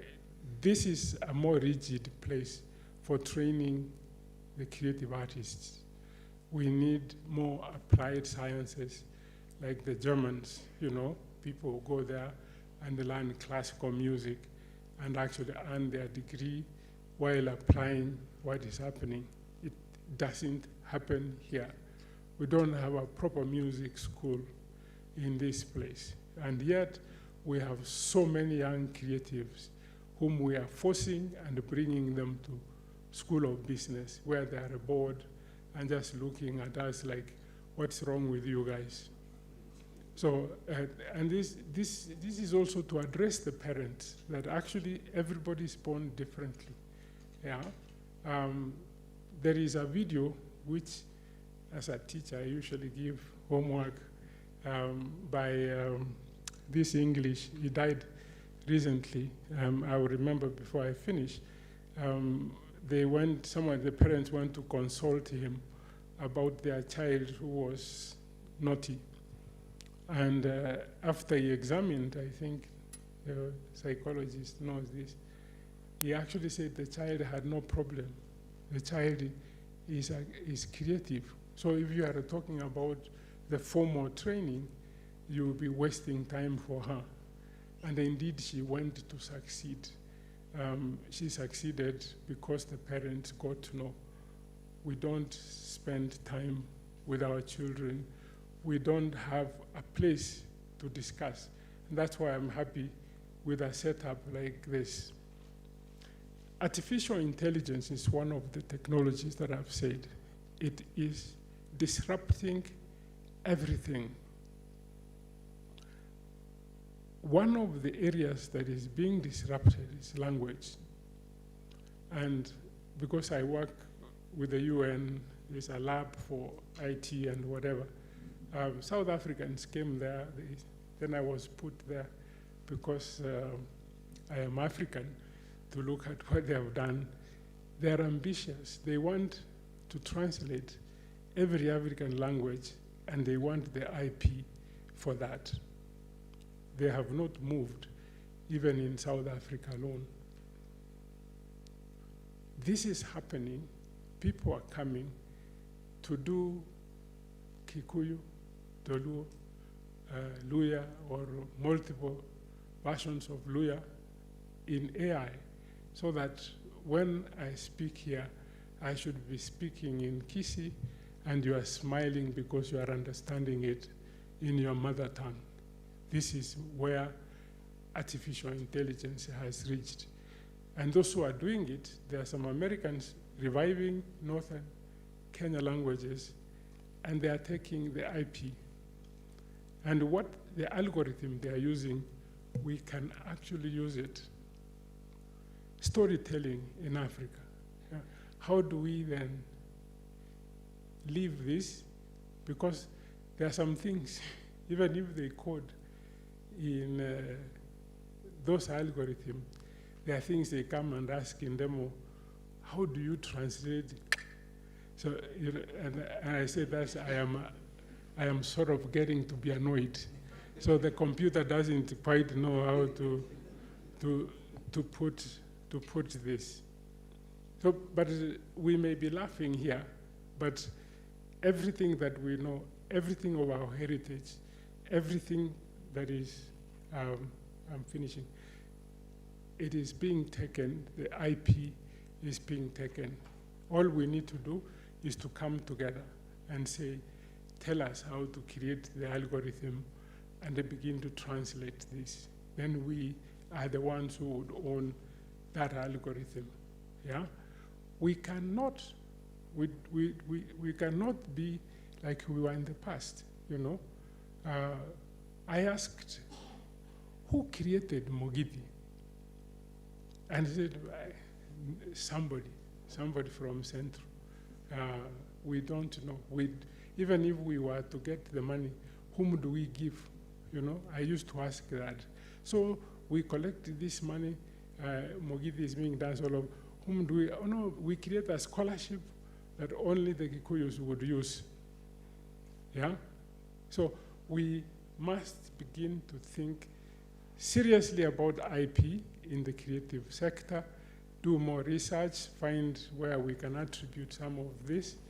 I used to fight for Bioza Mahakamani. I lost because Bioza Mahakamani is watched most in Congo, in Maputo, Tanzania. Tanzania, actually, they repeat it 10 times on TV in a day. Those Bioza Mahakamani. Those are resources. But if you visit the artists, they are poor. But advertisers have advertised in that. Digitalization meant that we can create new business models so that these people can benefit from that. So there is much more. Maybe I would get another whole day for myself to talk because I've just addressed a few of technology, but I think it is good if you live here just to go and say virtual reality and fashion, blockchain, NFT, AI, and it's called natural language processing, which gives you other languages. You actually begin to see how things are. Imagine, Daktari can tell you, yeah? If he's posted in Loic-Tok, and how do they talk with a Maasai sick old person, you know? Just think that the creatives have discovered a way where she talks or he talks in Maasai, he understands and whatever, because we have many ways of explaining pain, you know. I've watched, I used to take my mother to see a doctor, and she would say, ilinigonga hapa, na mwambia no, iligonga ama uliumwa kutoka ndani. you know, and stuff like this. So we actually need to code all this because we are the creatives. I think you would allow me to stop here and maybe. Great to see you. Thank you, Mark. Thank you so much, Prof. Let's put our hands together, Prof.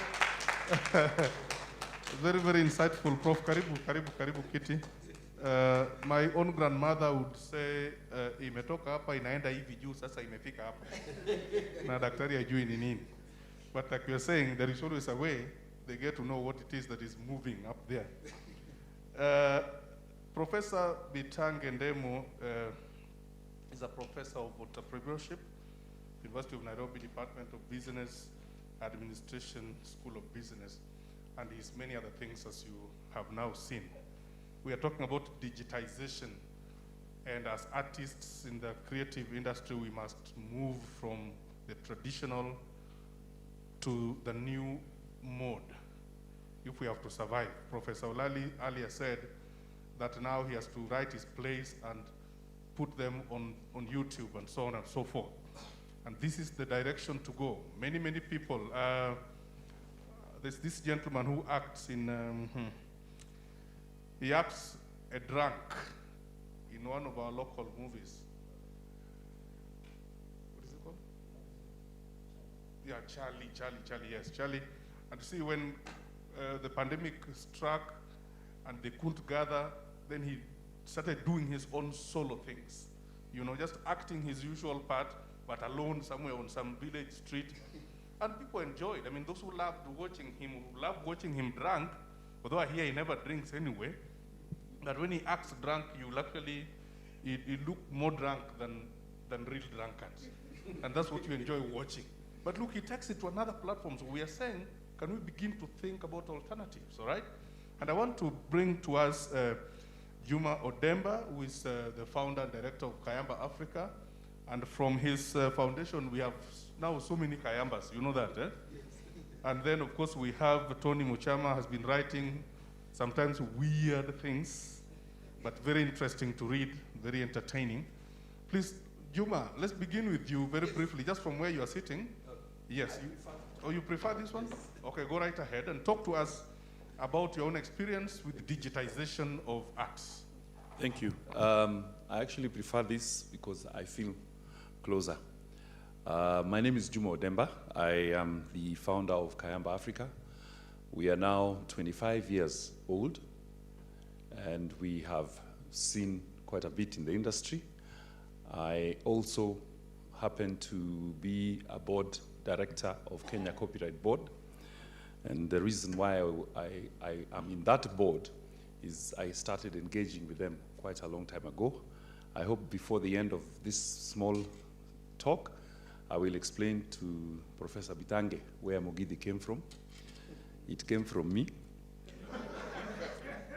So that I need the money. And apart from also Kenya Copyright Board, I am the chair of the Kenya Musicians Union, which is a union that has been struggling to put musicians together. We are actually working on our sensitization workshop in Kisumu, and this is part of our involvement. Now, where do I begin? First of all, let me engage you. Who is the most successful recording artist in Kenya today? Any wild answers? Sauti Sol. Anyone else? Jasinski? Fadhili William. All of you are wrong. It is Mike Sonko. Yes. You just talk to him, he will record you. Yes. I just want to grab your attention, ladies and gentlemen. Now, the important word we are hearing today is digitization. I want to tell you that 25 years ago, when we were recording our first album, we recorded with something called SIMTE. SIMTE was a machine that was connected to the computer, but you had to use a VHS, high-quality VHS cassette, and put it together, and then match the beats together. And if you made a mistake, you'd have to start the song from beginning. Obviously, digitization has now changed that. Now you can record one part of a song, go to sleep, come back 3 weeks later, record the second part, but when it comes out, it's a complete song. Another challenge we used to have, and this is quite true, is that a lot of our young people didn't know how to operate proper reel-to-reel recording studios. So it was a very expensive exercise for an artist to record. In fact, I know for sure, my career, in actual sense, I was a teacher. And I would have to teach all the way in Ongata Rongai and go all the way to Riara School, where Samawati was, and sleep overnight, just recording one song. And then tomorrow at 5, I wake up, go to my house, shower, go back to teach. It was that difficult. But what has happened lately is that because of digitalized environment, nowadays we have had to change our thinking. I would lie to you that before you go into this industry, you really do need a little education. Why? Because the first people to deal with you are people who will exploit you. The first people you come across, they will con you, they will take your money, they will, yeah. And I even have names. I don't know if I'm allowed to drop names. I may just drop because of the anger. So, first thing is you have to be a bit clever. You own every production that you have. And the first thing is to register it. You must register. I don't know, Papa, you did a song for Kano. If you did it because you want to make money, you will be robbed, because in future that could be the national anthem for the party to be used in the 2054 elections, and you're not earning out of it. But the moment it is your production, please register it. I want to assure you that as we speak, part of our job in Kekobo is to sensitize people on the National Rights Registry. That's where we are heading, where you can actually log into the Kekobo website and register all your arts, and once they have been authenticized, you will get a certification to confirm that it's yours. So that if it's used elsewhere, you have a right to claim the income from it. So what we did is, in the beginning, we were just casual. We would record a song, bring it here. I think we are near KBC here. Bring it here. Pay a facilitation fee to those broadcasters who used to do morning shows. If you want your music to succeed, by the way, make sure it's played in the morning. And then they would play our music, and that's how it became popular. Then River Road started those machines. There were these machines. You put one original CD there, and it produces 30 more. Then they come and sell to you yourself. Hii ndio nyimbo mzuri sana ya Kayaba. No, utashasikia ile Mugithi. Ndio hii. And he's selling it to you yourself, and it is your song. Yeah?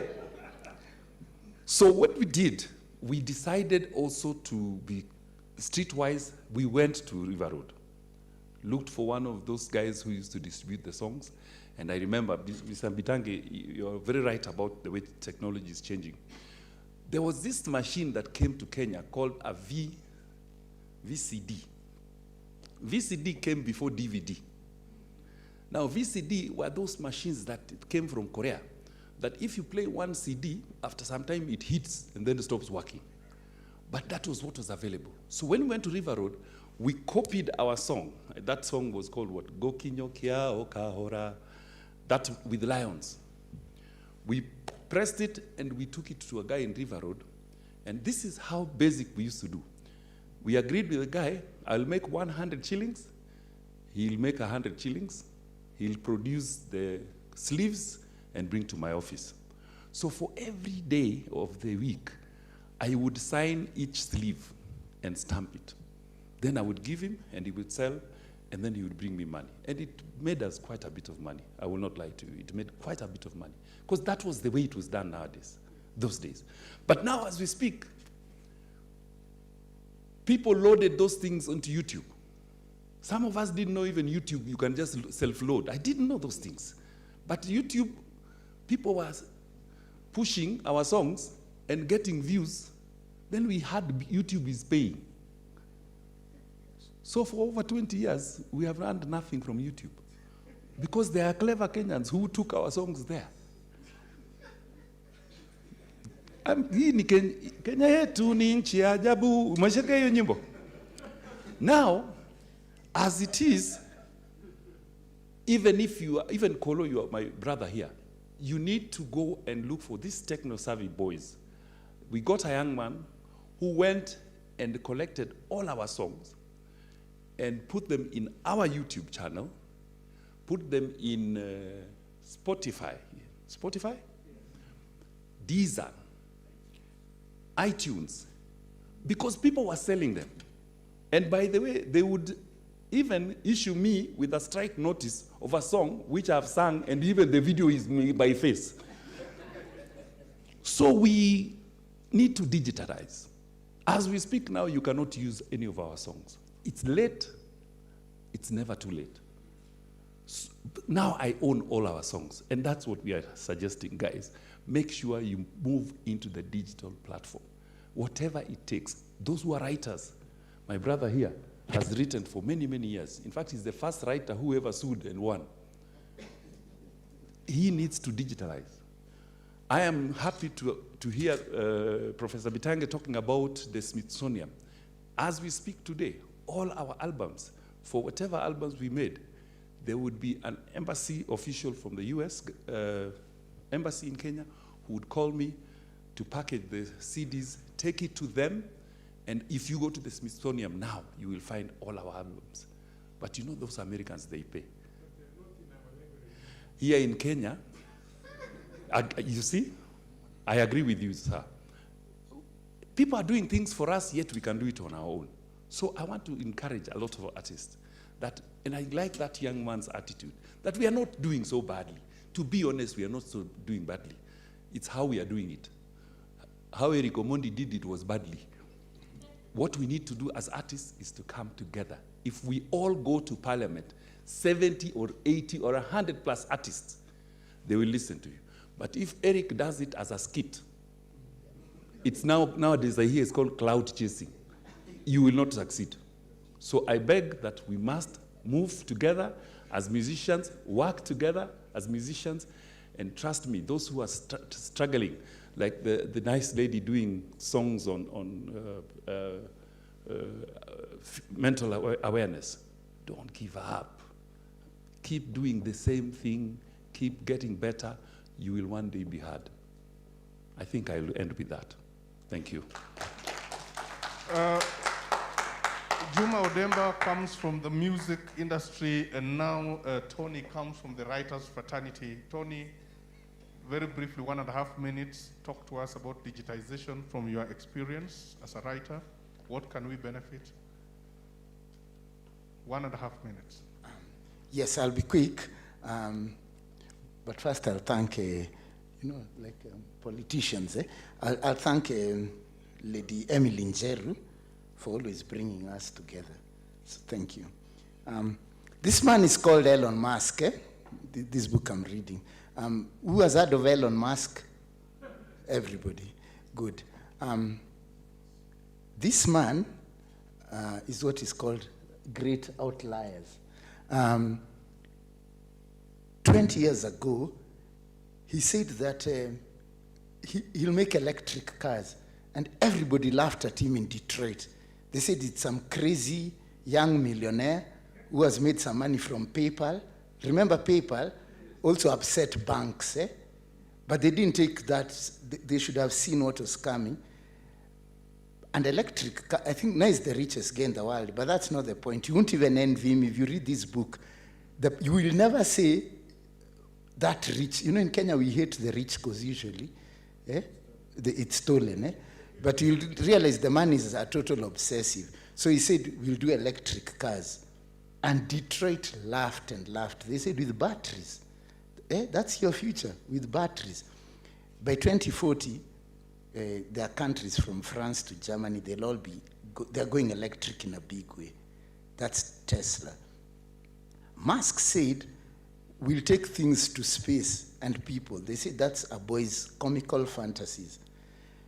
But and that was just when the internet was just catching on 20 years ago. But now, hata mtu akikuibia kwa street, those I snatch your camera, na nianze kutoka mbio hapa up the road or down the road, we can see that thing. And Musk is sending the most satellites, those small ones and even bigger ones, to space right now, because we are becoming, apart from if we didn't have this roof, one day, sir, they'll zoom down on you. Ukika hapo, forget even, it's still crude, this Google Earth.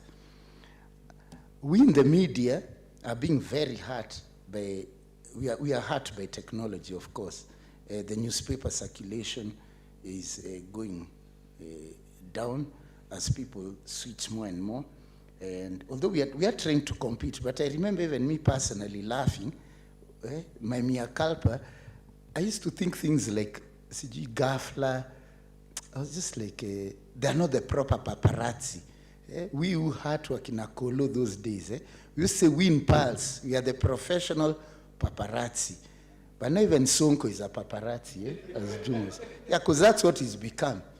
Anybody can become a paparazzi. You can go from being a governor, and instead of doing something honorable like, Dr. Bitange or Professor Bitange, you start filming women's breasts. That's part of paparazzi. For musicians, we have seen something very strange during the era of Corona. Who would have thought we would have like TikTok? It's strange to think that even the company TikTok didn't know. It was a Chinese thing where people do weird things. Yeah? But now you find 10-year-old kids, even 10-year-old kids on those TikToks.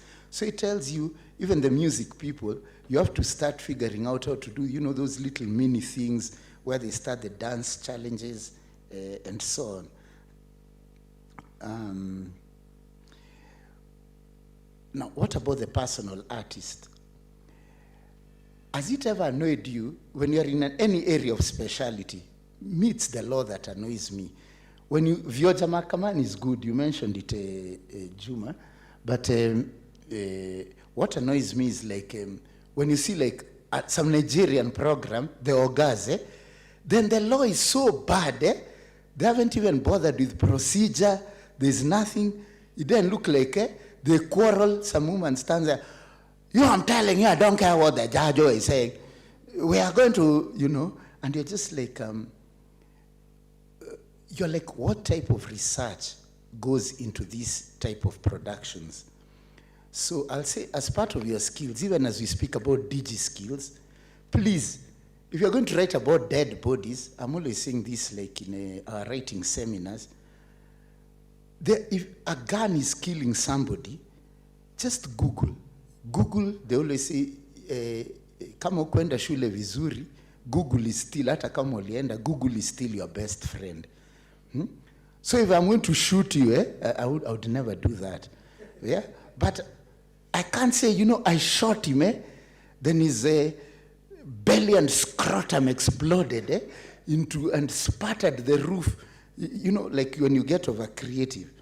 I must figure out if it's a gun this size, what type of gun, what type of, entry wound, exit wound. And this is for, writers or whatever, film creators. Make your things credible, because that's the only way people do the buying into your imagination. We have a tendency to have very lazy. I've won 1 or 2 prizes, and sometimes people, you find a writer saying, and you read what they've written, and you're like, this person is doing stream of consciousness. What they're imagining is what they are writing. I've seen people write about Sabina Joy and Jivanji, and I'm like, just go there.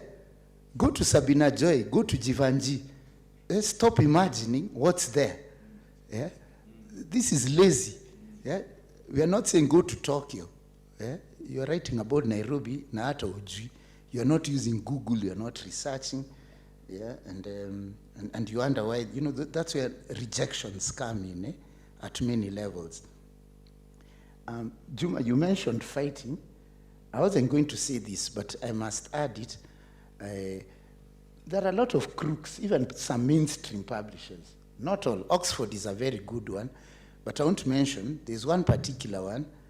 Yeah? Okay, there are many when you've published across some of our local publishers, but there's one that I'm thinking about right now. Know your rights.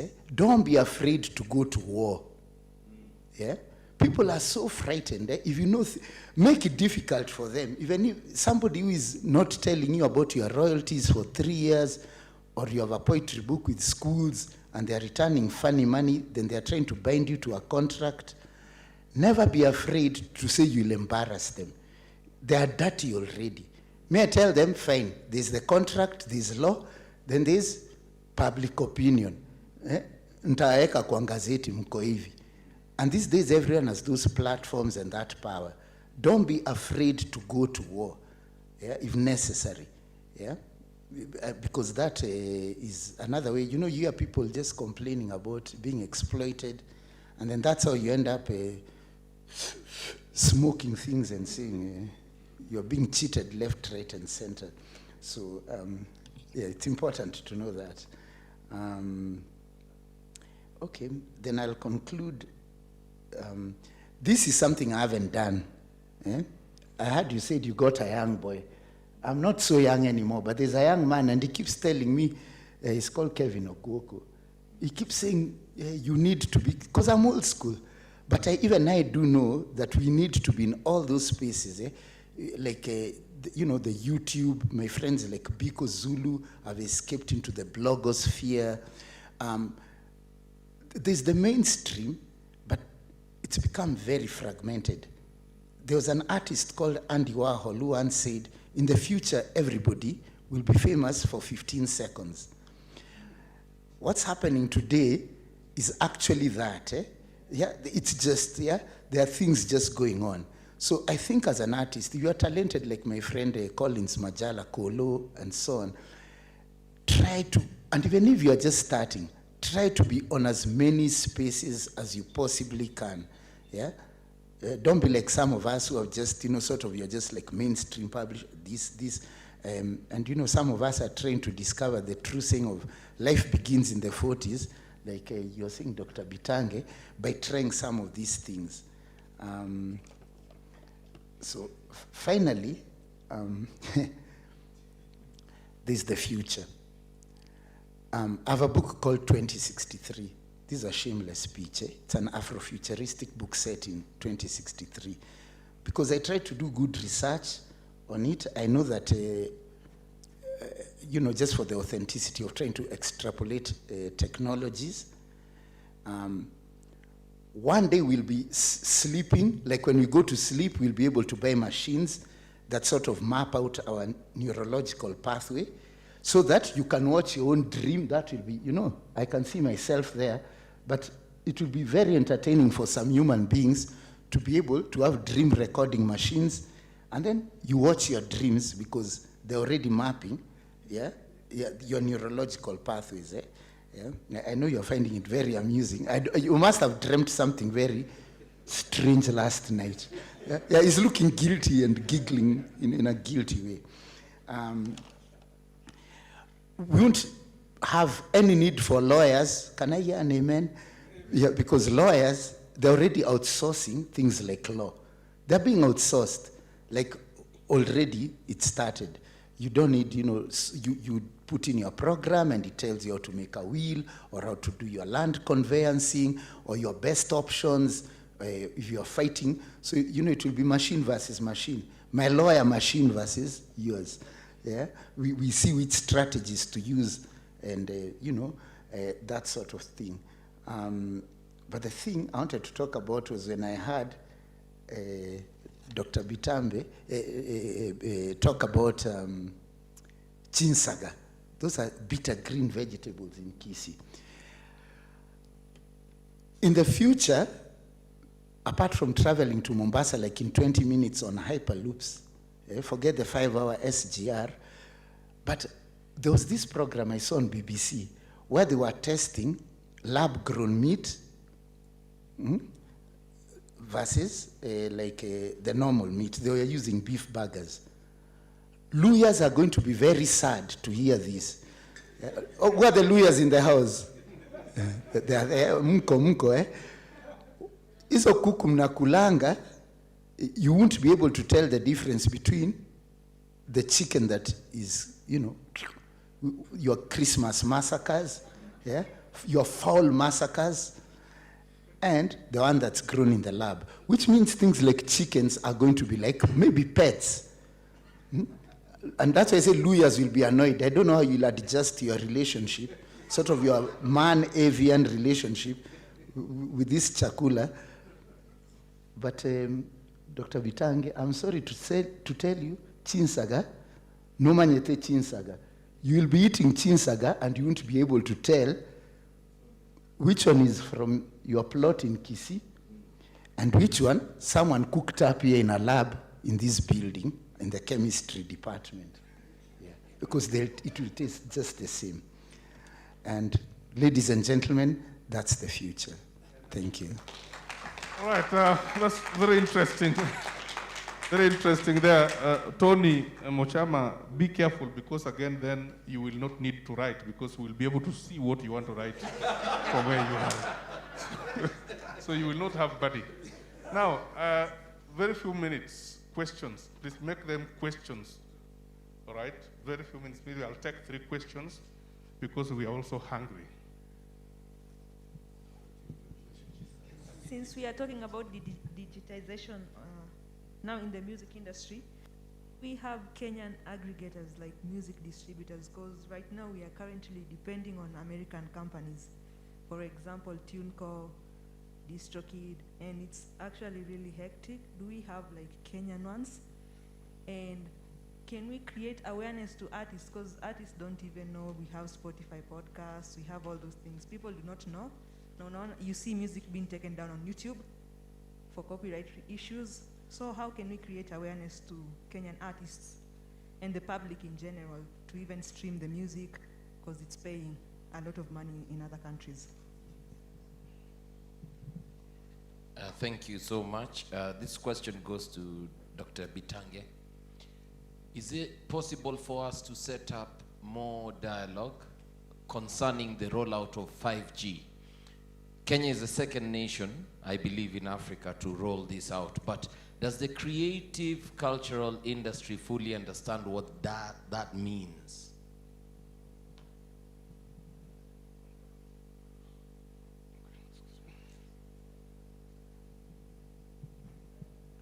Mine is on the issue of access, since digitization actually increases access.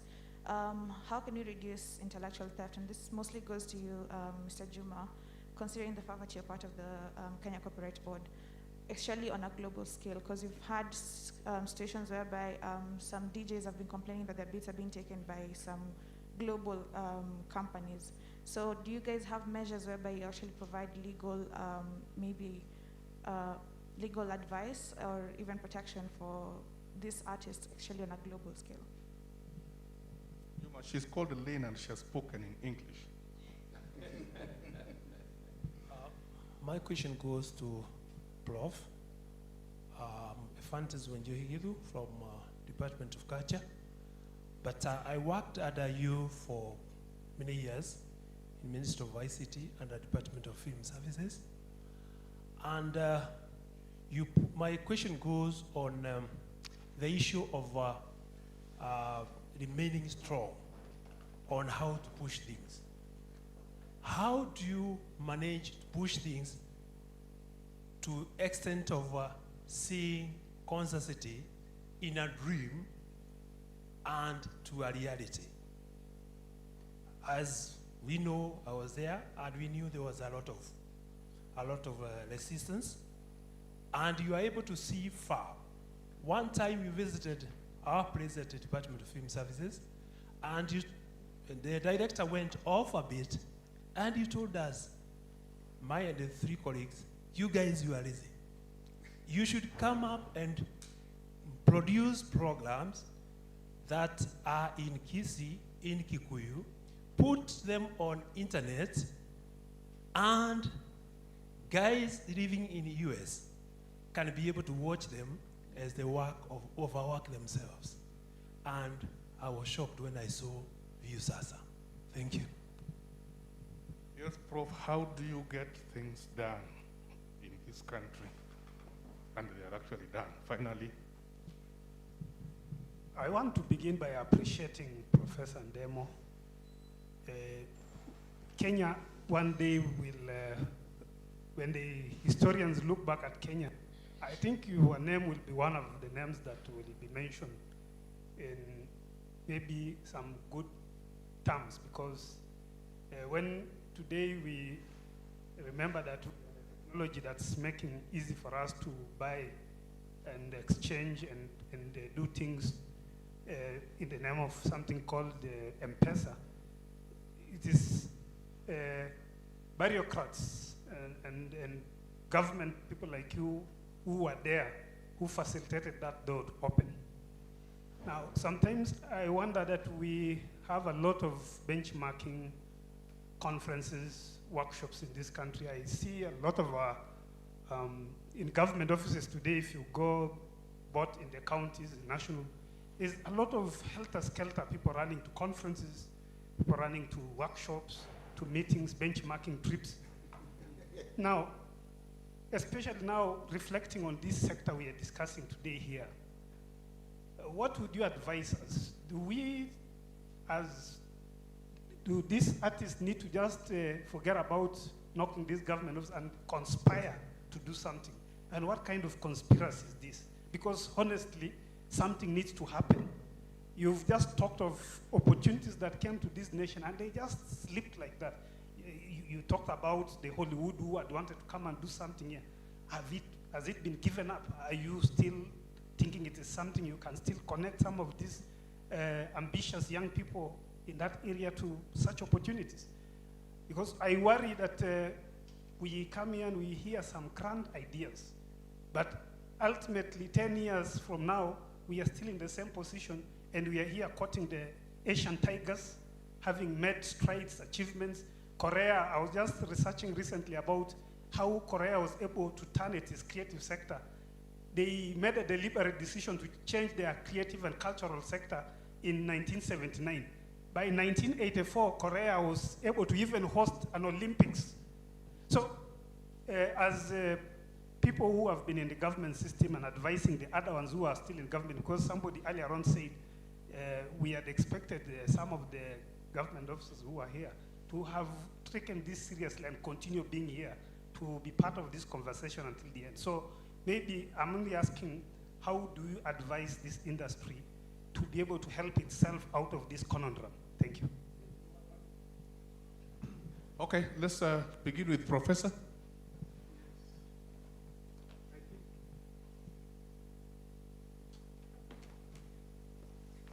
Let me start with the 5G because it's among those technologies that are going to disrupt us completely.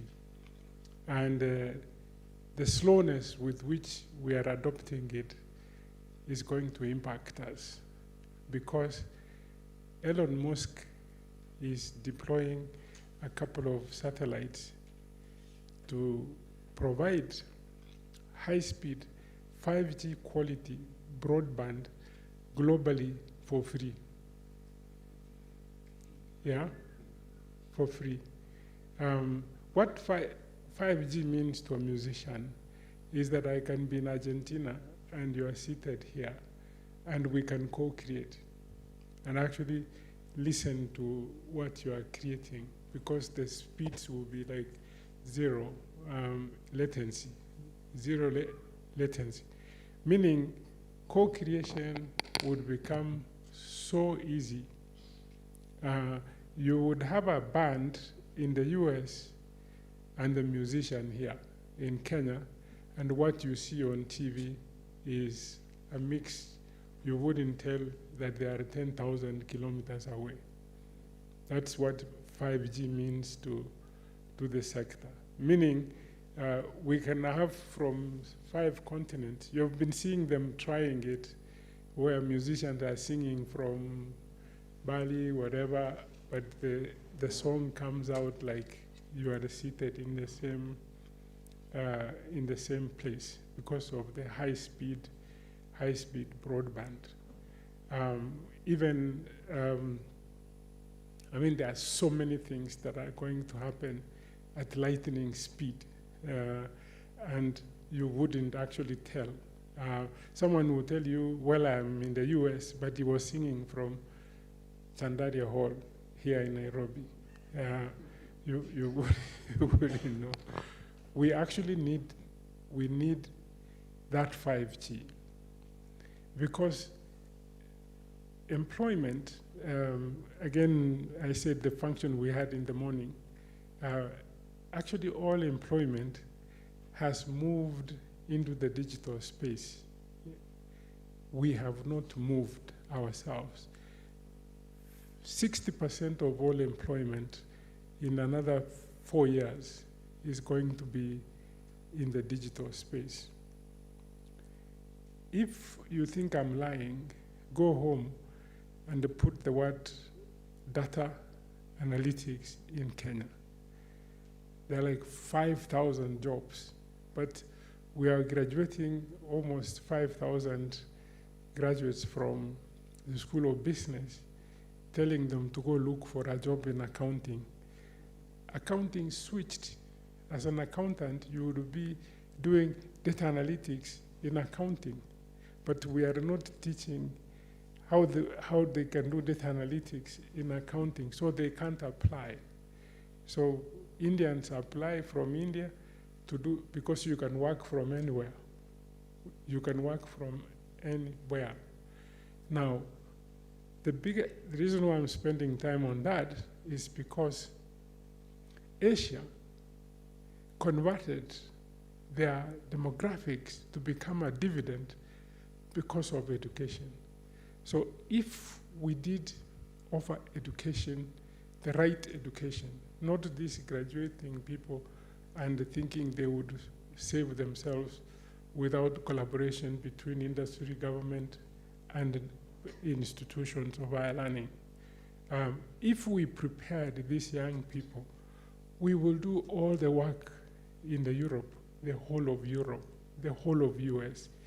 There wouldn't be any one child here who is not working, because our average age is 19. Average age in the US, in the whole of Europe, is 50. They don't have people to work, and they are not going to entice women to give birth for the next, even if they do, you have 20 years before they are able to do what you are able to do now. That is what is called demographic dividends. But we keep on getting worried, or whatever is going to happen. Technology is good for us, but we have to have evangelists.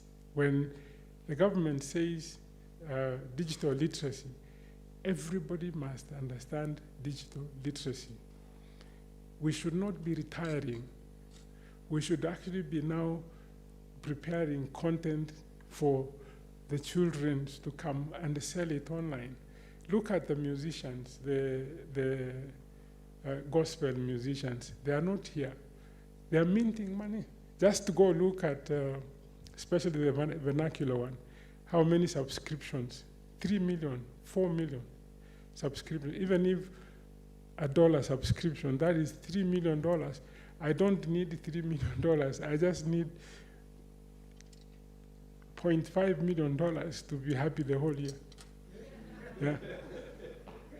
You see what I'm trying to say? Yeah. So what he's asking is, right, we need to push. We actually need to push that. The issue I used to push our people that let us have older people to talk about our languages in the deepest way, and they're trained how to teach any language. The people in the US, who number now almost 3 million, their prayer is that their children can talk 3 words in their vernacular. And that's why you put anything on YouTube, they are actually on YouTube watching, telling kids, come and, this is how grandmothers used to do this.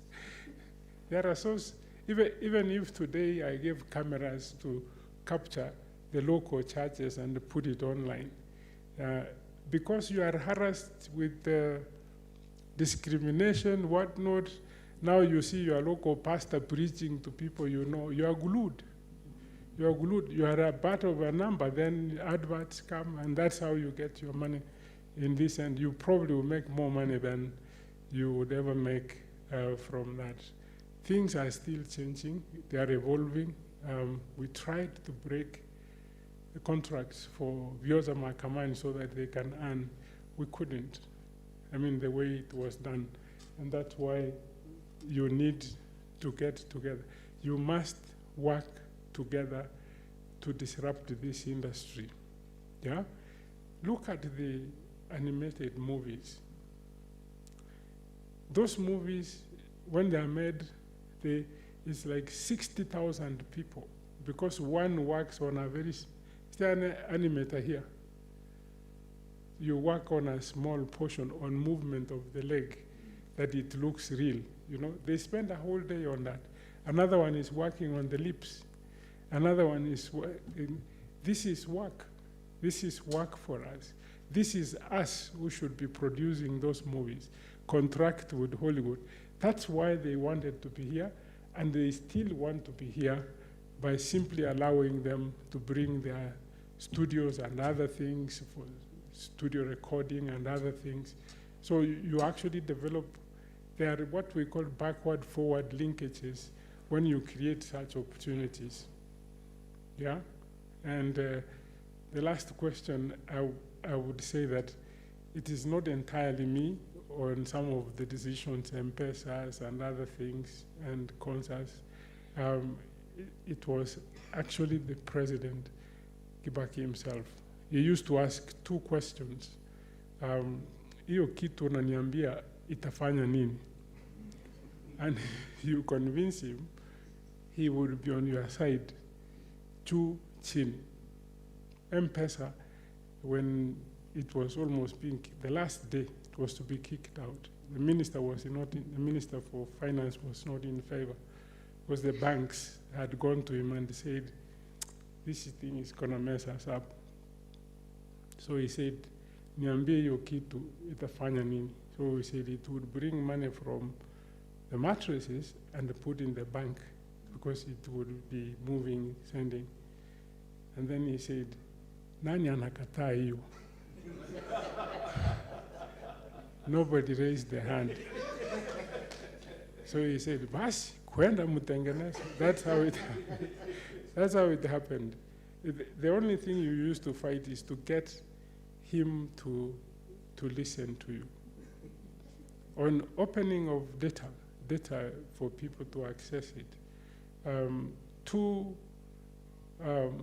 ministers refused, and even the deputy refused and said, this is going to be the leaks from the US, what do you call it?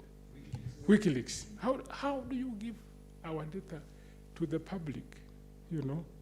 So he said, hii kitu itasaidia sisi nini? So Your Excellency, hii data, we gather it, we give it to the World Bank. Allow 4 years, they bring it to us. All we are saying is that the researchers like Professor Iraki, who need it, can also access it at the same time. World Bank accesses it. Then he asked, hiyo ni shida gani? He asked the minister who was against, who was Interior Minister, hiyo ni shida gani kwako? So he said, nothing. Mimi nitakuja kesho. That's how he launched it. That's how it used to be. You listen, understand, and give authority. Thank you. A lot of insights. Very quickly, Bwana Mochama. Anything that you want to respond to? Very quickly. Yes. I'll respond to our friend Lynn and say, I wouldn't worry so much. Artists are always worrying about who will steal their things. And the younger they are, the more worried they are about theft. This is something, will people take your copyright? Honestly, if whichever big companies you're saying, if they are stealing your stuff, that's a good thing. Na umefika pahali. And there are mechanisms which I'm sure my brother will expound on. So stop, young artists, stop that habit of fretting about your future things, which will be stolen, because that's just tied to imaginary fame. Focus on just making your art better and getting a following and creating things worth stealing. Yeah, the laws are very good on that. Yeah. And then I loved what my brother said. Today, even when the government people were here and you told the lady about Botswana, sir, I've loved what you've repeated again about, because it's obvious, apart, Professor, from very few people like you, you get the idea that people are just doing those benchmarking. It's just trips and alliances. It's a very corrupt and sort of, I think, rat-like mentality and a refusal to greatness. I remember when, as a journalist, I went for the World Cup in Russia 3 years ago. And of course, being a journalist, I was stuck, although in a very nice literary city, St. Petersburg. But I was running into MPs. Yeah? They were running around all over Russia that they're benchmarking our football. Yeah? And then, so I followed up on the report. I remember, later when they did the report, do you know they had plagiarized FIFA's report on the World Cup? That's the one they took to Parliament. I made even a lot of noise. I remember in the Standard newsroom, we did a bit of that scandal. These guys are running around Moscow, some are reaching, almost getting into Siberia. Yeah, they are on 128,000 shillings a day. Yeah, and that's not with the transport that they are benchmarking football. Then when you listen to this man whose voice reminds me of an Akamba wind instrument, Mr. Nick Mwendwa, so you begin to wonder, these are the, so that nonsense, I think, we must get more, you call them cultural evangelists. People who are truly passionate about the arts, including ourselves. We must start figuring out how to make who said that we should go like, if we were 70 to 100, instead of my clout chasing good friend Omoshe, who you don't know, that's for wife material. You never know where things end up. You called it a skit. We need to get better organized as artists, but we also need people who are not doing what you're saying, those circuses, because then they'll keep talking about, we'll do this in 2030, then it keeps shifting.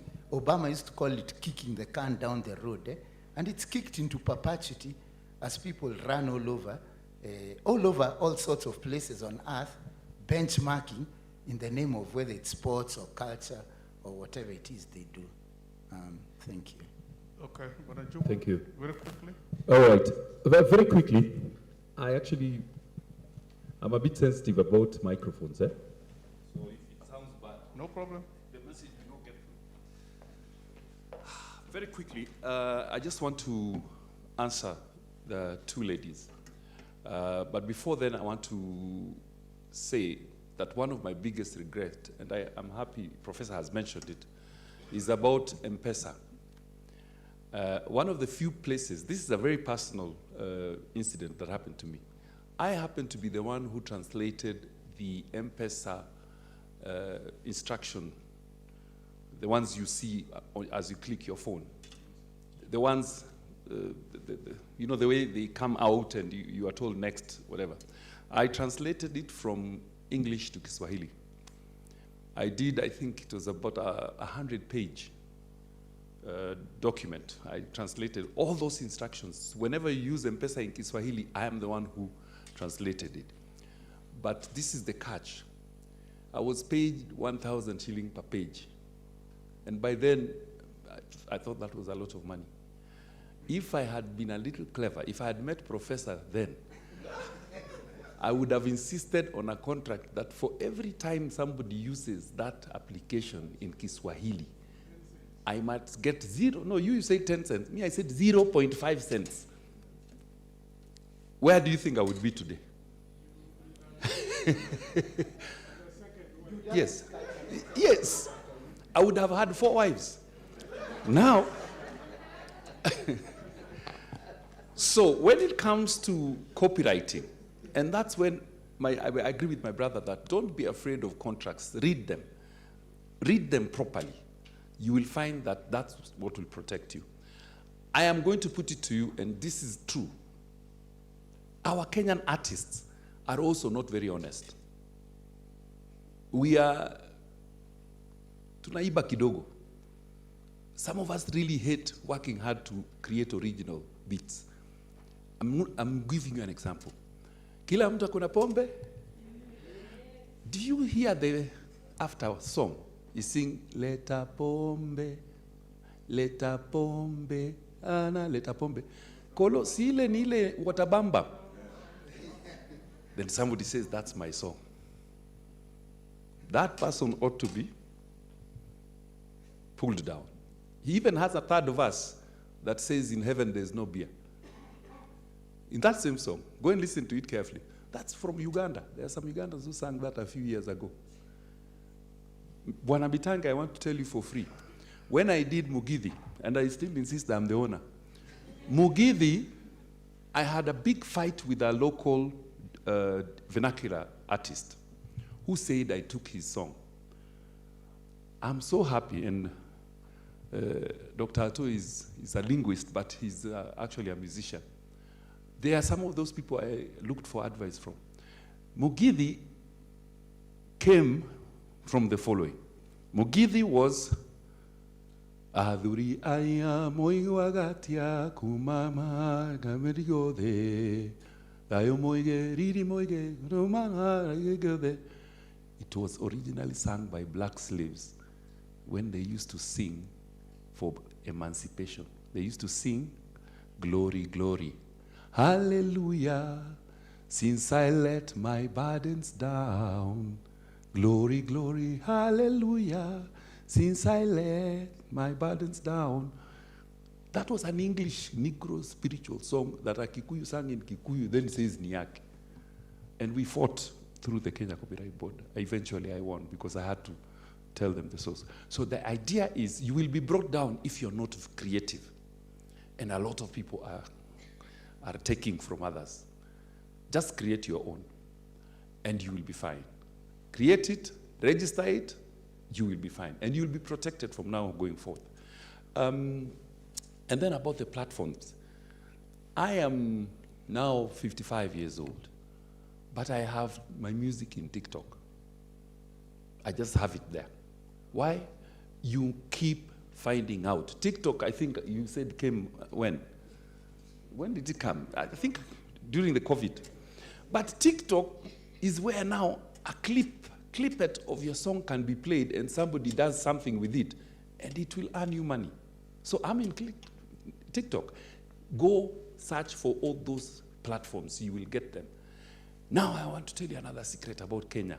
Do you know the reason why we don't have people selling music in Kenya? Because they are also stealing from us.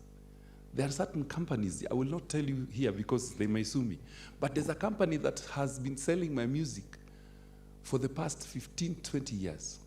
Then one day, I asked, who are you? They refused to tell me who they are. But I followed until at one point, we wrote to another company affiliated to them in Israel and told them, we are suing you. That's when they realized it's going to be bad. Then during pandemic, by the way, you know when pandemic is very good. You know, when you have nothing, you really look for money everywhere. So, kidogo kidogo, they said, we don't want issues. They sent me 155,000 shillings, which was not the value. But I got it during pandemic. I want to tell you another secret, and this one goes to those who are streaming. Tomorrow is Friday. At 8 o'clock, I'll be performing in a Zoom performance. There is a big opportunity for Kenyan artists to perform through Zoom. These people in America love African music. I'm going to perform one song, a Christmas carol. I've sent the music, whatever.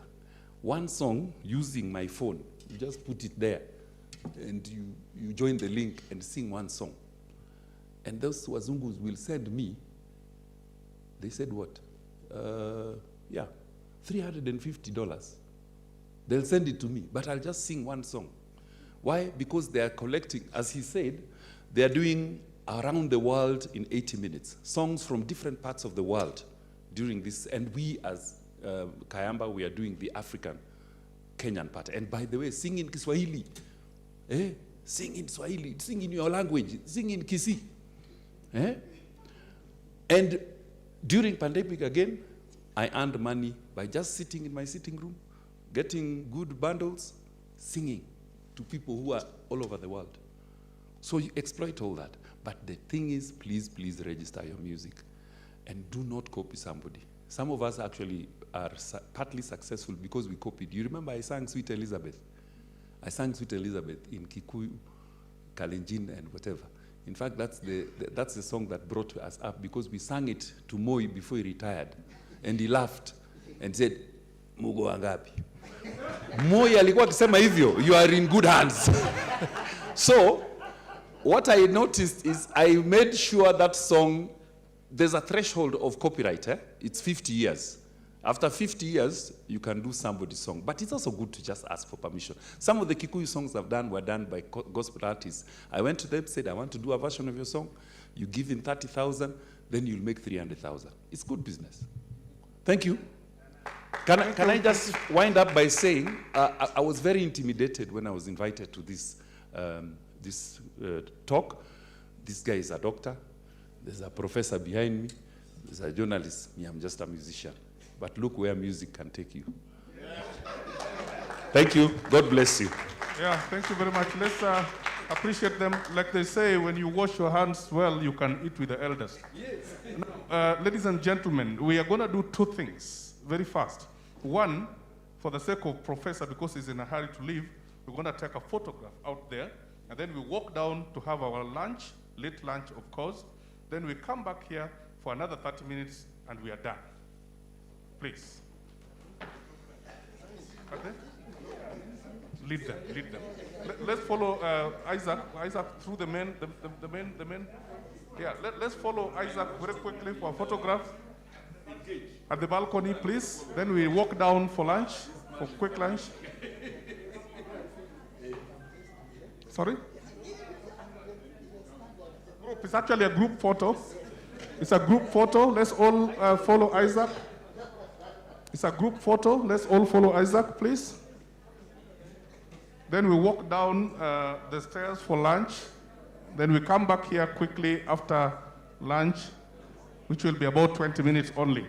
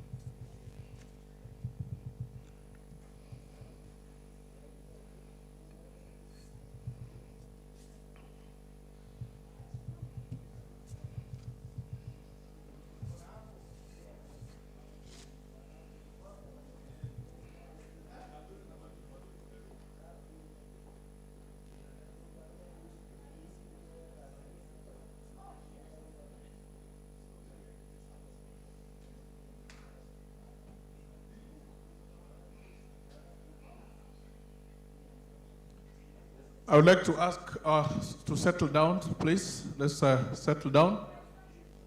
Let us settle down so that we can begin the final session. Let us settle down so we can begin the final session.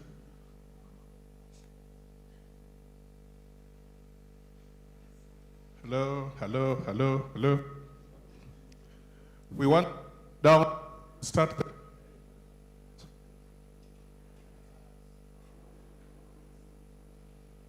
the hall.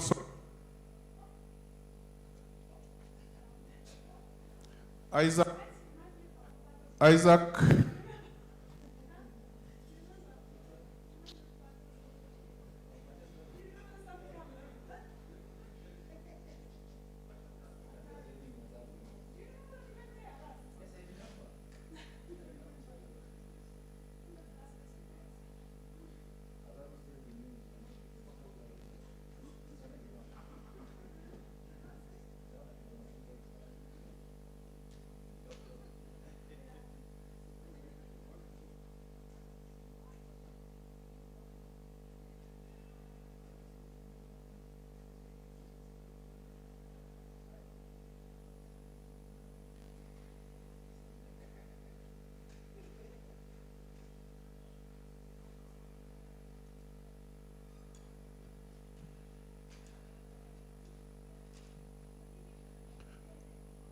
Okay, so we're gonna start. I would like to have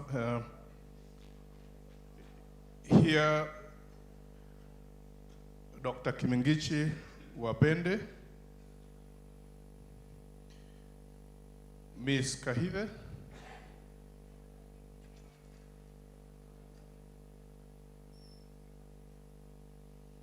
and Professor Tomolali. Please come in front. Come to the podium. As they come, I would like to invite Professor Iraki. He's going to give us the keynote speech. Professor Karibu.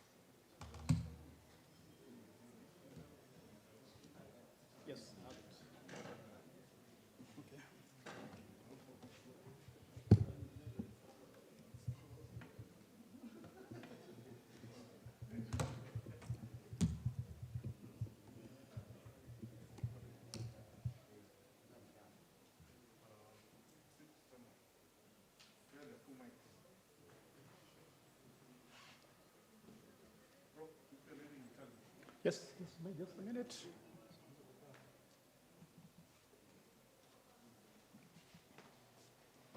Frank.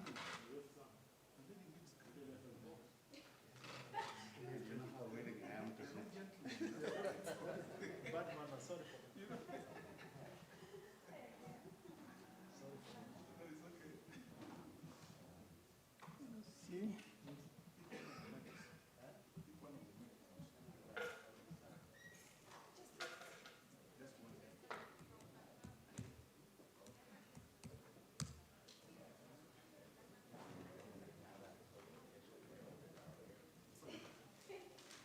Is it not showing?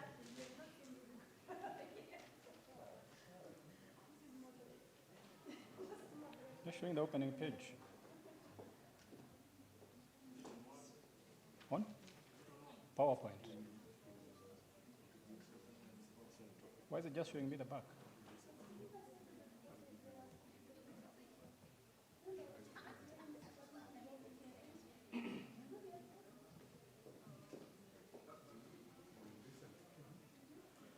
It's just showing me that. Whether it is going to detect. It's not detecting.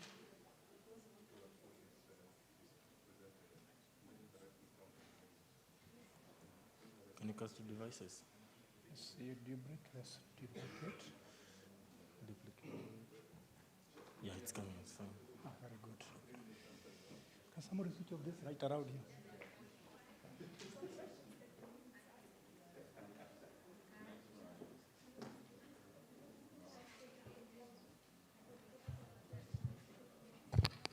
So, ladies and gentlemen, we're now starting, and I'm sure the photographers would be very good.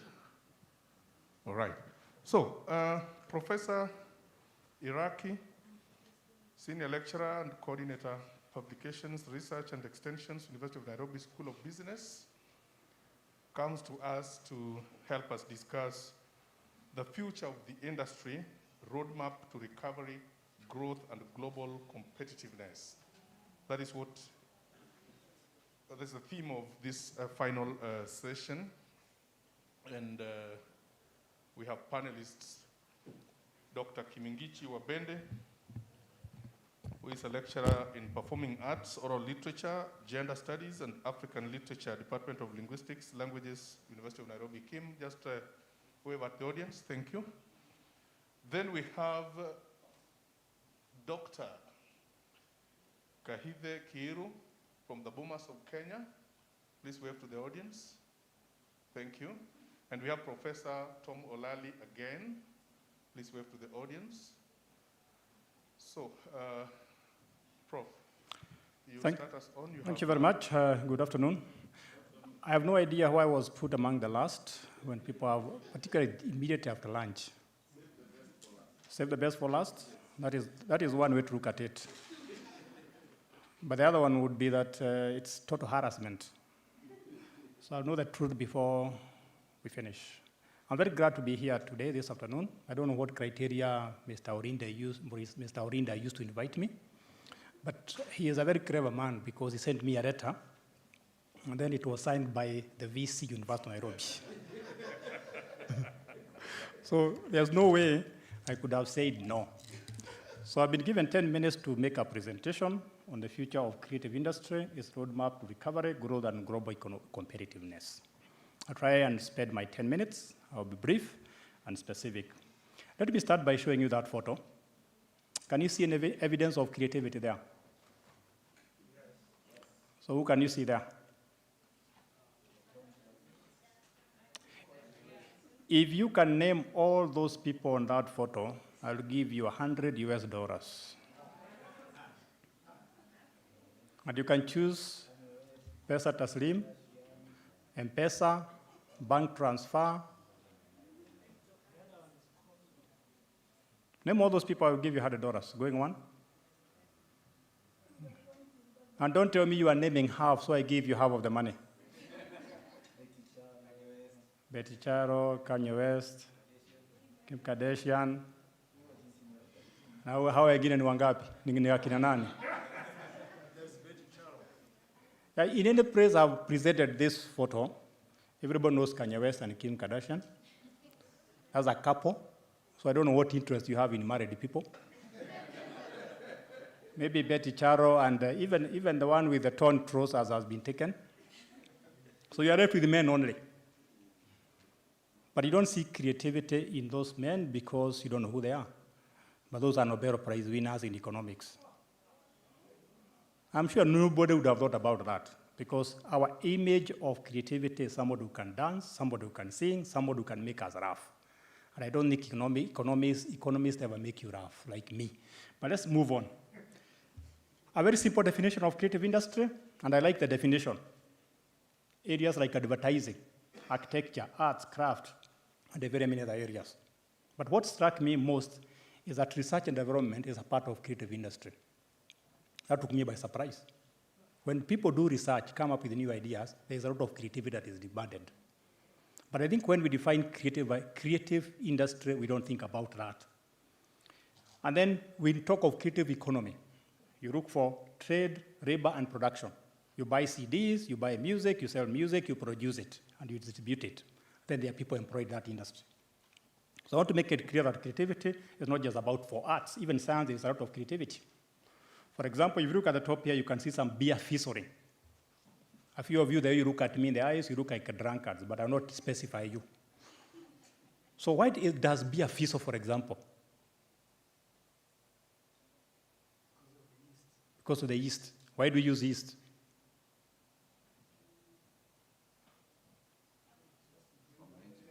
To ferment it, or even to make it cool when you open. You hear that noise, so you know it is what? You can hear them. You can hear the drunkards here. You can hear them here. But somebody about 50 years ago looked at beer. He looked at beer being opened, and he saw those bubbles going up. And from there, he came up with an instrument for detecting subatomic particles, the alpha and beta particles. And he won a Nobel Prize based on that. So creativity is looking at the same thing and seeing it differently. Musicians combine notes and so on and come up with music. Same with cinema and so on. So I want to look at creativity in a broader perspective. I have a diagram here that makes your life easier. This is what creative industry is all about. Advertising, very creative people. I'm sure like advertisers, architecture, how do you design buildings and so on. Art and antique market, odd things, like stools, the ones you can see here, or horns, or even houses and so on. Crafts, design, fashion, and I think Professor who was before me talked about that. Fashion is also a very creative industry, video, film, and so on. Interactive games, I know some of you like PlayStations, music, performing arts, publishing and printing, computer service and software, television, R&D, and culinary. He talked about that. So it's a very heavy industry. And it's surprising that we don't pay enough attention to this industry. This is another way to look at it, the same thing, but in a different way. But what I'm interested in this diagram here, the contribution of creative industry to the country's economy. You can see GDP and employment. In a country like Australia, is about, you look at GDP, is about 10%. That's very high. If you look at a country like US, it's more than about 12%. And you can see employment and GDP go together. So if you are getting 10% of your economy from a sector or an industry, you need to pay attention to it. But this is the sad thing. I look at Kenya, the latest data, 0.2%. Now compare 0.2% and 10%. It means this industry is very young. And that's why I'm very happy with the sponsors who were indicated here. This is an industry that has a lot of potential. From 0.2% to 10%, you have to multiply by about 10% or 10 times. So the young men and women sitting here, the future is very bright for you. Oh, I had a photo here that I wanted to show you. You can see it here. What do you like about it? Black and white? Wedding? We have come from far. My interest is this one here. Look at this dress. You see how long it was? I want you to clap your hand when I start moving up and you tell me where the dress is now with this arrow. Eh? Umefika wapi? I'm just asking, what is the current length of this dress? Is it here? Is it there? You cannot see this arrow here? What is happening there? Then let me give up. Let me give up. Now, another way to look at creative industry is to look at it in non-monetary terms. I don't want to bore you, but if you focus on creative industry, you have heightened levels of understanding and soft power influence. People understand one another. Countries understand each other. And then you have the concept of soft power. Let me take you one step. What do you like about that couple?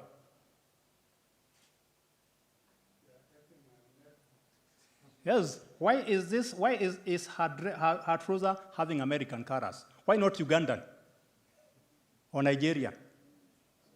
For soft power, that's what you're talking about. And we are saying employment in these sectors often favor women and youth. And I'm sure you know why. That's why this industry is so apt for a country like Kenya that has a young population. We see a lot of future there. And you can see there's a connection between the creative industry and the other economy.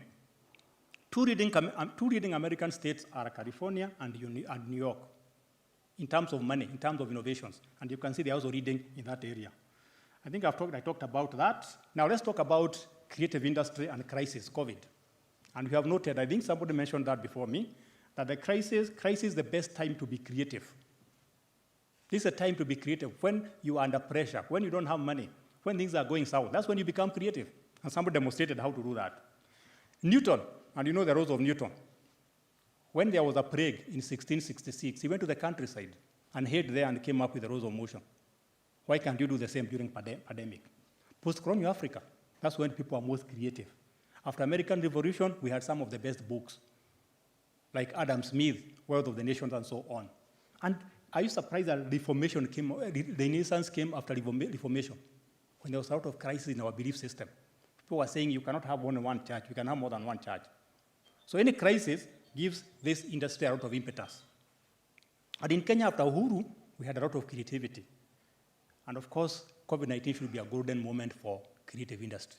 It should not be the time to mourn, it should be a time to rejoice and see new opportunities. And some of you already done that. I think this one I'm just introducing. The current status, we saw a lot of decline because of COVID-19.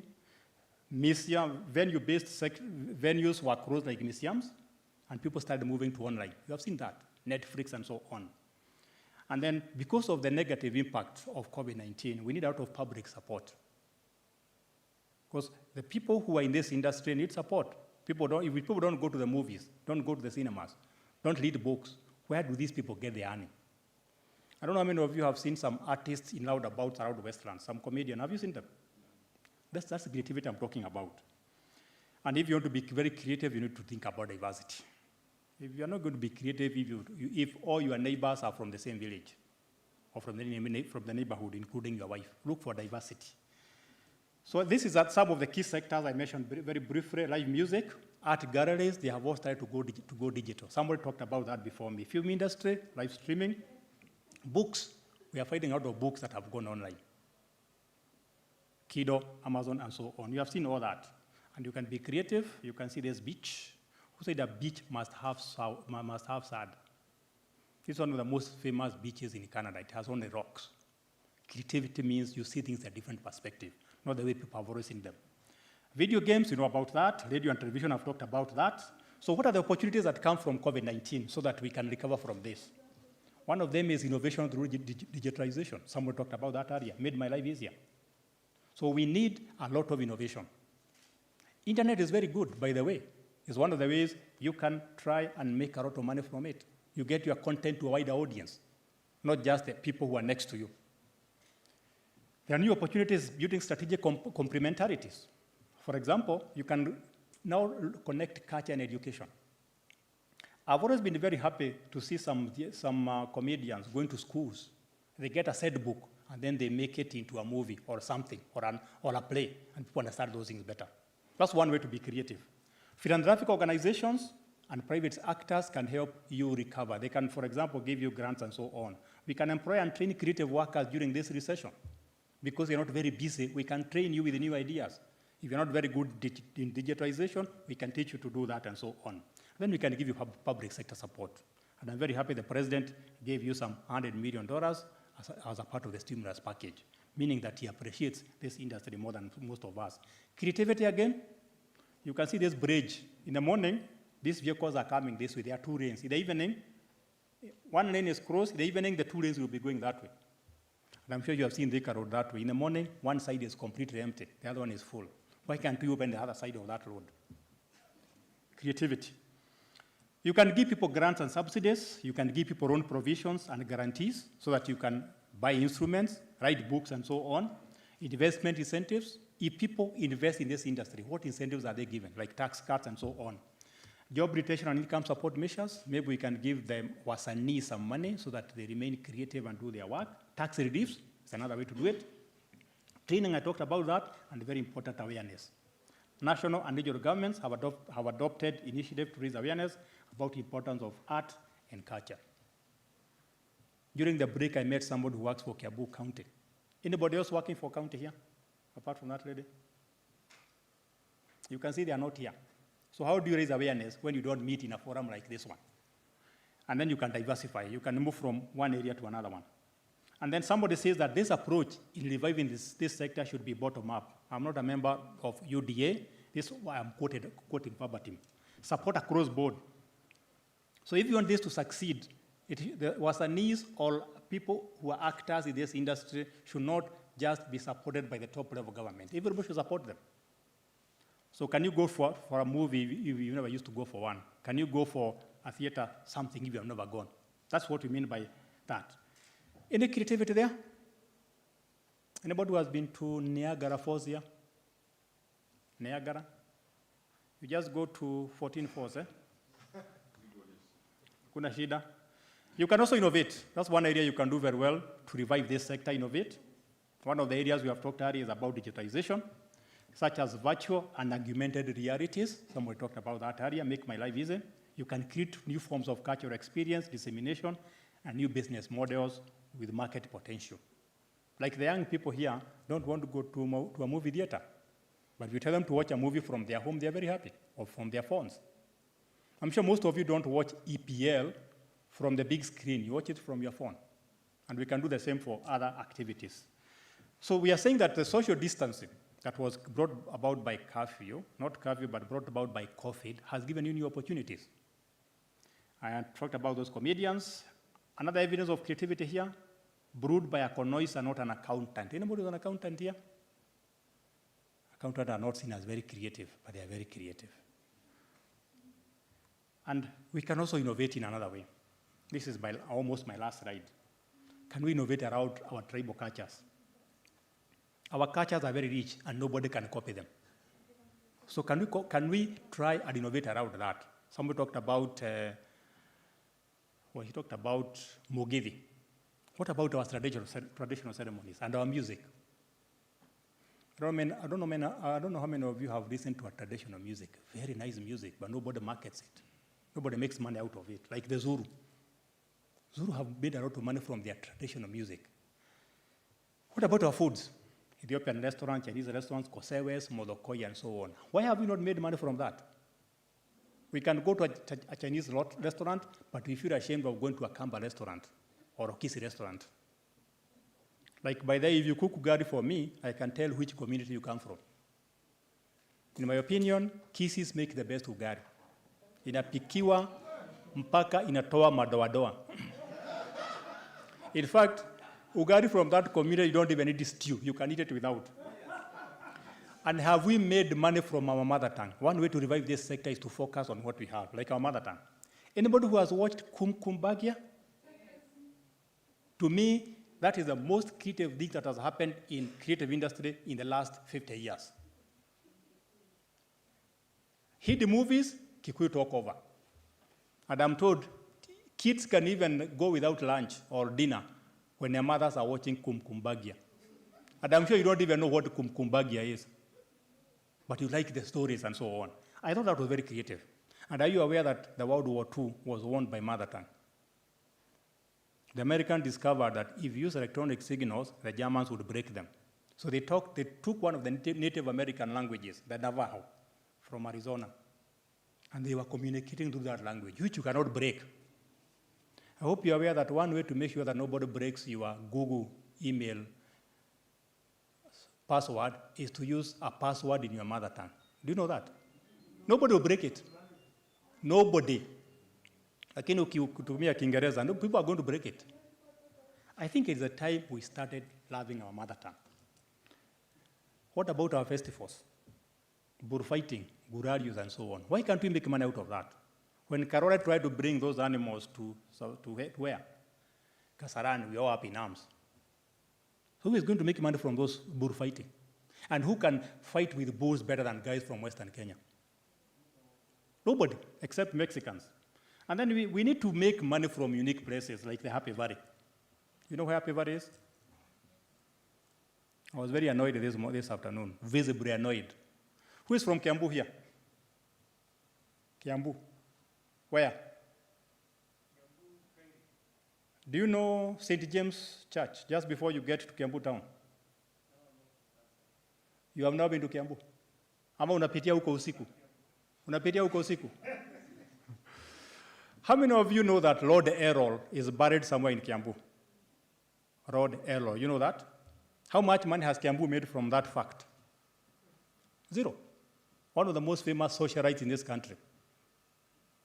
So who are you waiting to make money from? If not Lord Errol. And you know he is buried in a church? You know that? If I had a whip, I would whip you. Lord Errol was killed because of womanizing, but he is buried in a church. Don't ask me for details. Those unique places, like Happy Valley in Nyandarua, and learn from others. Egyptians get 10 million visitors to go and see pyramids, which are nothing but graves. So you can make 10 million from Langata Cemetery if you are creative and innovative. We go to see the Great War in China, and Nigerians have done so well with their cinema based on witchcraft and other things.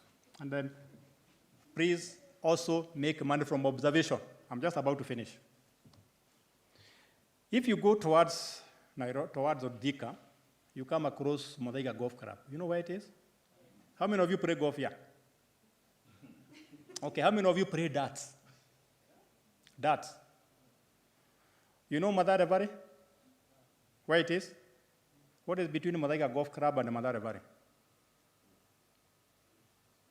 There's a mental hospital.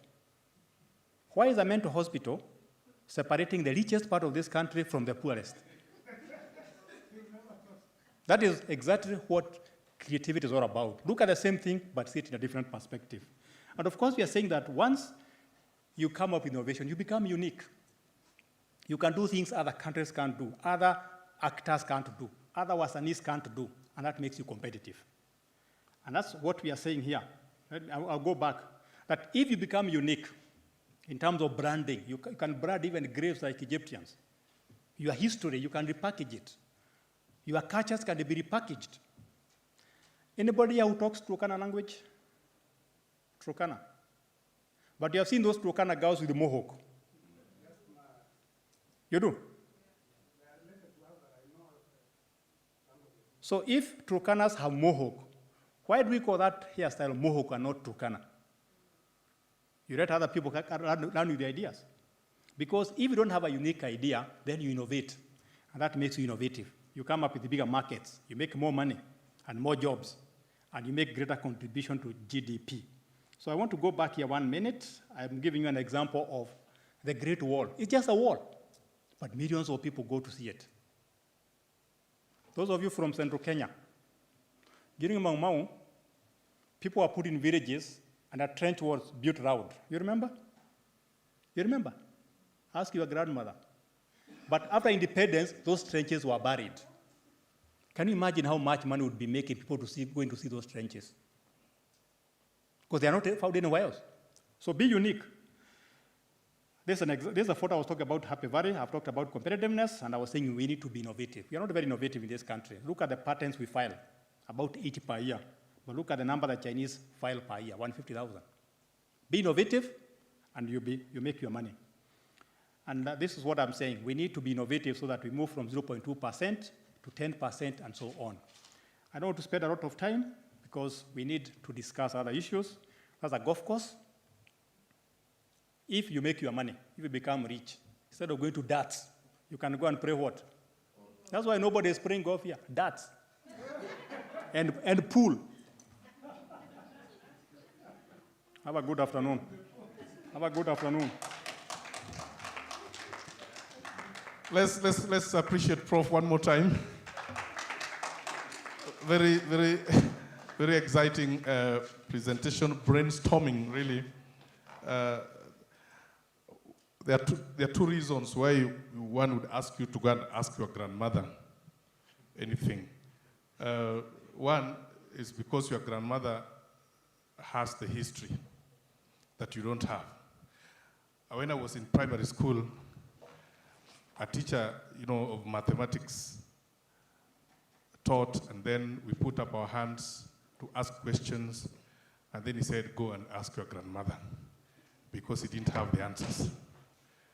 Prof, that is really very interesting. We are talking about the future of the industry, and what Prof has done, from my point of view, is really to just open up our mental space. Can we begin to see things from a different dimension? We've been discussing a lot of stuff since morning, and roadmap to recovery, growth, and global competitiveness is the final stage. We are asking ourselves, from now going forward, how do we move? And what Prof has done is really to just excite our minds and get us thinking. What is it next to you that you have never thought could give you money? Even some ordinary things. And I bring to us three other panelists. Like I said before, Dr. Kimingichi, Dr. Kiiru, and Professor Olali. I would like to give each one of them 1.5 minutes to make a little contribution to what Prof has presented in your own way, beginning with Prof. Olali.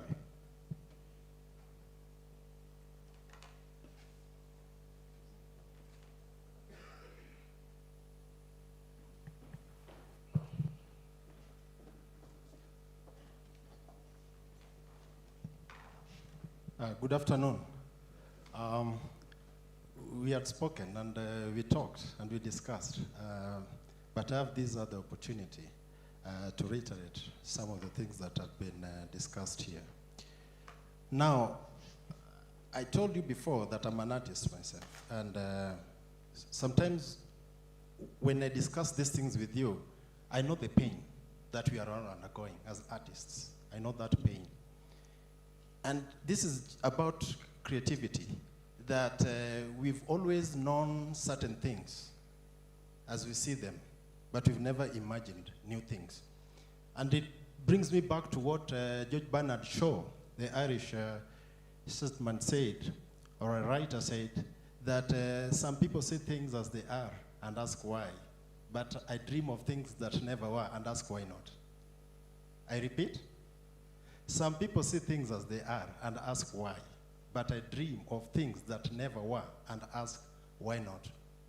That is essentially what he's talked about here, that we see things as they are, so normal football, normal writing, and other things, and then street comedians whom we really don't see here, but why not? Do something that is just out of this world. Be creative to an extent that, you see, we are used to the sandy beaches and think this is it. But then the beach we've just seen here is rocky and it attracts visitors. But let me quickly run through some of the things that I just wrote here. About creativity is not only in arts. And in fact, there's a lady, she works for the National Museums of Kenya, but I don't see her here. She had asked a similar question to what I want to say here, that we always believe that when it comes to creativity, it's only in arts, but which of course in literature we call aesthetics. But now engineers, architects, those who are in built industry, we talk of what is referred in German as Gestalt. Gestalt. Now, if you look at this auditorium here, the auditorium lacks what in English we call oomph. O-O-M-P-A, oomph. It lacks it. And so you've got to really be very, very creative, even in science. So science and arts they go pari passu, as they say in Latin, same level, pari passu. I just want to say something about creativity industry in the context of publishing. I've written 4 novels. Each and every novel that you see published by Tom Mullally, or authored by Tom Mullally, myself, in Swahili, the cover page, I've done it myself. I've done it myself. The artwork. It's only at the Jomo Kenyatta Foundation, who are my publishers, they've got an art department. So they sort of like not making improvements, but maybe just using certain dimensions, but it is the same thing. So my first novel, Mafamba, Watu wa Gehenna, Mashetani wa Aleppo, and the latest one, Barua ya Sumbukeni, and of course there are award-winning books. So you, as an artist, try it out, just fable something, and then take it to the artists, and do your profile that you are able to do these covers and all that. About art being, non-monetary value for an artist. Now, this is what is called, you are self-actualized. I'll tell you, it's very painful if you're a novelist here, because unless you have a set book, Kenyans don't read at all. Kenyans don't read, and especially this generation. When I was in the university, we used to get 5,300 as boom, and I remember we'll go to the bookshops and buy books. And then later on, the university made sure that at least part of that money, 3,000, was only for books. But these days you go to class, because I teach performing arts in Swahili, I ask students about books, they'll tell you no. But I'm self-actualized. I'm happy.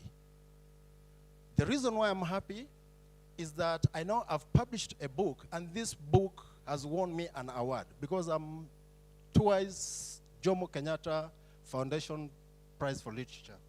And of course, Wahome Mutai Prize twice. So as an artist, let us, for you to avoid some forms of frustration, as an artist, do not put monetary value in everything that you do. You can do it pro bono. You can do it pro bono. So I know people said, but how do I pay my bills and all that? If your chi is with you, so be it. Of course, chi is a god in Chinua Achebe's, West African Chinua Achebe's books. Chi, that's your personal god. Just talking about post-colonial Africa. Now, you mentioned about post-colonial Africa, and writers like Chinua Achebe talking about, that creativity where now you find Chinua Achebe, I think things fall apart. Things fall apart. The first sentence of paragraph is like, Okonko, many of you know it. Okonko was known throughout the 9 villages and even beyond. At the age of 17, he brought down Amalinze the cat. Some sort of originality with the way Okonko, Chinua Achebe writing. And I schooled with Chinua Achebe's son in the University of London, SOAS. He was in literature though. But when I asked him that, are you interested in writing the way your dad is doing? I said, no, not at all. Why? It's because I like the muse. Because writers like us, we believe that there's that Greek goddess of writing. If she doesn't visit you, you can't write. And venue-based sectors, we've used to having exhibitions, dances put in closed areas, buildings like the museums. And as artists, we felt it. Because many times, I worked for the National Museums of Kenya for those years, and Churchill will come, and Churchill was on my payroll, and I'll pay him 3,000 shillings only. Churchill, Ndambuki. And Ndambuki, we encouraged him, go on, and just sky is the limit. But let's get out of closed spaces. I know sometimes it's very difficult even to get your artwork displayed at the National Museums of Kenya. It's really difficult. It's not easy. But I know also policies and laws within our city are also very, very tough for the artist. But others, we have got street exhibitions. You can do street exhibitions and all that. So let's encourage ourselves. There's something I talked in the morning about grants, loans, tax relief. That one has also been mentioned here. How I wish government officers who are here to maybe you just reiterate on that and all that. And comedians, talking about roundabout, and there was a question that was asked. And I like the way Professor has, conducted his session, because there's a lot of andragogy. Andragogy is now teaching adults. You know, there's pedagogy, just normal teaching, and then andragogy is now teaching your age. And he asked several questions, maybe because of time, but like puppetry, you know, people, I really just see very few puppeteers around Nairobi, very, very few. And it is something that people can do, really. Because we believe that unless one is on TV, unless you get into a movie, unless you go to the Kenya National Theatre, this other puppetry is for some whole polloi. But you never know, you know, so exploit your sectors. About mother tongue, this is a great, great, great mother tongue. So try as much as possible to have your things done in mother tongue. And in fact, I think Ramogi, they're also just not copy-pasting what Kikuyu stations have done with these Hindi movies and all that. So they're also having theirs, starting on the 29th, the Hindu, and then we have the Luo. Festivals. For government officers who are here, kindly let us have festivals. There are really few festivals around. We always just talk about Maulidi festival. That's not enough. We talk about other festivals elsewhere, Mfangano festival. We need more and more festivals. I saw this in South Korea, when I lived in South Korea for 2 years, and I visited many, many areas, different festivals. The greatest of which, there is one called Nongak. I mentioned in the morning. That's okay. So I think in general, generally speaking, I think let's try to be creative. As much as possible, let's think of things that never were, things that we don't see, things that we've never imagined, and be very, very creative. And as one of the writers, my friend Mochama, said, that you can actually have things that are in dream state. And my style of writing is that, hallucinatory realism. And people have told me, Tom, you'll be poor. You'll be poor. You've written 4 books, award-winning books. Of course, you earn 300,000. Okay? Why don't you do something? And then the government gives you a check of 300 million, because that's what you get for said book. I said, no, I'll do it the way I feel, the way I want it. So I can't force myself that my target audience is secondary school. No. Okay? But let's try as much as possible to be very, very creative. Thank you very much, and God bless.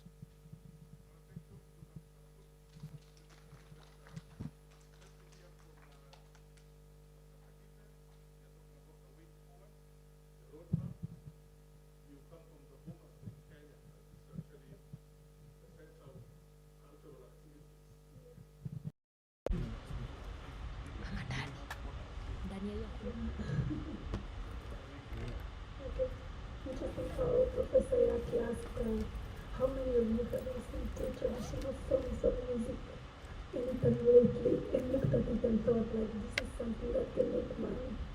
Yeah, so that's what I do. Not necessarily directly make money, but yes, that's basically what we exist for as Bomas of Kenya.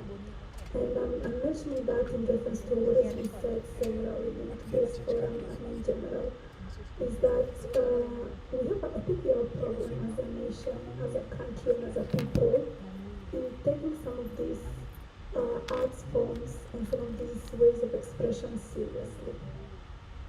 Okay? Let me give an example. When I first started doing my PhD, my family thought I was insane, because I told them I'm doing a PhD in traditional dance. That seemed to them completely irrational and also completely useless, because we still tend to perceive academia as something very separate from arts, and definitely something very separate from tradition. Because traditional dancers in themselves are not even considered a serious professional dance company until a foreigner, and let's just be honest, people perceive me as a Mzungu, until a foreigner comes and takes interest into it and pushes for people to take it seriously. That's when now we start thinking, oh, actually, this Ramogi dance can also be performed in the National Theatre with proper lighting and proper costuming and sound and technical requirements that are necessary for a serious theatre production. So I think that is the first thing we need to ask ourselves, maybe, How do we value our artistic expression? What is the importance and the role we give it in a society? And if we are not to copy, the way we discussed earlier today, if we are not to copy others, if you're not to commit plagiarism, if you're not to pick Hindu movies and then talk in Dolo on top of them, why can't we create content with the Kenyan identity? Where is the problem? Why do you think everything other than ours is better? That's just that's an introductory remark. When it comes to COVID, and talking about a roadmap to recovery for the creative and cultural industries that have been affected by COVID, I'd like us to ask ourselves, before we look for solutions, can we first try and understand the problem? Has any research been done on the impact that the COVID pandemic has had on the sector? Does anyone have numbers? Do we know what we are talking about? This horrible monster, this COVID thing that's choked, supposedly, our sector. Do we have any quantifiers to know for a fact what the impact was? I think that is the first place where we go wrong. Before we can correct or before we can heal something, we need to know where is the wound and how deep is that cut. So I think we definitely need to start from research and from evaluating what is the exact impact COVID has had on the sector. Secondly, I think we definitely need to talk about the need for government support for the sector. We tried to discuss this earlier in a different panel, and I think we were not understood properly. Some of our colleagues felt like, they were a bit defensive about the issue. But the thing is, this is not about handouts. This is about putting in place mechanisms which are well established, which are operational, which are also objective in their selection criteria, right? This thing we call vetting. Who is going to get the stimulus or not? Can these things be objective and done in a very, very, rigorous manner? Can we leverage on the current digital technology to establish systems in which, by the fact that I am working now as a performing artist, and I'm active now, and I'm paying taxes out of my creative work right now, can those taxes be put back into the sector through some kind of a relief fund, some kind of mechanism of recovery? And in situations of crisis, that will help me continue producing, continue creating. So it's not just about survival, it's not about handouts. It's about how can we be in a situation as a country that when the next pandemic strikes, God forbid, or whichever other crisis might affect the sector, we already have a backup plan. There is a system that is going to assist the sector to remain afloat. The same way as the government pumped millions of shillings into the recovery of the tourism sector post-COVID. Why can't that be also applied to the cultural and creative industries? Thank you.